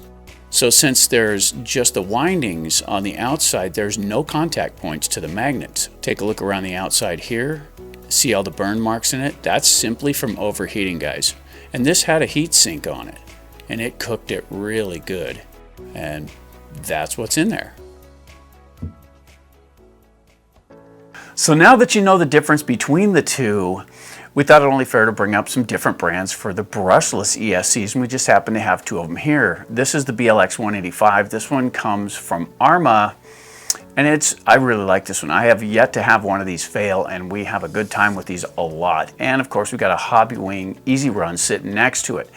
And these are brushless, and there is a couple of things that you need to know when you're trying to choose a motor for your car. Size is one thing, and the rotational factor or the KV rating is something else you need to take into account. But we've got a whole bunch of the manuals on the table, and we went through those pretty good and had a look. And in most situations, you have to pick a motor that's compatible as far as the KVs go. Some of these, you can't just jam whatever on it and expect it to run for any length of time. The resistance, impedance, and all the stuff that goes with that matters between this and the motor itself. So if you're drawing too much out of the motor or the resistance is too high, it creates extra heat, burn up the speed control. Same time, it does say in the manual on these things which motors are compatible, so you can look those up, which is kind of nice. That's one of the things about it. The secondary part of this is, in the brushless ones, the magnet's in the center, so it's on the armature. Instead of having the brushes there, it's no contact, brushless. And the cool thing is the brushed motors, when the brushes make contact with the armature, they spark a little bit because they're constantly changing position, and it does bleed off a lot of extra energy, which costs you run time, and that's not cool. I mean, if you're running in a brushed class, then everyone has to deal with it, and that's the way it goes. But when you get into brushless, they're way more efficient because all of that is handled in the speed control. The speed controls pick which field to light up within it. So you get 4-pole, 3-pole, all these different designs, but at the same time, the speed control tells it which one to turn on, and the magnet inside rotates to match it. That's how they get the power out of those. It's a really slick way to do it, and I really like the fact that they came out with this technology. It's really slick. We're not going to go into the numbers on which ESCs work with which motors. You can look that stuff up. Just be aware that when you're picking a motor and you have a speed control, try and look up the number to make sure that the motor you choose is compatible with your speed control. All right, all that behind us, we're still going to show you one though, and we have a Max 6, and this is a Hobbywing ESC, and the paperwork right here dictates what motors are compatible for that ESC. And as you read down through it here, it tells you what the motor limits are and what the KV values are that this ESC will handle. If you go outside those ranges, guys, you're really tempting fate on that because electronics are particular in the first place. They only handle what they're designed to handle, and when you try to push them beyond what they're capable of, you're just asking for failure. So always check that. Motors have come a long ways, wouldn't you say? I would. They really have come a long ways, and now I've got a question for you, and like you say, just enough to be dangerous. Just enough to be dangerous. Okay, now Robert has always been our new perspective to this because when we started this channel, he was brand new to the hobby. So stepping away for as long as he has put him right back down at the bottom rung of the ladder. I've forgotten a couple things. Yes. It has. So let's say you have a big RC, a Creighton for example. What's the job of the center differential? The job of the center differential is to control the power that goes to the front wheels and the rear wheels. Maybe you should pay attention to this video, okay? So this is Center Differentials 101. Watch it. In this video, we're doing Center Differentials 101, and this is geared towards new people being in the 101 series. And in this one, we're going to go over the center differential, and we're going to explain what it does within the car and how to get the most out of it when you go to set yours up for your style of driving. There's no right or wrong about it. As long as the car controls the way you want it to and you're having fun with it, you're good to go. Still, if you want a little more out of your car and you want to know how to tune these, that's what this one is for. This should be pretty informative, guys. I hope it helps. Okay, so let's take a second and look at this one here. This is the Armatalion 6SEXB, and this one is a good example of that. And take a look here, and you'll see right in here, that's where that center differential is. And there's driveline to the rear, driveline to the front. And what happens is the motor puts power to the differential, and it drives the wheels. That's obvious, I get that. But at the same time, depending on your traction, so let's say we're running in a high traction situation. It could be on asphalt, it could be in decent grass. Grass is high traction, guys, it is. It can cause heat in the motor, it can cause all kinds of things because it takes more amperage to drive it when that traction doesn't allow the tires to spin. Still, when you hit the gas and this thing takes off, you'll notice it crouches. On traction, these do this.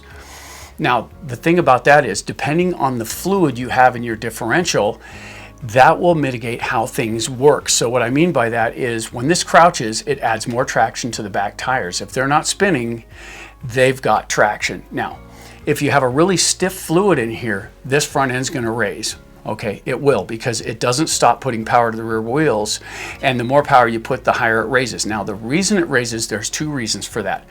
One, the car pulls and it crouches. That's how that works. But secondarily, depending if you have really big tires, this plays even more of a role. But the inertia of the tires, the mass that's in these tires, as they rotate forward, it counter-rotates against the chassis. And you really notice this when you're in the air. If you hit the gas when you're in the air, the front comes up. If you hit the brakes, the front comes down. Okay, that has to do with tire mass and rotation. Still, at the same time, that can be mitigated to some extent. So here's the thing. If you're into stunting, a stiffer fluid makes sense because it'll get those front wheels in the air easier.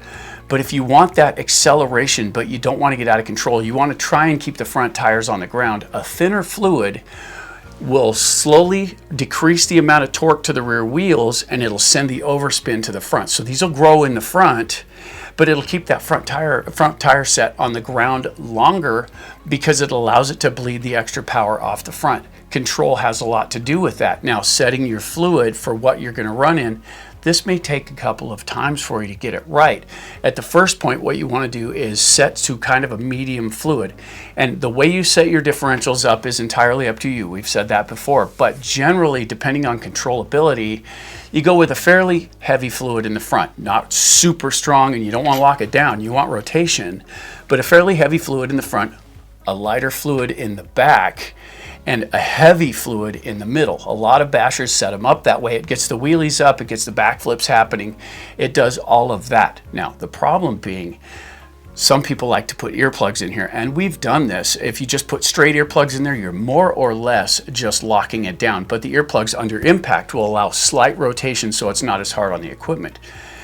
But the more power you put to the rear wheels, it drives more power through the drive system all the way out to the hubs, right to the wheels, and you get a lot more torque involved in that, and it can wear out drive cups, it can wear out the pins in the axles, it can wear a lot more parts because you're putting a lot more power to it. To mitigate that, you put a little lighter fluid in here, it'll bleed more power off the front, it won't throw quite so much against these parts back here, you'll get more longevity out of your car if that's what you're into, and it'll add controllability because you can't steer these when these are off the ground. You have to keep these on the ground for steering. That's just how that goes. We don't have individual brakes in the back where we can steer it that way. These need to be down. So if you're into stunting, a stiff fluid in the middle makes a good deal of sense, but if you want that controllability, you want that whole shot, if you're looking for something where you and your buddy take off from the line, you put the thinner fluid in here so you'll overspin a little bit. You'll still get your acceleration, but while their wheels are in the air, you're driving away from them. So control makes a lot of difference when you change the fluids in the center. Keep in mind, the center differential is to mitigate the power properly. It'll send it to one or the other depending on your application. In a lighter situation where you don't have as much traction, these are going to spin. You won't have to worry so much about that. The whole car will spin the tires and you can just steer it out and away you go. But when you gain traction, it's going to let those front wheels come up and give it that really cool look when you're stunting and goofing around with the friends. That is really cool too.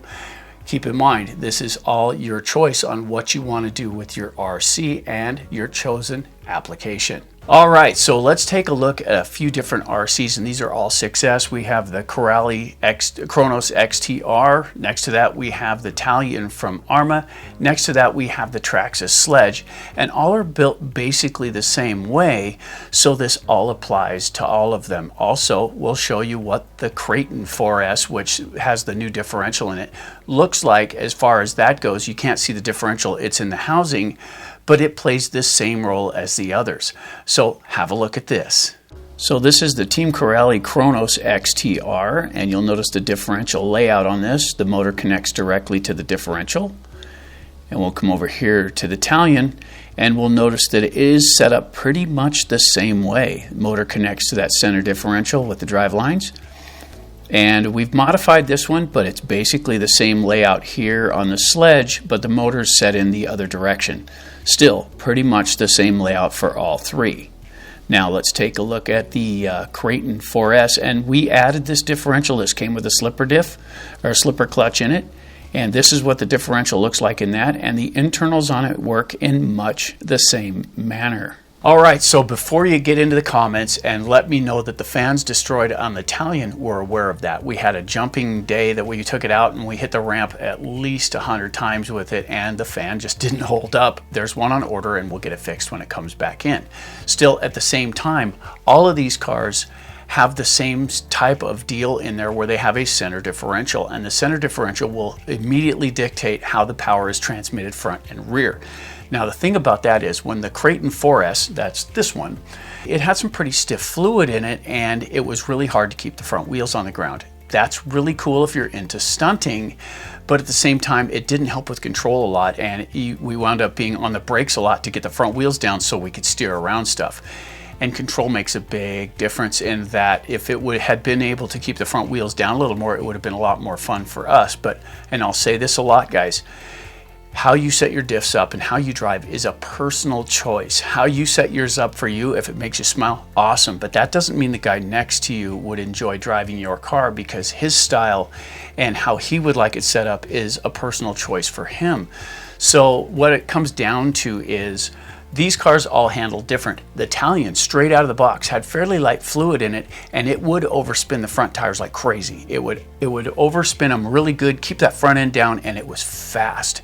Well, the Italian is a fast car. It's 70 miles an hour out of the box with the speed gear in it, and that's why they put the light fluid in there, to keep it from flipping over. When the Creighton 4S, our Creighton 6S came out of the box, and it was just the BLX version, the version 4. When that came out of the box, it had fairly stiff fluid in it, and the front wheels were in there a lot. And part of that had to do with the tire mass. They are bigger on the Creighton, but at the same time, with the thicker fluid in there, it kept more power to the rear wheels, and right off the bat, we flipped it over a few times, destroyed the new body on it because it was so bad. But that's only bad if you're not into that. Also, on the very end down there, the sledge, that one was terrible for that. It was almost locked down. The fluid that comes in the sledge is super thick, and it makes it look like crazy powerful, and it is fast. But at the same time, it was so thick that we couldn't keep the front wheels on the ground, and that made the car less fun to drive. When we took that apart and put lighter fluid in it, we kept the front wheels down a little better. It gave us more control, and it was more enjoyable on our end of things. You can still get the backflips because it turns all four wheels when there's no resistance in the back. It still spins them all evenly. But when there's resistance in the back, when you get that traction, that lighter fluid will transmit the extra power to the front. So let's say you put super light fluid in it, and we have differentials from some of the older cars that weren't even sealed. They were just, you squirt a little something in there to lubricate them, and that's how they ran. They were wide open. There was nothing you could do about it.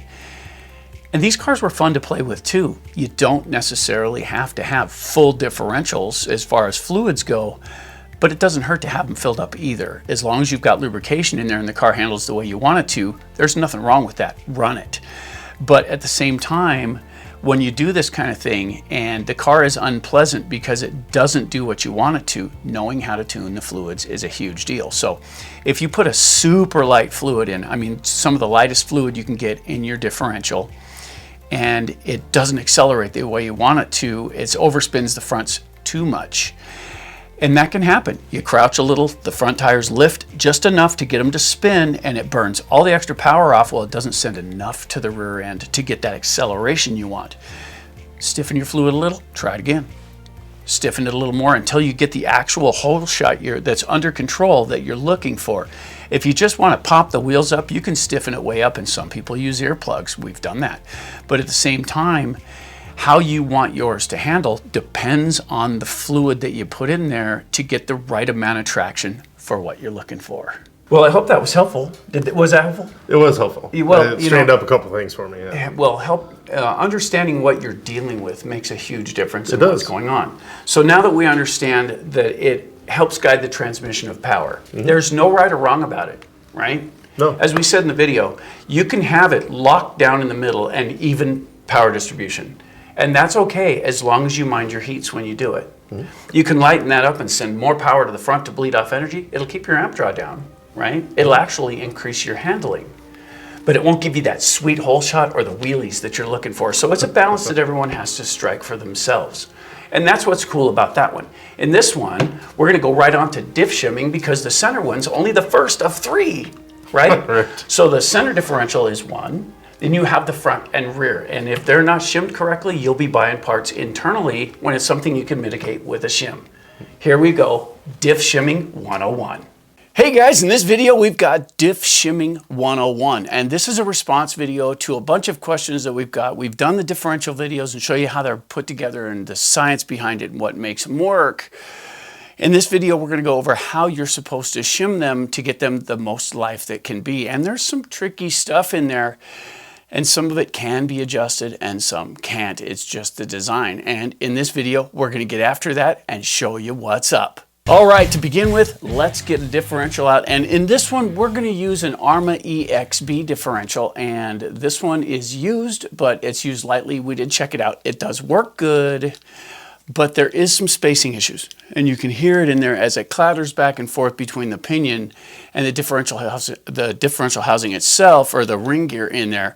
You can hear it clatter back and forth a little, showing that there's space between the teeth.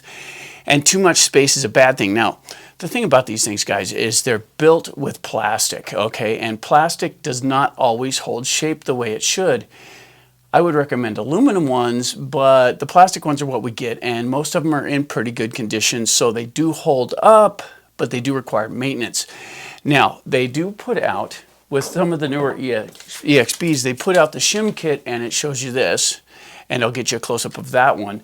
And this shows you basically how you're supposed to run it. And of course, the newer ones are coming with actual diff rings, and there's 3 in each kit. So we just cut this one open. There's 3 in there, and this is sent by Arma in the newer kits, because as things seat, as the bearings run a little bit and they get comfortable in their position for the motion and movement and whatnot, it changes them just a little, and then they seat in and they stay there. That's when you shim these. In this video, we're going to dig right down inside of one of these. We're going to pull the differential out. We're going to get it all the way out of the mechanism here, show you how it seats in there, how things sit. We'll get the pinion out, and we'll show you the spacing, what you should have in there, and then we'll put it together and show you how they should go in and how you check them to make sure you got them in roughly the right place. It's impossible to get a caliper down in there, so a lot of it is eyeball and listening. So let's get on the bench and get started. Okay, so let's have a look at it, and let's check the spacing, see how it feels. There we go. And we're going to have a look at everything, and it's these 4 screws here we need to take out to get this removed. So even though I'm using a power tool, always nice and slow. This is sped up, but nice and slow with the power tools. You don't want to burn up that plastic. Go ahead and get this apart, and come on, there we go. And have a quick look at that. That looks brand new, so we shouldn't have a problem. This is not a brand new differential, so let's give it a listen. And we want to get this out, so push against the housing and it'll pry out nice and easy, just like that. Let's give it a quick, we're going to give it a more in-depth inspection here in a minute, but let's just give it a quick one.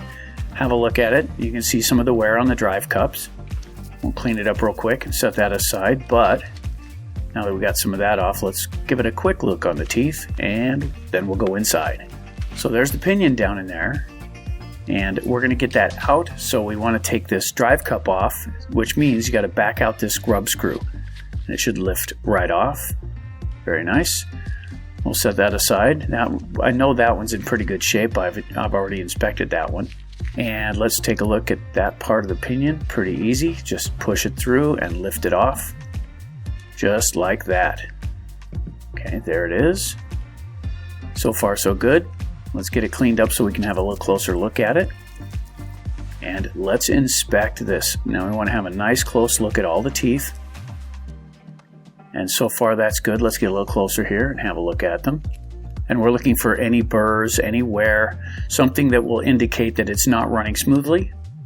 That looks pretty good. Now let's have the same look for the spur gear. So we want to inspect all of the teeth for anything that could be a problem. It needs to look smooth, even, and not overly worn. All right, let's clean up the inside, and let's go into the bearings now and have a feel of this. So you want to push against the bearing a little in the center, rotate your finger, and you should be able to feel that the bearing rolls smoothly. Smooth bearings are efficient bearings. If you feel any grit, anything of that nature, you're going to have heat, you're going to have problems, and you'll want to change it out. So having a good look at it, the seal looks like it's in pretty good shape. The left side is where we're going to install our shim if we need one. Now, these can move a little bit. That's what the shims help eliminate. So you see them move?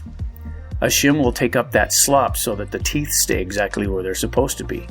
And you can see how it walks a little bit when you give it some twist. That is because their bearings run in gunnels, which is basically rings inside there. And it runs in that, and when you shim it, it pushes it to one side. So let's put the pinion back in. And everything feels pretty smooth. Now when you do this, you don't want there to be any slop, so you want to squeeze just a little bit. Do not squeeze hard, just lightly to remove any extra slack that would be in there. There we go. Do not squeeze these together, just pull the slack out and then make sure it moves freely with no drag.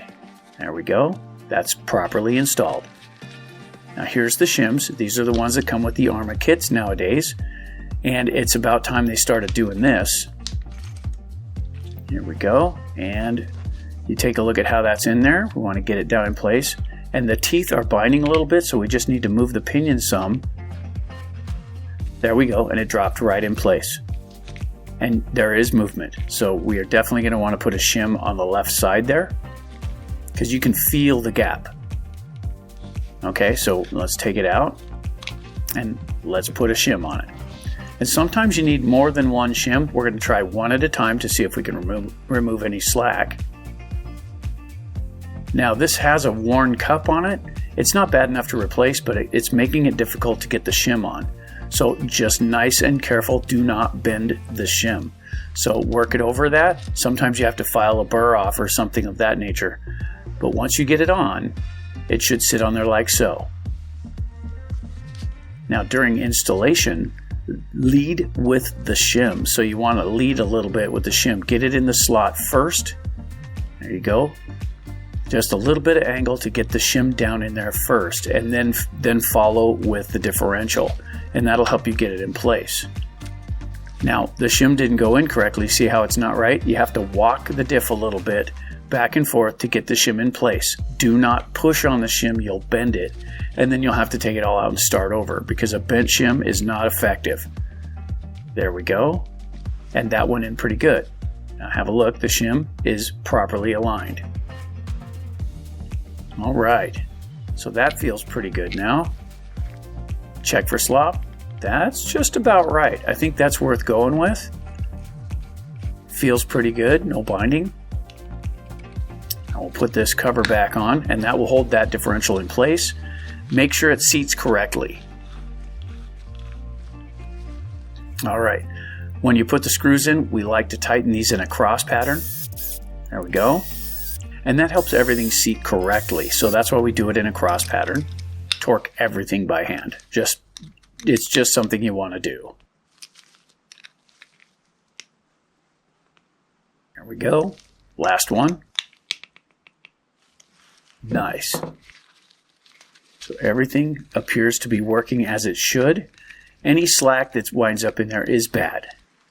Okay, I want to take a second to talk about another direction you can go with the shimming, and it's kind of important, but there are limitations to what you can do with it. Now, while we have this torn down, we have your pinion, which is the small unit here that drives the actual differential, and it's got the spur gear on this side. And when it's in the differential, you can see a small gap between the two right there. And I'll show you a close-up of this, but you can see a small gap there. And what that means is when you put this in the differential housing, it sits up against these bearings here, okay? And that space varies between differentials, but on this one and some of the other ones too, guys, this sits right down in here like so. It drops down in place. and sits snugly against that bearing. Okay, that leaves this much shaft sticking out the bottom. Now this is a 45 taper on these, so when you have a look at these, it's not a straight cut gear, it's at an angle, okay? Which means the spacing between these two changes the spacing between the teeth. And the beautiful part of that is when you have it sitting in a perfect spot like this and the teeth aren't exactly engaged the way they should be, you can put a shim on here too and bring it out from the housing as long as it doesn't hit the diff. See what I'm saying there? So if you're having trouble getting the spacing, the problem is with these, and this is kind of, I'm going to touch on this again, guys, because this is really important. These bearings, and have a look at this. This is a destroyed bearing that we've got here, and there's the race. And see how small that gunnel is that the bearings roll in? Well, in these things, that is not a great thing. It's not encased like the automotive ones. It's just kind of running in a channel, and that channel's not all that deep on either race. Now, the thing is when you shim this part, you don't want to put too much pressure in from the sides. These, since they are ball bearing, they wiggle. See there, I'm holding the race, but it moves that much. Okay. The shims are designed to take up that slack, but not create pressure. Okay, because that'll run it on the side of the gun, it'll wear out the balls, and it'll come apart, just like the picture you just saw with the race that was destroyed there. That whole situation there, that was from side pressure. When I put it in there, I shimmed it, I put too much pressure on and lost the front bearing. These are designed to run in the channel. They're not designed to be pressed up against that. Now, it does work, but it's really hard on the components, so I wouldn't recommend it. The idea of the shim is to be able to adjust this inside the housing to set it where you want it to be, but not push hard enough to destroy the bearings. You have to get them in there so it won't move side to side, but it's not super tight. That's really important on that. So if you reach a point in your differential where this is already down to its best situation where it spins freely, but it can't move side to side, that's as good as that gets, guys. That's it. That's when this one comes into play, and you can adjust it down a little bit to engage the teeth more. Blink. Just like that. If you have to adjust it all the way down till it hits the housing, you've got problems, and they're not easily solvable. Because with the way this is designed and the way this sits in there, that dictates where you're going to put your shims. So try shimming this first, because that's what they recommend. When you first get your car, and this is the thing, I recommend this to everybody. When you first get your car, have a look at the diffs. I mean, just pull the cover, have a look, and see what the spacing's like. If the spacing is good, the teeth look like they're engaged well, great. That's what they should be, but that doesn't mean they will be that way. If you need to slam a shim in there to get the spacing right, do so right away. Okay, don't wait. But if everything's going good and you've run it for a while, pop the cover and have a look if that spacing changes. And what I mean by that is, when this sits in the housing, okay, it'll pop in like so, and now it's in there. That doesn't mean it'll stay there. You might have a little gap in the casing here. The race might not be sitting in exactly the right spot, but it sits down and it looks good and it's going to work. But as it vibrates and as it throws torque back and forth, these pieces will settle into place. Once they settle into place, which is a battery or two, pull the cover and look and see if it changed. If it changed, that's when you throw your extra shim in, because once they're settled into place, they'll stay there because they settle into a comfortable position that they will keep. The upside and the downside to this is this doesn't get any direct pressure. Now, what I mean by that is if the wheel was connected here and it bounced on the bearing, then that would shake things around a little bit and it would change how this rides. But it doesn't. It drives a dog bone. So this won't necessarily get shaken into place really fast because there's no lateral pressure on it other than the inertia of this bouncing up and down in the car. Once you get that in place and it runs for a while, have a good look at it and make sure that this has settled into place and your gearing is still good. This should not shift side to side in there. And you can put some pretty good pressure on it to test it. But if it moves, you definitely need a shim right away. If your spacing is not where it should be and it is already tight, that's where this shim comes into play. This one didn't need it, so I didn't add one. I did try to get a 7mm on here, and the 7mm didn't fit. I don't have any 8s in here right now to give it a try. I already used them, and so now I'm waiting for those to arrive. So in the video, when we put it together, we did not add this shim, but it's pretty simple.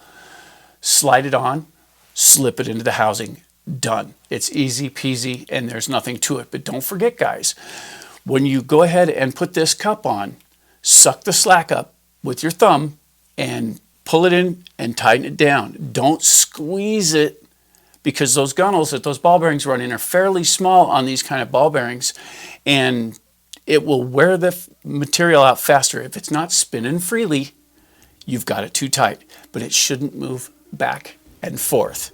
Well, that's fine and dandy, AJ, but you know, I don't have a differential. I have a slipper clutch. What do you do there? Slipper clutches are a different animal. They are, and it's a good thing we have a video for that. Maybe you should pay attention to slipper clutches. I got another one to 101. watch. That was good. Oh, you said that perfect. Hey guys, in this video, we're going to dig into slipper clutches. This is Slipper Clutch 101. And this video is going to be geared toward the understanding of what the slipper clutch is and how to tune it up for each environment that you're going to run in. Now, each one you're going to have to set for yourself what works for you, because everyone's driver's style is different. But if you understand the tool itself, what the slipper clutch is and what it's designed to do and how to make the best use of it, it should help you control your car a lot better. There's many different types, from carpet to dirt to pavement.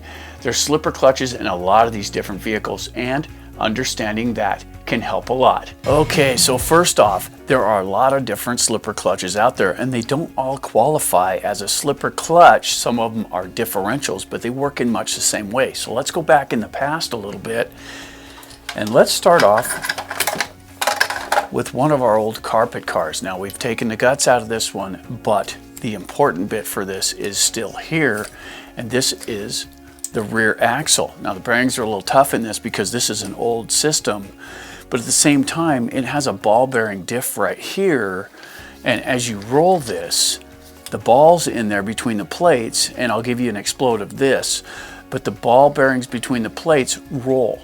Okay, so that allows each wheel to turn each direction.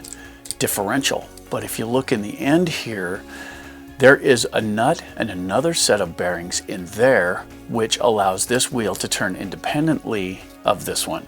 Okay, now the thing about that is it takes a certain amount of pressure to hold those ball bearings so they don't slip. Now the thing about that is if you loosen these ball bearings up, just loosen this screw up a little bit, and you can do it by hand. Now you can turn this. I'm holding the wheels, but I can turn the gear. Okay, so it slips. Now you've got hardened steel against hardened steel with the rings that are in here and the ball bearings, but at the same time, this slippage is key. So what it is you back this off until it slips real easy. Then when you put the car on the ground and you hit the throttle, so this has got traction, you hit the throttle, this spins, the gear spins, the motor spins the gear, but it doesn't spin the tires.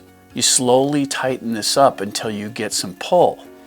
Now, when you hold the body back, so let's say the body's on here and you hold the body, this is just sitting on the ground. You pull the trigger and it spins the disc, but it doesn't spin the tires. There's not enough pull. It's too loose. Okay, so you tighten it up a little bit more until it pulls against your finger and it doesn't spin the tires. That'll give you as much traction as you can get for the environment. Now, if you've got a high traction situation, you can tighten that up even more. But if you tighten it up until it spins the tires as soon as you touch the throttle, it's too much and you'll lose control in the corners. So it's a fine balance of how much do you want this to slip to maintain the traction of where you're running. And that's just this style. This is carpet. When you're racing on concrete, it's way slicker, so you need to loosen this up a lot to maintain your traction. If you're not using a traction compound, that can win you the race. If you're working in carpet and you treat your tires, you can tighten it up quite a bit, and that'll give you that whole shot you're looking for, and it'll give you a lot of speed down the backstretch. But if traction's a thing, that's how you maintain control. And while we're talking about stuff from the past, this is a Losi Triple XT, and we used to race these as well. And this has a dedicated slipper clutch in it. and it's located on the back here. And the beautiful part of this is this doesn't have ball bearings in the slip area. It has actual pads. And of course, we'll pull this apart and show you what that's at too, and that'll be right up here. But there are 2 discs that rub against the pads. Same thing, if you back this off, this will spin without turning the tires. And you can tune this up, tighten it a little bit, get a little slippage, tighten it a little bit more, get a little more pull. Same difference applies. If you're on a slippery surface, say you're running in kind of powdery dirt or something that doesn't have a lot of traction, a real dry time of year and a hard pan surface, that can do it if you don't have the best tires for that situation. In that situation, you'll back this nut off a little bit, lower the traction to the tires. In other words, it won't put so much power to the tires, but you'll still hit the same top speed because the motor and the gearing will still get you there. But that right off the bat, it won't put too much torque to this to cause the tires to break loose. So your car will go and take off as opposed to just frying the tires and getting all squirrely. The slipper clutch here can win you races if you know how to set it up. Set it up so that the tires barely turn under power when you're taking off.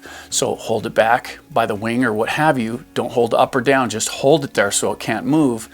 Give it some throttle and see how much pull the car has against your fingers until it spins the tires.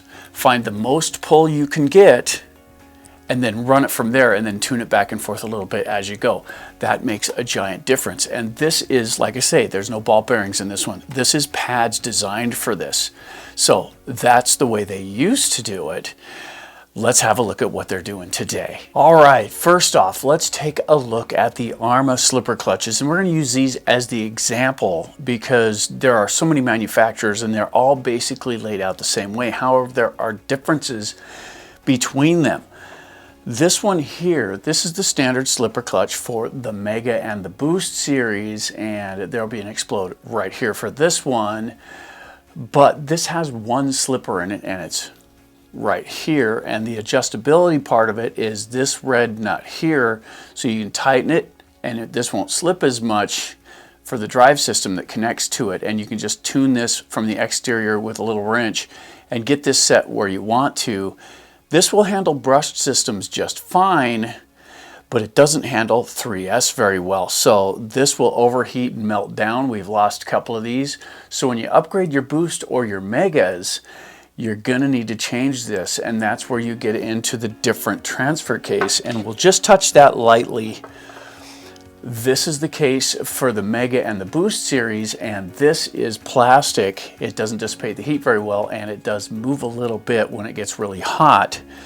The 3S stuff has the aluminum plate on there, and the aluminum plate makes all the difference. That's what holds all this other stuff together. Now the thing is, when you get to the 3S stuff, now we're talking 3 plates, way more metal in there. Look at the aluminum there, the aluminum there, everything's really good. This is the drive hub that runs the center shaft. When you take that off, that allows you access to the adjustment nut here. Now, so the other one had the red nut that you worked from the outside. This one you have to tune from the inside. And for these, it takes a 2mm wrench to run, but this allows you to tune on the inside here, and we'll show you an Explode of this one.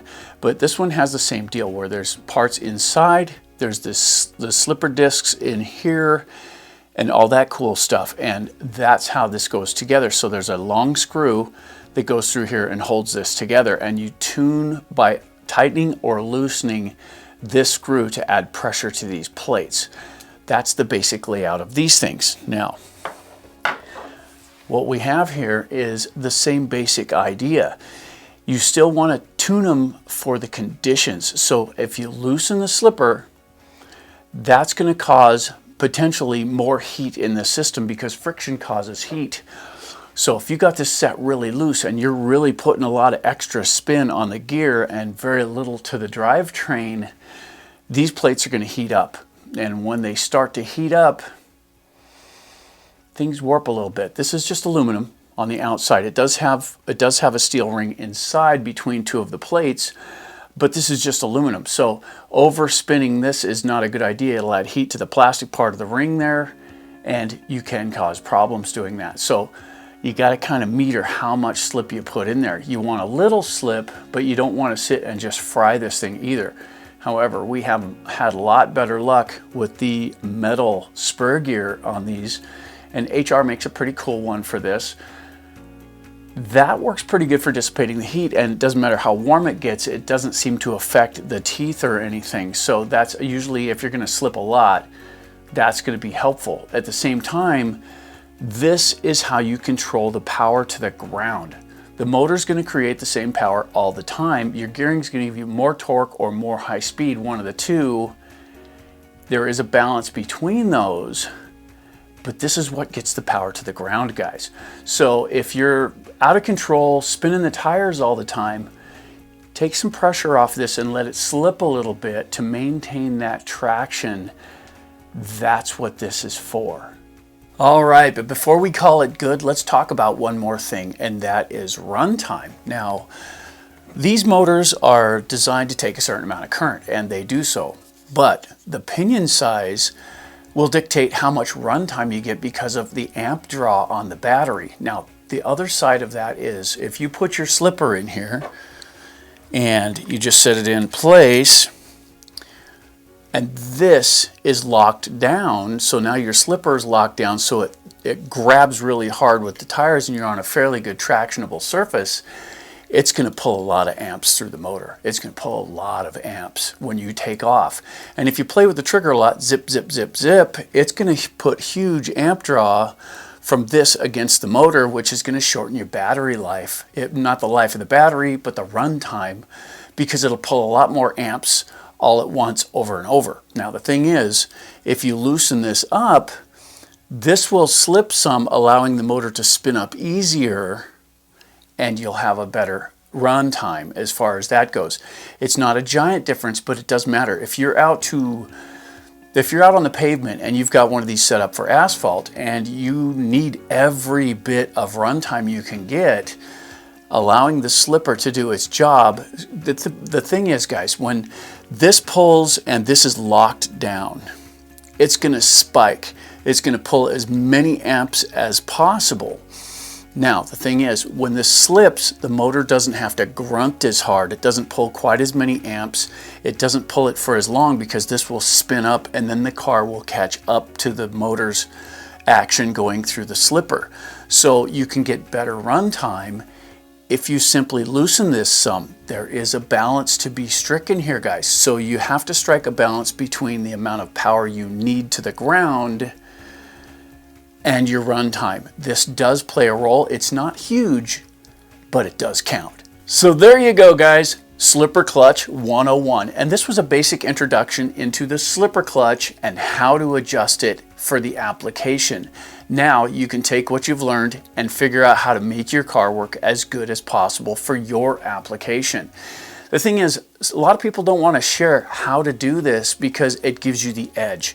When you're out in a track situation, you're racing with a friend and they go around the corner right every time and something seems a little goofy, but you spin all the time, look into the slipper clutch because that can definitely help some. If you overslip it, you won't have the power you need.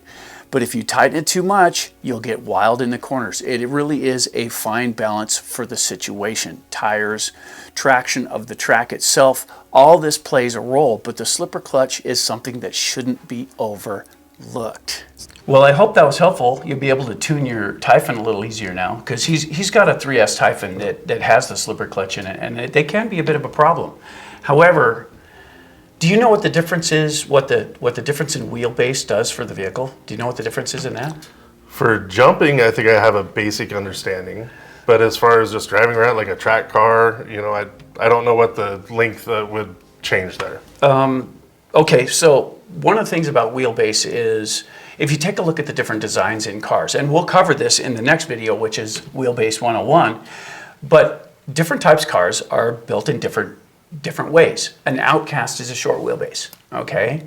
But a Creighton is a medium wheelbase, and the Mojave is a long wheelbase. And a lot of people put the Mojave chassis on the Creighton to give it a long wheelbase. It affects handling, right? So it'll handle different with a longer wheelbase. It also affects rotation when you're in the air. So this should answer a bunch of your questions. This is Wheelbase 101. Hey guys, in this video we're going to go over wheelbase and how that affects the RC you choose. This is Wheelbase 101, and what we'll do here is we'll go over how wheelbase affects the vehicle. You know, there's more to choosing an RC by just what looks cool and that sort of thing. Wheelbase plays a major role, not to mention the class of vehicle you get as well. In this video, we're going to go over the whole works for you, let you know what wheelbase does, how it affects the handling of the vehicle, and so forth. Check this out. Okay, so let's get right into this with car style. Now, there's different styles of cars and the classes are different. This is short course. This is more of a racing buggy style. These are bashers and each one has its own place. This is a buggy. This is a truggy, but this one's been extended, and this one is a full-on bashing truck, which is a monster truck style, but this one has a low center of gravity, which keeps it more in the performance end of things. If you want to get full monster truck, the X-Max, which is a very big truck, has the high center of gravity and is more like a true monster truck, but each one has its place. Now, this is Italian, and this is the XL version. We've stretched it with the Mojave chassis, and that gives it a longer wheelbase, and there's a cool part to that. Now, here's the difference, and this is the wide variety, and we're just going to stick with the 6S platform for ARMA as an example here. This applies to everything, but this here is the Mojave chassis, and it is a very long chassis. This is the Outcast or the Typhon chassis, and see how much shorter this is? It's a much shorter chassis, but it has the same power plant, and that makes a pretty big difference. Now, in this video, we're definitely going to get into that, but the longer the chassis is, the more stable the car is, because let's look at it this way. This is a Typhon, it's a really short car. This is Italian, it's generally the same size as the Creighton, but with the Mojave chassis, it stretches about 1 3/4 inches farther, which gets that weight out more, and this plays a bit of a role in this capacity.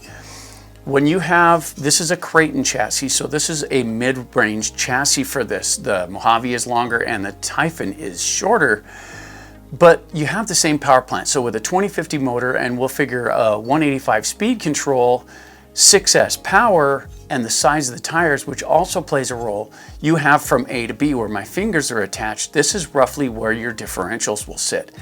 And with that kind of power, when you stand on the throttle, it's going to want to lift because of the inertia from the tires. As you gain that power, those spin up and they put this kind of rotation on the chassis. Okay, that's cool because that gets those really cool wheel stands and everything looks really neat when that happens. But if you stretch this chassis out and you get to the Mojave chassis, now you're moving basically the same weight over a longer distance and it's going to rotate slower. When you get in the air, you're also going to have a slower rotation because the farther you get from center, the more power it takes to rotate that same amount of mass. And like I say, these chassis here all have the same power plant. So you're looking at the same torque rating. The only difference is the weight and size of the tires. Now, the upside to that is on this short chassis, which is the Typhon chassis, this is a really short wheelbase and it has really small tires. Look at the difference in tires here. You can see the Typhon tires are really small in comparison to the Creighton tires, which are also about the same size as this one here. It's got the Outcast tires on it and they weigh quite a bit. They actually have a little more weight to them, and more of that weight is centered on the outside of the tire, which gives it more mass when you try to torque it up, which makes that Outcast stand up. The thing is, the Outcast is on this really short chassis, and that means when you give it throttle, the short chassis is going to stand up real easy because the distance between center from end to end is shorter. So the same horsepower basically is going to have a lot more effect on that shorter chassis. Now that's not a bad thing. That's where it comes into where you need to decide what you want your car for. And that is something you really should think about when trying to choose a car. Unfortunately, there's a lot more to it than that, because when you go to pick an RC, it really does matter what car speaks to you, and that's a thing. You know, if you like the buggy class, this is just a 6S Typhon from Arma, and it is a cool machine, but it has its limitations as to where you can run it because of tire size, length of chassis, and how it handles. When you want to get into rougher terrain, that's where you get into these bigger vehicles, and this is a really cool looking truck. This is a Creighton EXB, and it is a very durable machine once you get a certain amount of upgrade on it. However, with the longer chassis, this still is fully capable of doing wheelies, but it's a bit more controllable than, say, the Outcast with that short wheelbase. It's really difficult just to keep the front wheels on the ground. And if you're trying to do some cool stunting and things of that nature, the longer chassis cars, and this is low to the ground. See how the body has a little different design to it? It's low to the ground, it's sleek, it's fast. This is, out of the box, the fastest one of the three. But we had to stretch the chassis out to see how that would handle, and that made an enormous difference in the car. It rotates much more controllably in the air, and on the ground you can spin the tires without necessarily getting that front end up, but when you put the heavier tires on it like these, it stands up pretty easily. But when you switch it over to, say, the Fire Team tires or something a little lighter like that, you can spin them and take off, and it doesn't necessarily pick those wheels in the front up off the ground, and it makes a pretty enormous difference, and it all plays into wheelbase. But let's say none of these speak to you. Let's say, for example, you want a short course vehicle. Weight matters, but most of those are in the same category as far as wheelbase goes. So the stability of the car is going to be very heavily dependent on the weight of the vehicle. We've got a 6S over here. It weighs a lot more than, say, the 3S. But up top here, we've got three more of those, and each one weighs a little bit different. The heavier weight will get you down on the ground better. It'll ground it. It'll get you a bit more traction. The really light ones can be skittish and a lot harder to control. And wheelbase isn't a thing, but if you want longer wheelbase, that's where you step up to the 7th scale and you go to the Mojave. It's basically the same type of vehicle, but it's got this platform to it, and it has more power, but it's a bigger car, and thus the extra weight and the longer wheelbase make it handle much better. But then again, what about style? Because style makes a big difference. This is the Fire Team, and this is a unique looking vehicle, and if that speaks to you, this is also a long wheelbase vehicle, but it does have its own issues with the weight of the body, the higher center of gravity. It really does handle good, and with the longer wheelbase, it manages to keep the front wheels on the ground good. But if that doesn't speak to you, and none of these do, this is the Losi DBXLE 2.0, and it's a 5th scale car, but as you get bigger, you also get more expensive. That's the way these things work. This one runs in right at about $1,200. These are much more affordable for what they are, and they're still super fast. If you get into this one here, this is the Creighton 8S, and it is a beast of a car too. It's got a fairly long wheelbase to it, but it still can stand up like that because the tires are also larger, which give you that inertia, and that inertia is what causes it to stand or break down onto the nose when you hit the brakes. Still, there's other types of vehicles as well. This is a true representation monster truck. This is Son of a Digger, and this is the Losi LMT, and it's built exactly like a monster truck. Notice how close the wheelbase is though. It's got a really short wheelbase, which allows it to stunt very easily. If you're gonna go out and race, this isn't necessarily the vehicle to take. With the short wheelbase, it really doesn't handle all that well. With a longer wheelbase vehicle, a slightly larger version of this, it probably would handle pretty good, but with the short wheelbase, it definitely affects the handling. So let's take a second and look at all three of these chassis. And like I say, this applies to all the different cars out there, not just these. These are just the samples that we have, and you're gonna see right here the difference in wheelbase. Let's get these sorted out for you so that you can see them in order. We'll try and get the ends here all at the same elevation so you can see the difference in length. The one on your right, which basically the left here, let's get this right here. This one is the Typhon, this one is the Creighton, this one is the Mojave, and they're all the same length at the end, but you can see the difference in chassis length. This one is always going to handle better because it stretches that weight out, which makes it more controllable. This one, which is the Creighton chassis, is kind of middle of the road. It gets the best of both worlds. You can stunt with it and yet still control it for racetrack environments and things of that nature. You can pin it a lot easier without getting those front wheels in the air, which gives you better control.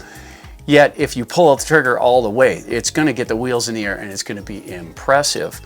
The Outcast runs this short one, and the front wheels are in the air most of the time when you're at 6S. It's a bit more controllable at 4S, but it's really exciting in 6S, and when you get it in the air, this will do triple backflips, where this one might pull a double, and you'll be lucky to pull a single with this one, all with the same size tires. So the rotation on the long chassis is much slower than the rotation on the short chassis. So that brings us to the question, which one do you choose? Well, it really does matter what you plan to use the car for. If you want stunting, the shorter chassis is going to get you there a lot easier. If you want controllability, but you still want some of that stunting ability as well, the mid-range chassis really does hit the point there.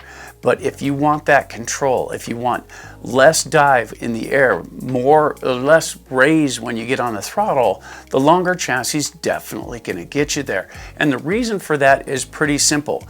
There are three things that really matter to that particular thing: tire size and weight. That is the first one. That really plays a role in how it controls in the air, how it controls on the ground, how everything works within the car, because that weight on the externals is what gives you that pull and torque when you're not touching the ground or when you're full into the brakes. Now, the thing is, that's only part of it.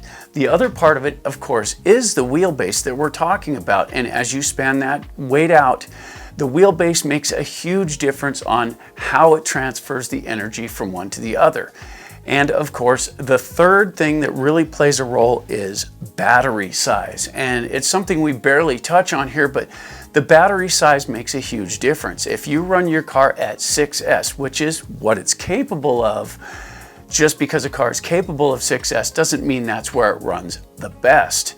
At 6S, generally we break stuff at 6S, but at 6S, these things really shine. And it's not just these. The Sledge from Traxxas, same thing. It doesn't matter the brand, because all of these brands have to go by the same physics. And it's wheelbase length, weight of torque for the tires, and the power plant driving them. If you put 4S on this one, these are really sketchy tires in the air. And the thing is, when you come over a jump and you don't time your brake right to get that nose down, and you come in just a little bit early, you lock those up and it'll roll all the way over on its top because of the tire's inertia. When you stop that weight, that's mass in motion, which transfers it to the chassis, which causes it to rotate over quickly. That's the tires that do that. Now you can counter that a little bit with the length of the wheelbase, but the tires themselves are still going to do that job. The ones on the Creighton, they're lighter, they don't have as much skin weight to them, and so when you brake, it's less than the Outcast ones, so you get less jumpiness on your brakes and your acceleration. So if you're trying to get that nose up, depending on how you leave the ramp, you're going to get more reaction out of these tires from the Outcast than you will from the Creighton tires, and you almost don't notice it at all on the Typhon because those are so small. These are such a small tire, there's not a lot of mass there, and you can brake a lot earlier to get that nose down. But if you come off of the Typhon and do the same thing on the long one at the end, that one's going to land on its top because it's going to rotate over so much faster. That's not the wheelbase's issue as much as it is tire size.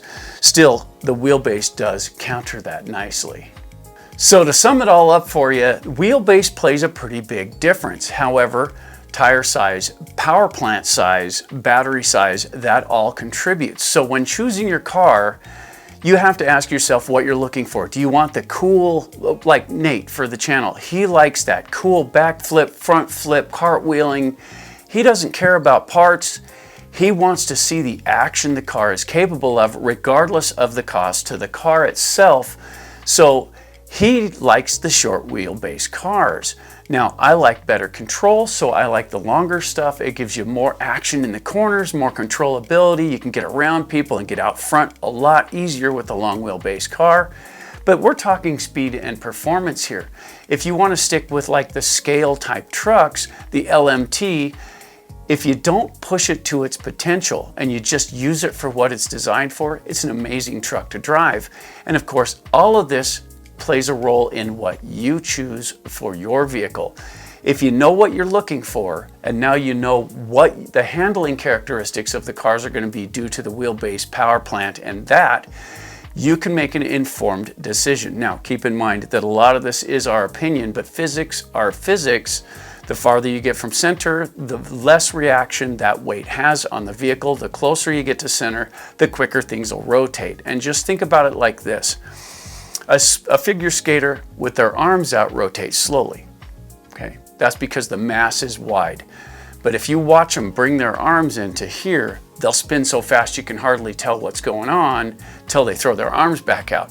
It's the same physics that apply on these. Okay guys, we've gone through a couple different things, wheelbase and shocks and all that's great for handling a car. But I don't know if it's me or my radio, if when I go to turn, am I turning late? Is the radio frequency not getting there? Is it just certain components in the car? So you're talking about latency. Yes. Basically what it comes down to is when you, here, check it out. If you take one of these, this is an RTR radio, okay, the SLT3. This comes with a lot of the ARMA stuff. It comes with these. It comes with all kinds of, everything. So this is Spectrum radio, but the thing is, when you get the older version of this, which was the STX2, it was an awful radio. I loved all the features it had, but it was a terrible radio because you give it input, and you could almost count to 2 before the car would react. Oh, I mean, man. some of them were really bad. I had one that was pretty good. The one that you have in yours, Tina, that one, that's a version 4 one, and you like your STX2, don't you? Yeah. So they weren't all created equal, and they never are. You might get a bad one, but at the same time, that latency, that is a dream killer because you're trying to get to the ramp, but you have to think ahead of your car. It's really hard. And if you want to upgrade, it takes you into something like this, but this is a lot more money, and this is not an RTR radio. So let's find out what to know about these. This is RTR Radios 101. Welcome to RTR Radio Basics 101, and this is the new video in our 101 series covering the radios. Now, these are the RTR radios, which means they're ready to run, or they're the ones that come with the kit, and they're not all created equal. Now, the thing is, this is geared towards new people, so if you're new to the hobby and you just got your radio and you don't know what all the stuff is, this video is geared toward you. We're going to help you understand what all the knobs and switches do. We're going to go over the function of the radio, how to set it up in the car so everything's working properly to get you up and running. This video should be pretty informative. Okay, so let's get right into this. We'll get you right down on the bench and we'll begin going through this right now. Okay, so here are our 4 radios. We're going to start with the SLT3. This is a Spectrum radio, and this comes with the newer ARMA cars, the 3S stuff and all that. This is the XP120, and this comes with a lot of the associated stuff, and it's got a lot more gadgets on it, so we'll go over that one here in a little bit. This is the STX2, and this one came with the earlier versions of some of the ARMA 6S cars and the 3S cars. Pretty good radio, but it's got a really big disconnect between the radio and the car. We'll go over that shortly. And then this is the standard Traxxas radio, and that's the TQI. And that's pretty much a basic radio for all of the Traxxas cars, unless you have one that has more channels and things like that on it. So this is a basic radio here. And this one actually has the link module in it, and this is an add-on feature. So this link module right here allows you to connect it to your phone and do some cool stuff in your phone with it, but we're not going to cover that in this video. That's more of an advanced feature. We're going to go over the basics of what this radio is and what all the switches and knobs do on that one.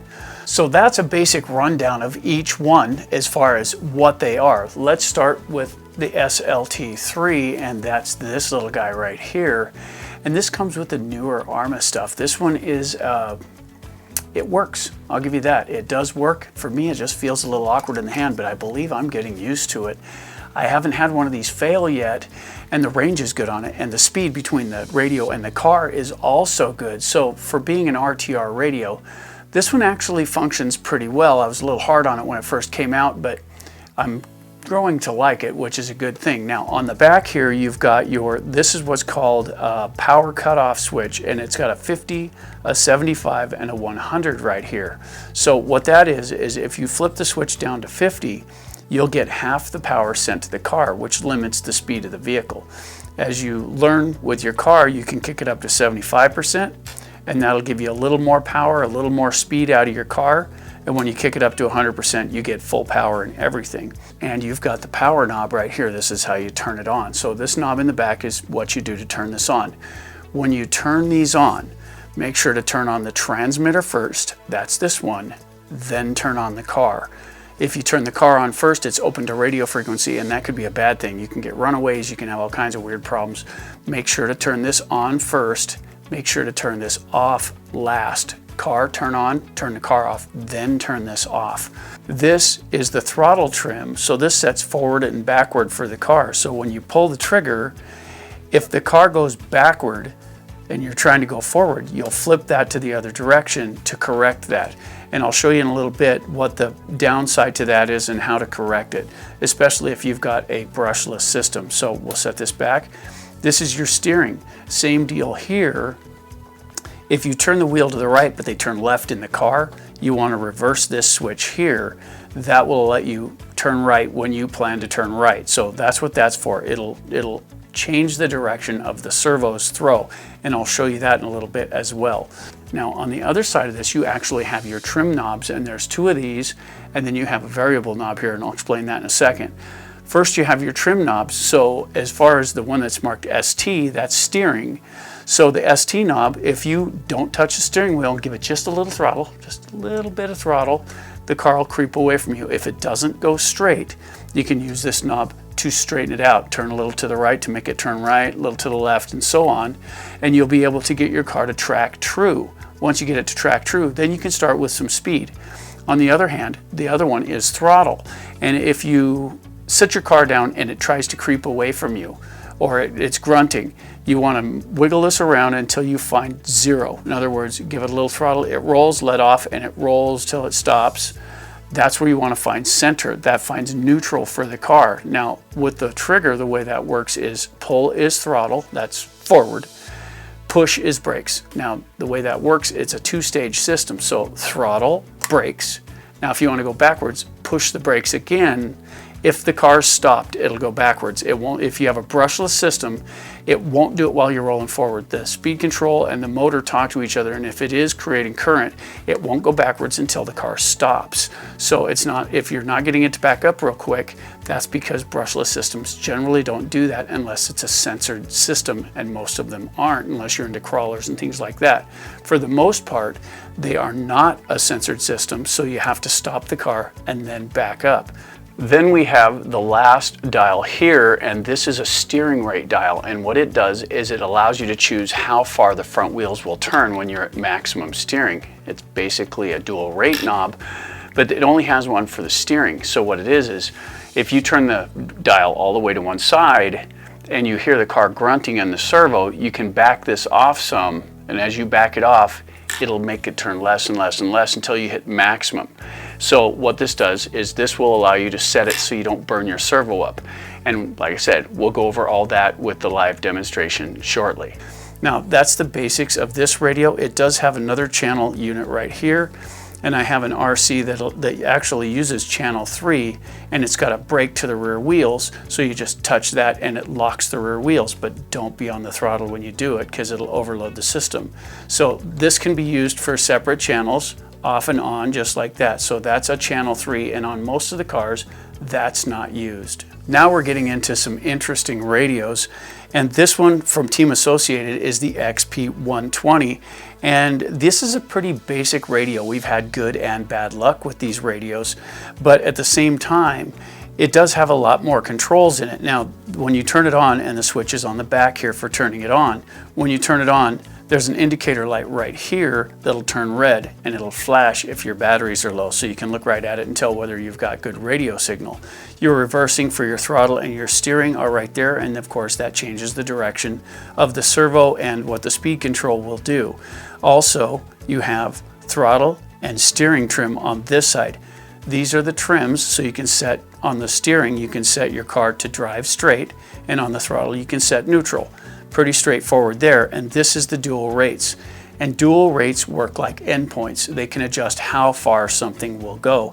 And we have a video that will be right up here. We'll have a link to that showing you what the dual rates go, how they work, and all that cool stuff. So this is the basics of this radio here. So now we have the STX2, and initially I liked this radio. I thought it was a pretty good radio. A lot of my friends have this one, and this one has basically the same layout as this one as far as these are your adjustments for forward and reverse on your servos and your throttle. This is your trims right here, so you've got your throttle and steering trims along this line on it, and then down here you have your dual rates, and that is what we talked about earlier, where this will be like endpoints. You can turn things to where they'll turn farther or less. I recommend checking out the dual rate video when you get there. The on switch is right back here on the bottom, and that's pretty much it. It's a pretty straightforward radio, and a lot of them are this way. Not all of them have the dual rate system in them, but that's not overly necessary a lot of the time. Sometimes the multifunction switch will allow you to set the endpoints on your steering and whatnot if it's not used on something else, or you're not connected to a phone or all that high-tech stuff. These basic radios generally get the job done. However, this one is not a favorite of mine. I've got some friends that really like this radio, but I don't care for this one because there's a pretty good disconnect between the car and the radio. So when you turn this on and you're running, what happens is, if you give it some steering, there's a little bit of a delay before the wheels actually turn, and it's not the servo, it's the radio system itself. There's lag between the two, and that causes issues with trying to, like if you're trying to hit a ramp or go through a certain area, you have to think ahead of your car just a little bit so you can get the car to do what you want it to, and that makes this one just a little bit more difficult to run, but it does function. And if you've never run a high-end radio, this will seem pretty normal to you, but you can definitely do better. The next radio we're going to go after is the TQI, or the Top Qualifier, and this is a Traxxas radio. And this one has some pretty interesting features on it. There's nothing on the back except the link module, and most of them don't come with this, or at the time of filming they didn't. So this one has a basic multifunction knob, and it'll do many different things depending on the car you have it in and whether that car has active vehicle control or not, which is it has a gyro in it that allows it to help itself around a corner. If you don't have that, that works more like a dual rate system, which allows you to control how far your tires will turn. Your trim is right here on this. It does have a self-right button, so if you have, say, the Traxxas Max, you can push and hold this button, the car will rock back and forth if it's on asphalt and try and get back on its wheels. And then you have a menu button here. Pretty straightforward stuff there. There's not a lot extra in this one. They're really basic in my opinion, unless you have this module, which gives you the chance to do some finer tuning on it. Other than that, it's a pretty straightforward radio. All the standard rules apply with brakes and throttle and all that. So that's the TQI radio from Traxxas. All right, it's time for the demonstration, and in this demonstration we're going to use the Centon 4x4 from Arma, and this is a version 1, and it came with, yes, you guessed it, the STX2. I may not be a fan of this one as far as how it reacts and stuff, but it is perfect for showing you all the stuff that these things generally do out of the box, and it doesn't matter whether you get a Red Cat or you get, a Traxxas or an Arma. Function is function, and this will cover all the basics. So we're going to get you down on the bench, and we're going to connect this up, and we're going to get the car running. We'll take the body off, and we'll go through all the setup on this. We'll go ahead and neutralize everything and show you how to set it up from scratch so you can safely do this without hurting yourself. Now, when you do go to start your car for the first time, you want to get it off the ground. That's just how that needs to be done. Get some tires and wheels under it, get it on some boards, a 4x4, whatever you can put it on, to get those tires and wheels off the ground, because if you plug it in, turn it on, and turn this on and it's set wrong, it can take off and get away from you, and that's not a good thing. So let's get down on the bench and we'll get started. Okay, so we've got the battery connected here and we're good to go, but we did switch a couple of things on the car, and what we did here is we wired the motor backwards, and what it is there's 3 wires here on a brushless motor, and that's these 3 right here. And these 3 wires can be hooked up in any order. It's not a big deal. But if you pull the trigger on it, and let's go ahead and turn things on here. So the indicator lights are on, the radio is functioning. Car is on. Nice. Okay, so what it is if you pull the trigger, then the car's going backwards. Now these are rolling backwards and I'm trying to go forward like so. Okay, that you would immediately think that you need to switch this over to reverse. Now whenever you change from one to the other, you have trimming issues, so you'll have to dial your trim down. But before you do that, this is set up the same way as when I turned it on. And if you notice, pulling the trigger is backwards. Now the thing is, if you push and nothing happens and you push again and something happens, pushing is brakes. First one is pushing, so you can pull it forward, wheels are spinning backwards, brakes. Okay. Let's do that again. Okay, one more. Now, the fact that you have to push twice here lets you know that this is set up correctly and you've got an error over here on your motor. So we'll take a second here and we'll switch those back. There we go. And it's just a matter of reconnecting these the right way. Now, not all of these motors are color-coded. And like I say, it's not a big deal. There we go. It's not a big deal if you hook them up a different way, because the way these things operate, it won't hurt the system. So there we go. Now we're hooked up color-coded, but those were color-coded correctly. So that's a good thing there. Turn the radio back on. And the car. There we go. So now when we pull the trigger, it goes forward. Brakes, reverse. So it was actually a wiring issue on the motor, not the radio. However, if you switch it, notice how it's moving? That's where trim comes into play. So if you turn the trim all the way to one side, I get nothing that way because that's reverse. Turning to the left, now it'll creep.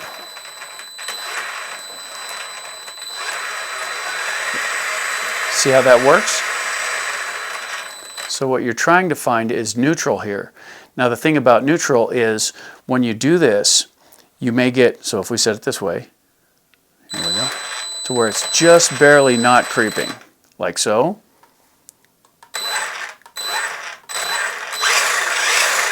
So now it's working backwards still because we reversed it. Okay, so we'll switch it back, and now we'll have to set this. There we go. Now see how it's just barely logging in like that? Back it off a little bit. Throttle. Brakes. The brakes were kind of weak on that. And reverse is really slow. So you want to find a sweet spot in there where you can get your brakes easy. So tuning this is finding the area between reverse and forward so the car will sit there when you want it to, but it'll also respond when you need it to. Okay, so let's go into steering now. And I like to do the throttle first just so I can get the car to sit still before I play with the steering. But on the steering here, if you turn the steering wheel to the right, notice how those turn to the left. That's backwards. Okay, that's not a good thing. So we want to go ahead and go to steering, ST right here for steering, and turn it the other direction. Now it turns the right direction. And the thing about that is you still have trim. So if this thing isn't pointing straight ahead, and these are always towed out a little bit, but if it's not pointing straight ahead, use the steering trim knob to make the wheels point forward so the car will run true. That's a real important bit right there. You want to make sure that your car, when it's running, drives straight away from you when you're not touching the wheel. That gets you the best control out of it. Now the thing about that is This one down here is the steering rate knob. And what that does is, if we turn this all the way down, okay, so the car is going to turn as far as I can get it to turn with the rate down. Okay, so check this out. That's as far as it turns. Okay, you can't hear any noises. That's as far as it turns. But as I turn this knob up, see how it goes farther and farther? Listen to this. Hear it grinding? It's not really grinding, it's grunting. That's the motor in the servo. If you can hear the motor in the servo when you're all the way to one side, you're pulling too hard against it. So listen again, and I'll trim this back until the sound stops.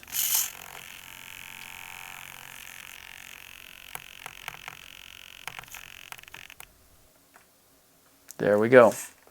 So now I still get full steering, but when I'm holding it all the way to one side like this, it's not trying to burn up the servo.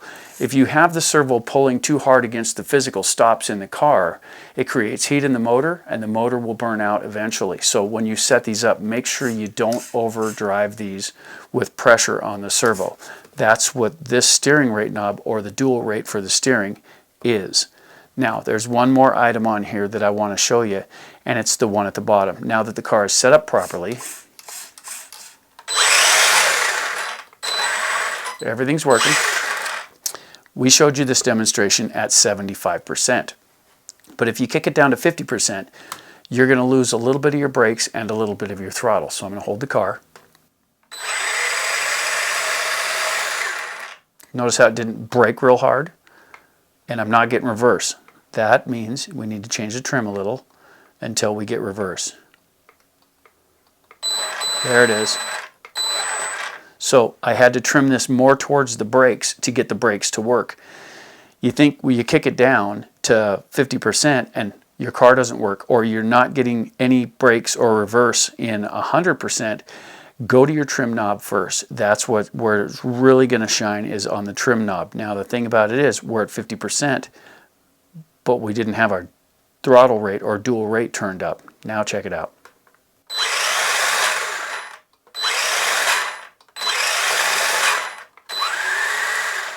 So it's functioning properly, it's just slow. So we kick it up to 75% again, and here we go. Got a lot more snort to it, and it's going to go a lot faster. The brakes are stronger, the throttle, the grunt, it's all stronger when you hit 75%. Now we pump it up to 100%, and the throttle rate is full blast. Here we go again. Check this out. See how fast the wheels stop? That's because you get more brakes and more throttle. So, and then reverse. Oh, looks like we got to set our trim.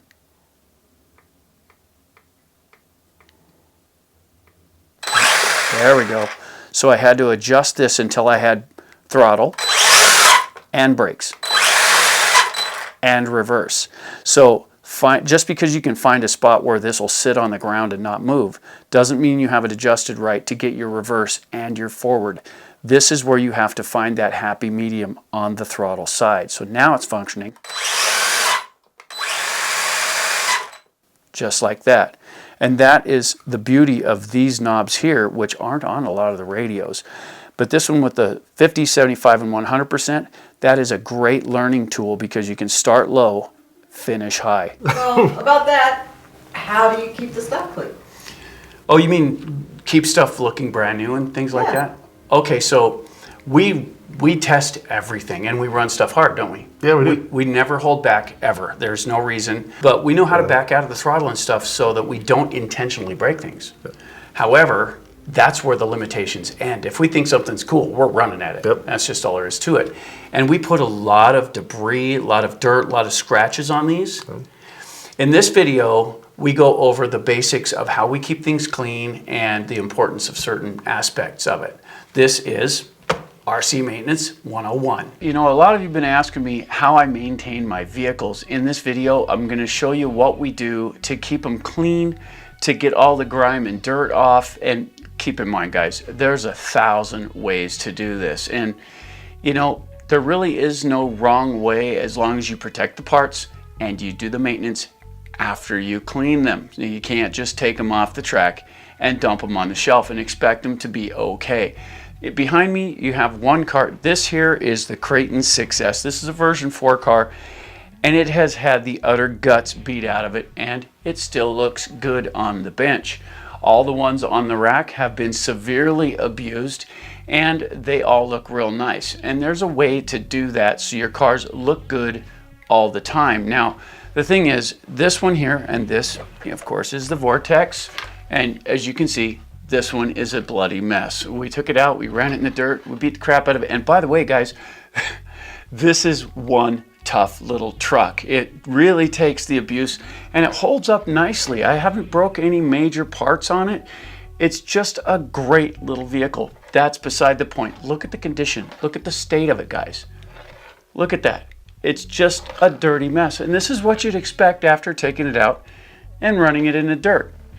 So in this video, what we're going to do is we're going to show you the way we do it around here to keep them looking real nice. We'll go over the little footnotes, things you got to know to keep things, functioning properly, what you have to do after you clean them, and so forth. So as you can see, this car is dirty. It's dirty all over the place, inside and out. So there's several ways you can deal with it. First off, you want to try and dump all the debris out, of course. But also, there's a couple of things. I've seen people do this, and they'll take one of these, and it's just a blower, and just try and blow as much dust and dirt off as you can.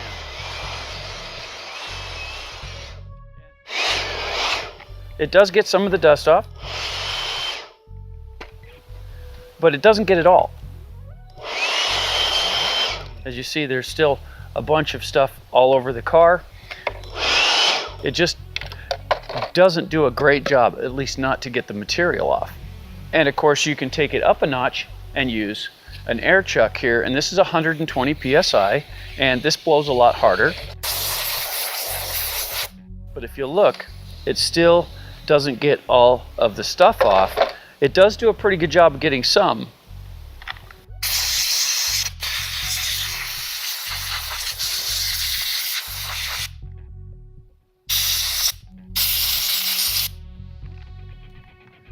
So this is a pretty good one for getting rocks and debris out, but it really doesn't clean the car properly.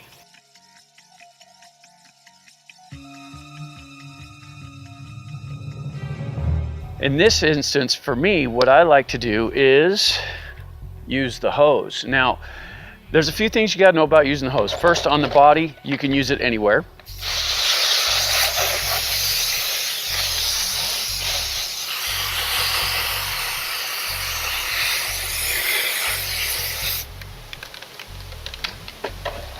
And now you'll see all of the dirt is off, all of it. On the car, there's a few things we got to watch out for inside the car.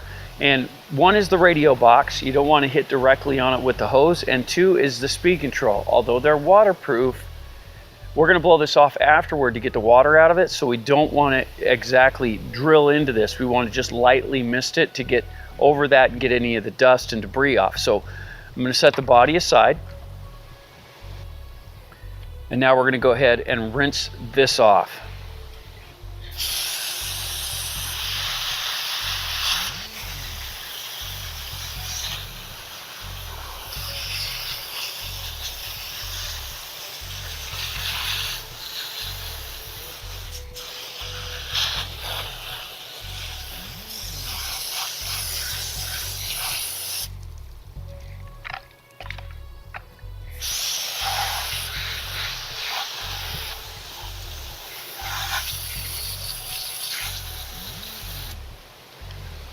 Just like that.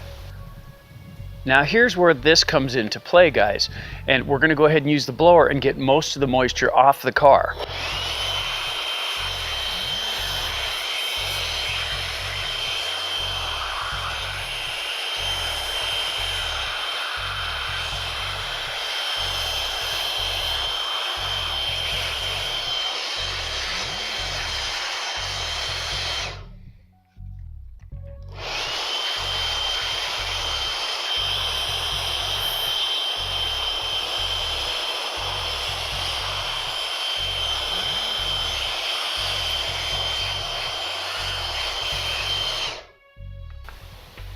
Now I don't expect to get this dry with this. There's another step to that. But what we have right now is a lot less water on the car. I'll do the same thing to the body. Just a quick blast with the blower.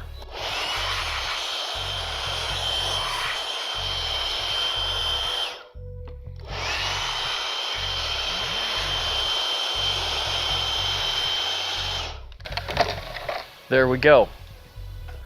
Now what you have is the basic clean for the car. Now we're going to do a much deeper clean and we're going to do some maintenance to it. But what we have right here, guys, is the basic clean for the car. Now we're going to go inside, and I have a setup in there that helps me to dry these out rather quickly. So we'll get inside and we'll check that out. Okay guys, so I've got a fan setup that pulls air underneath the door here. So what I normally do is sit my cars upside down like so, and there's a heavy breeze that comes through here, and this will help dry the car really quickly. So it doesn't have to sit too long. It just sits there long enough to dry up. You want to dry it off as quickly as possible. I run it upside down because I want the water to drip away from the radio box and the speed control. Once that's done, and I know guys, everyone's going to say stuff like, you know, you're going to ruin the bearings and stuff. We'll address that, believe me. Right now, we just want this car to dry out. It could take anywhere from 20 minutes to an hour, hour and a half. I try not to speed this up much with the blowguns because that's how you drive moisture into the bearings, that's how you drive moisture into the radio, the speed control, and so on. So we let this dry naturally, then we'll get on with the maintenance. Okay guys, the car is dried off and it's back inside. Take a look at this. Everything is sweet, everything is dry, and it's in pretty good condition. Now, the cool part about this is inside, right? Outside, all dry, no issues, and that's from the air flowing over the chassis with it upside down. The water runs away from all the components, and the wind tracking through there eliminates the moisture pretty rapidly. And if you'll notice, I don't know if you can see this on the camera guys, it hasn't had time to put any rust on any of the bolts, which means there's no rust on any of the components, because usually these little black screw heads are what rust up first. There's absolutely none on here. So now is the time to get on with our maintenance. So let's get you down on the bench and let's get started. Okay guys, let's go ahead and get the wheels and tires off first because I want to have access to the bearings and the outer hubs. So we're going to go ahead and take these off.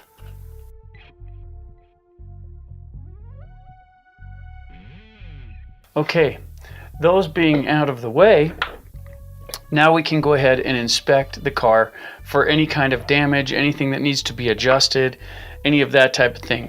Having a look at the travel on the suspension, the fronts still feel a little spongy, but keep in mind guys, the car's upside down, which means the air cavities are right up at the plunger. When you turn them the other way around, they'll feel a little bit different. And that's because the air cavity will be at the top, not down at the bottom. So let's go ahead and block this up like so, and we'll give this a feel. That's better. This one here, it's dry and there's oil, so we're gonna have to rebuild that shock, at least fill it again. Everything else looks pretty good that way, so we'll go ahead and get this shock off. I'm not going to film that. It's simply a shock replacement, so that's not a huge deal. We got to get that remounted, so we'll do that. Well guys, that's kind of how that goes. You know, that's what you do these inspections for. This shock right here is leaking a bit and it needs a little bit of attention. That's something that is, I've done different videos covering that, so that won't be in this one. Just know guys that we are doing the maintenance on the shock while we have the thing tore down. Now, the reason we turned this upside down, and it's a real simple thing guys, the reason we turned it upside down and took the wheels off is we need access to these bearings because we did get everything wet. And when you get it wet, you have to do something to prevent any kind of corrosion. So I like to use silicone lube. It's this kind right here. It's a pretty good brand, brand notwithstanding. Silicone lube dries, so it's not like using WD-40 where you spray it on and it stays moist. The problem with the stuff that stays moist, guys, is when you spray it on there, it'll attract dust. So it'll actually cake more dirt into the components that you want to keep dry, and it will cause more issues in the long run. This dries, so it does not attract dust once it's dry. However, it will prevent rust and it will do the job we want it to. It's great lubrication, and it seems to be built specifically for this. So the brand's not important, guys. It's the silicone lubricant that counts. And guys, since we're going to be working with lubricants and things of that nature, we're going to go ahead and put on some rubber gloves to protect ourselves from the oils and whatnot. Keep in mind that you can absorb these oils into the skin, and it can cause health issues. So I highly recommend wearing these whenever you get into that oily stuff. It's just good prevention, and it may not feel like you're doing damage, but in the long run it can cause problems. So let's go ahead and stay isolated from that. Okay guys, now that we've got the shock back in place and it's cleaned up and dialed back in and it's ready to go. Now that we have that particular part done, we're going to go ahead and we're going to start lubing out all the bolts and the bearings and all that stuff. And there's several of them in there that you may not think need it, but we're going to go ahead and itemize these for you and show what they are. And what it is right out here in the ends, there are twin bearings in each one. That's part of the reason we took the wheels off, so we can get to the outside ones. Now the nice thing is, inside here the bearings are captured and the end is sealed, so unless we submerge it, we shouldn't have a problem with that one. Also, there's an input shaft bearing here, there's one here, there's output shaft bearings on the outsides of the differentials there, and we definitely want to make sure and get some lube down in there. Now, we didn't drill it with the hose, so it shouldn't have driven much moisture into there, so it shouldn't take a lot to prevent any kind of rust damage. Also, anywhere you've got a protruding screw, what I mean by that is all these little black screw heads, we want to make sure and get a nice coat on all of those to prevent any kind of rusting. So we're just going to go ahead and hop right into this, and we're going to go ahead and start at the bottom, and we're going to lube this out. So let's go ahead and do that. And it's pretty simple procedure, guys. I just hose it down and rub it in.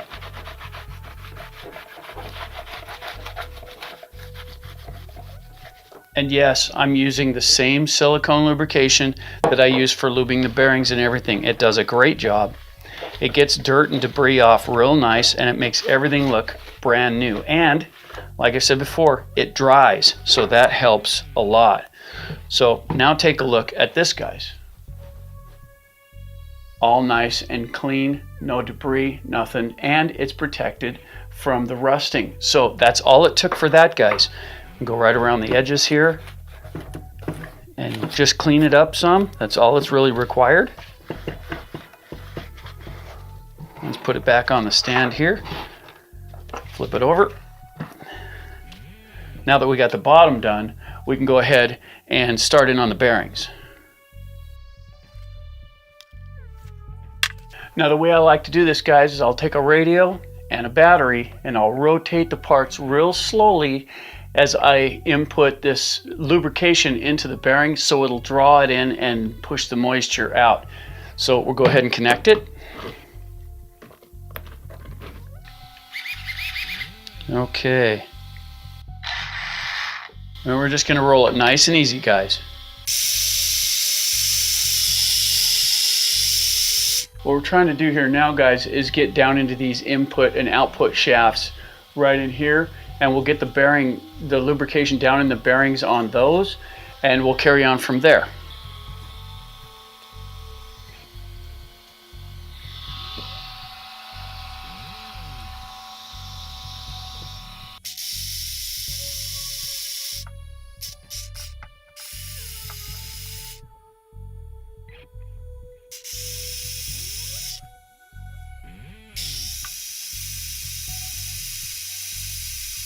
Okay, now for the input shafts.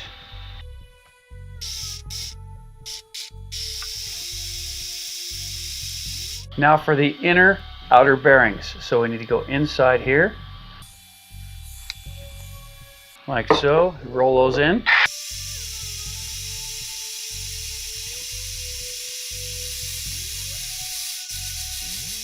All right, that done. Now we can go ahead and wipe down the top of the car, and we've got some oil here that we can use. And we're just gonna clean the plastic is what we're up to here, guys. Get it all cleaned up nice, absorb as much of that lube as we can, get it picked up. It will dry, but that's no reason to leave puddles. So try and clean everything up that you can.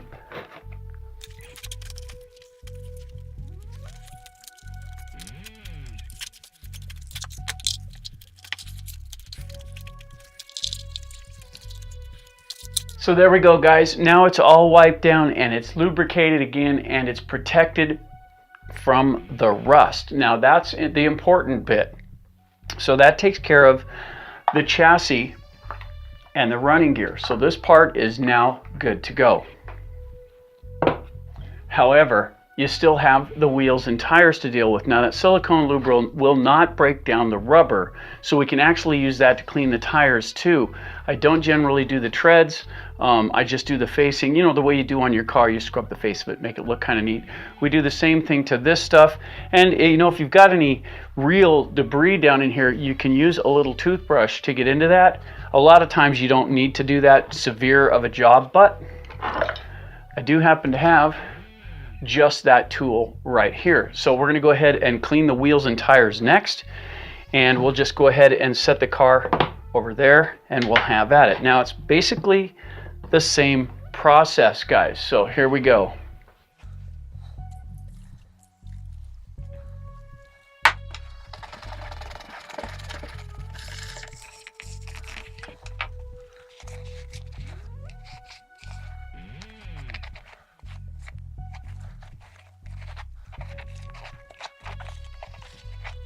Okay, so there's one, guys. Nice and neat.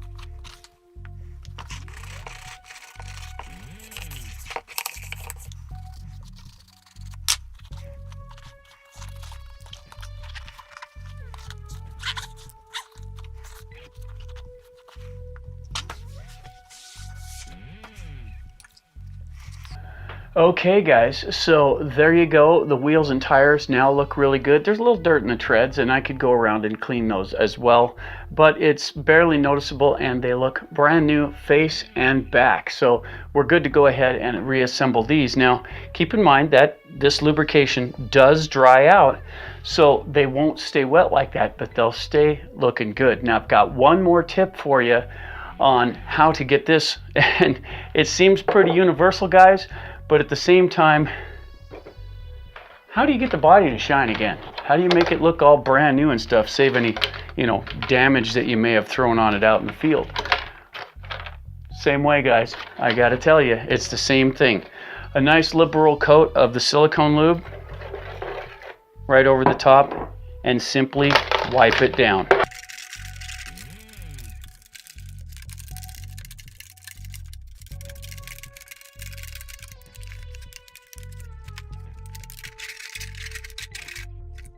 Look at that, guys.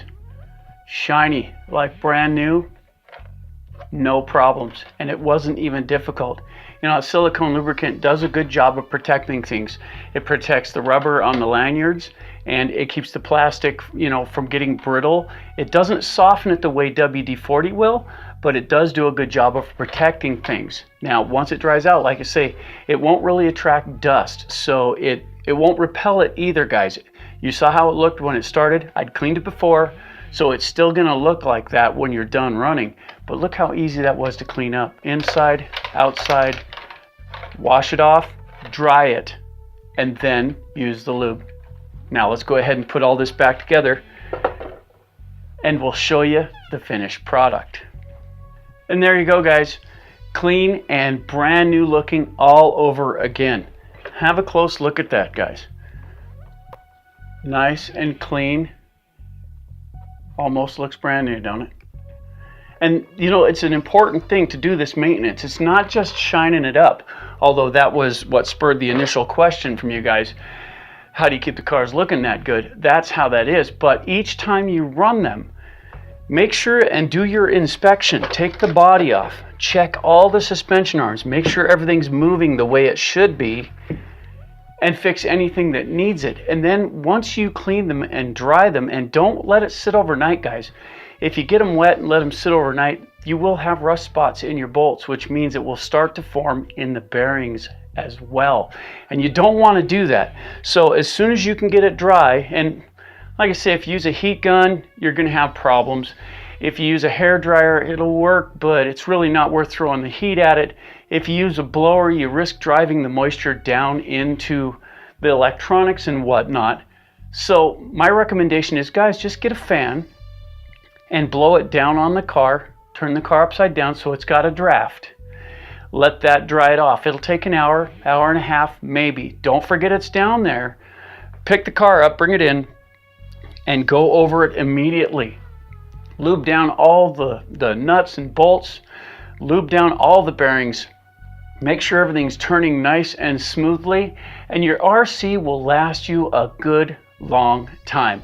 Keep in mind, guys, this is my opinion on this. This is the way I've been doing it for 30 plus years, and I've yet to have a car fail. Keep in mind that if you're going to use the hose, and this is a full disclaimer here, guys, if you're going to use a hose, be absolutely certain your radio is in a waterproof box. If not, a waterproof receiver. Those are coming out now. And make sure that your speed control is also waterproof. If your kit is not waterproofed, do not use the hose. Okay, you'll have to suffer along with air hose and using the silicone lube to try and clean it all out. It's a little messy doing that, but it does work, and it's a lot better than having electronic problems in the future. So if you have one of the newer cars and it can be run through puddles, and I tell you, I dropped that right into a puddle and submerged it completely and pinned it, and it came right out. No problems, no issues. This is a very waterproof machine, and yet I still avoid the speed control. You know, I avoid getting that wet. I do let it mist lightly on it, because if it'll take submerging, guys, you can lightly hit it. But once you get it wet, don't drive the water down into the electronics with the air hose, because there are little cracks, and you know that epoxy comes around the wiring cups and all that, and there is the potential for little areas in there where you can drive the moisture down inside. So that is to be avoided. The upside is when the electronics are working, it creates a lot of heat, and it can let any extra moisture evaporate rapidly as long as it's not driven down inside. That's where you can cause problems.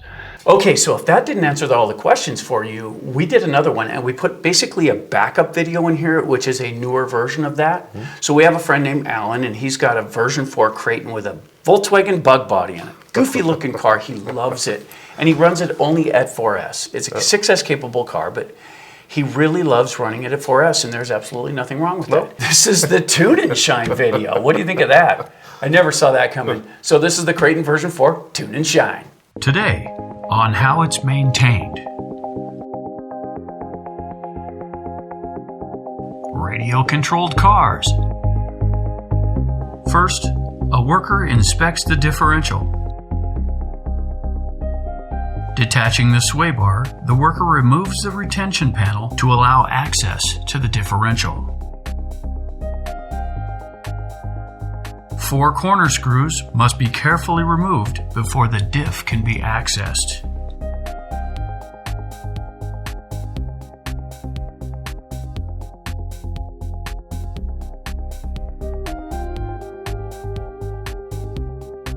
The worker then removes the panel, followed by a quick inspection.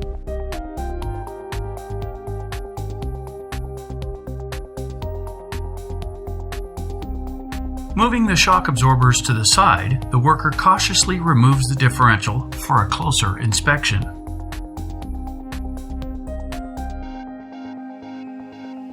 A shim is needed to remove excess slop from the gearing. Using a cautious hand, the worker installs the shim.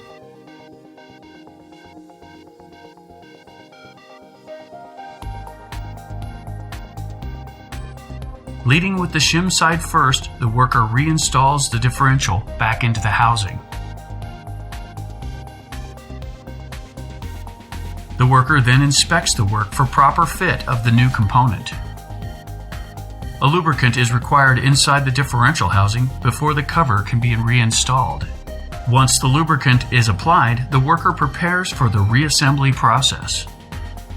Aligning the cover plate with the housing, the worker slips the part into place. The screws are then reinstalled.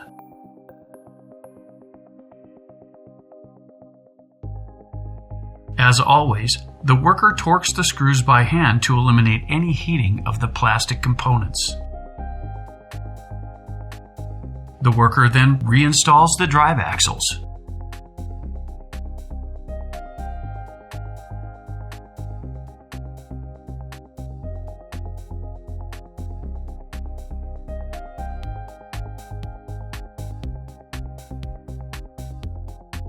And reconnects the sway bar.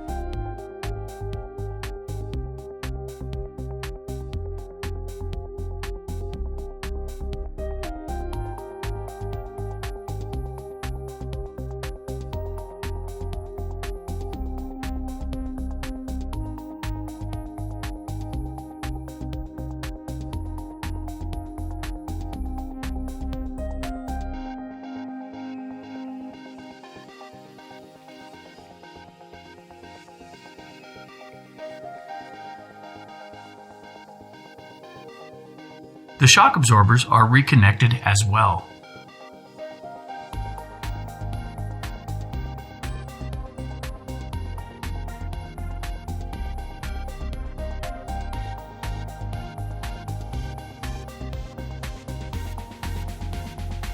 After a final inspection, the worker cleans up the model, removing dirt and debris by hand.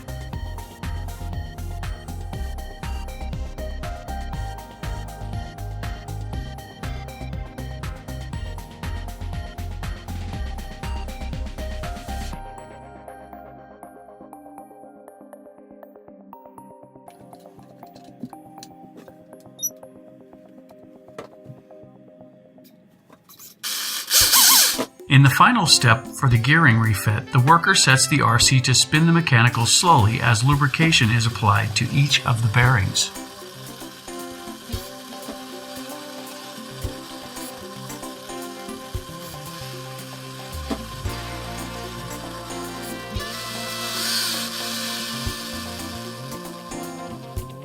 All right, so we walked through the gearing and everything seems to be working pretty good. We did have to shim the rear differential. The front one was in good shape. We didn't show you that one because there was really nothing to do and it was the same as the rear. We just shimmed the rear only, so that was fine.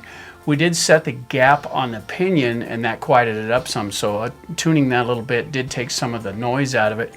It's actually pretty quiet now, which is pretty cool. Now we're going to put the wheels and tires back on it and we're going to show you how to make it pretty. Having the mechanical work completed, the worker reinstalls the tires and wheels.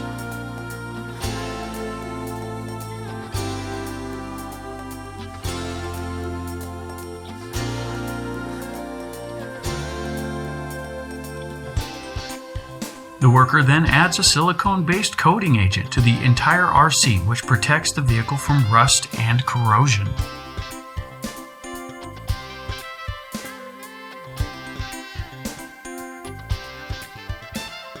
Working by hand, the worker works the coating fluid down into the suspension and chassis, creating an even coat throughout the vehicle. This coating dries in place, creating a sheen that catches the eye and does not attract dirt or dust.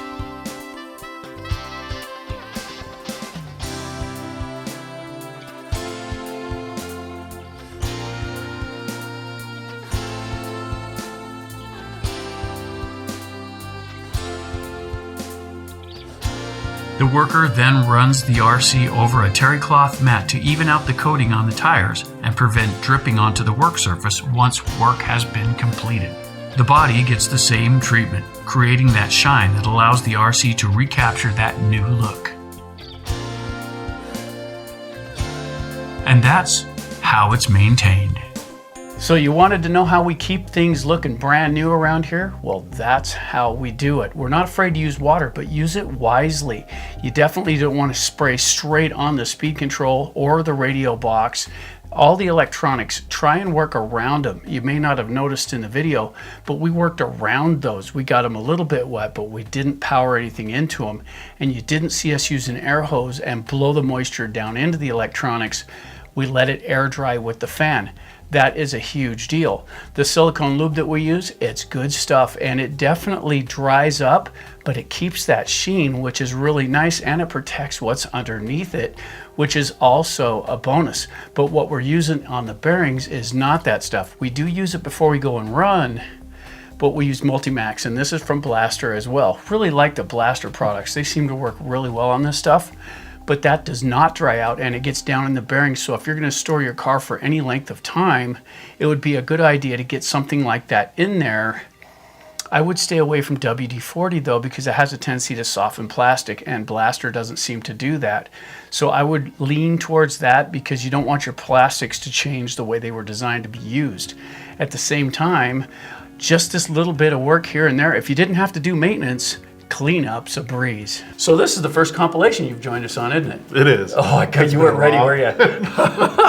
Perfect. Well, this is the first compilation that he's joined us on, and that's pretty cool that you're here. I miss it. I loved being a part of it. Welcome back to the channel. You've always been a part of it. Always. Robert's always been a part of it. Even when we're apart, we're still a team, and that's the way it goes. And of course, our director Tina is sitting over in the corner. Say hi. Hello. And we're all trying to get this together for those of you that enjoy, one, having these run in the background. It's just always cool.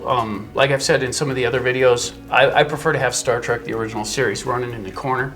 I don't have to watch it, I just listen to it. And a lot of people in the comments say how much they like the long format videos. Did you know that? I did not. Yeah, they love the long format videos because they can turn them on and just wrench. Just go. Yeah, and it's, the upside to that is if I'm working on this one, and these cars don't mean anything, they're just show, right? Yeah. But if I'm wrenching on this one, I'm not wrenching alone if I got a video next to me with someone else doing the same thing. And that's kind of the idea behind it. That's why we've embraced the compilations. For those of you that enjoy this in the background, that's what's really cool. So I would like to thank everyone for staying to the end. This one was over 6 hours long, can you believe it? It's like a sleepy time video. This is gonna put you to sleep. It's been a minute. It's definitely gonna do that. If you haven't already, don't forget to bash that like button and help our content spread. We work really hard on these videos so that we can help our community, and that's really everything this is based on. We are based completely on helping the new community. And the thing about it is if there's a car that we don't have, we only buy the cars that we think are cool. So if we're missing one, you can probably figure out why it's not on the channel, because if we're gonna throw our money at it, we're gonna throw money that we can afford at the car. Still, to that end, the memberships are open, and the memberships are not, and there's a couple different levels, you don't have to spend a lot. But the memberships are simply to help us afford to keep going, because there's a lot more to this than just that car. There's the cameras, the sound gear, the light gear, everything, the 3 different studios. We put a lot into this so that we can help the new people to the community. And you joining the membership, that lets you be a part of it as well. So join if you want to, watch if you don't want to join, it's all good. So if you have anything you'd like to add to these videos, be it the first one or the last one, what do we do, Rob? You put it in the comments. You get down in the comments below and help others along the way. For AJ Jam Studios, I'm AJ, that's Rob, that's Tina. Hello. Keep wrenching. Let's see what you can do, okay? Okay. So, we need the same wording except for the name. Same cadence and volume, because we're going to put this on the computer and check the audio levels. Okay, so. Hi, I'm Andy. Hi, I'm Andy. No. That's not correct. That's not correct. That is not how you Is that do not it. what he said? You can use your own name. Ah, damn it. It up, didn't you? For goodness sake. Tina, are you okay over there? I followed the rules. Was it? What he said. Okay, so I'm sorry. I expected you to at least be able to interpret the proper ruling for stuff like this. So let's try it again. Hi, I'm AJ. Hi, I'm Robert. And you are? Tina. That's Tina. She's sitting 10 feet away? Yeah. keeping an eye on things. She's actually the acting director for the day, so this is good. Okay, so I'm going to say something, try to match my cadence and volume. Hi, I'm AJ. And I'm Rob. Okay, so much for hi. I'm just kind of Hi, hoping I'm Rob. That was nice. There you go. So now what we're trying. I'm Robert. In this video, we're going to. In this video, we're going to. Oh, very good. That was good. I do like it. I do like it. You know, you get pretty good at this. So you really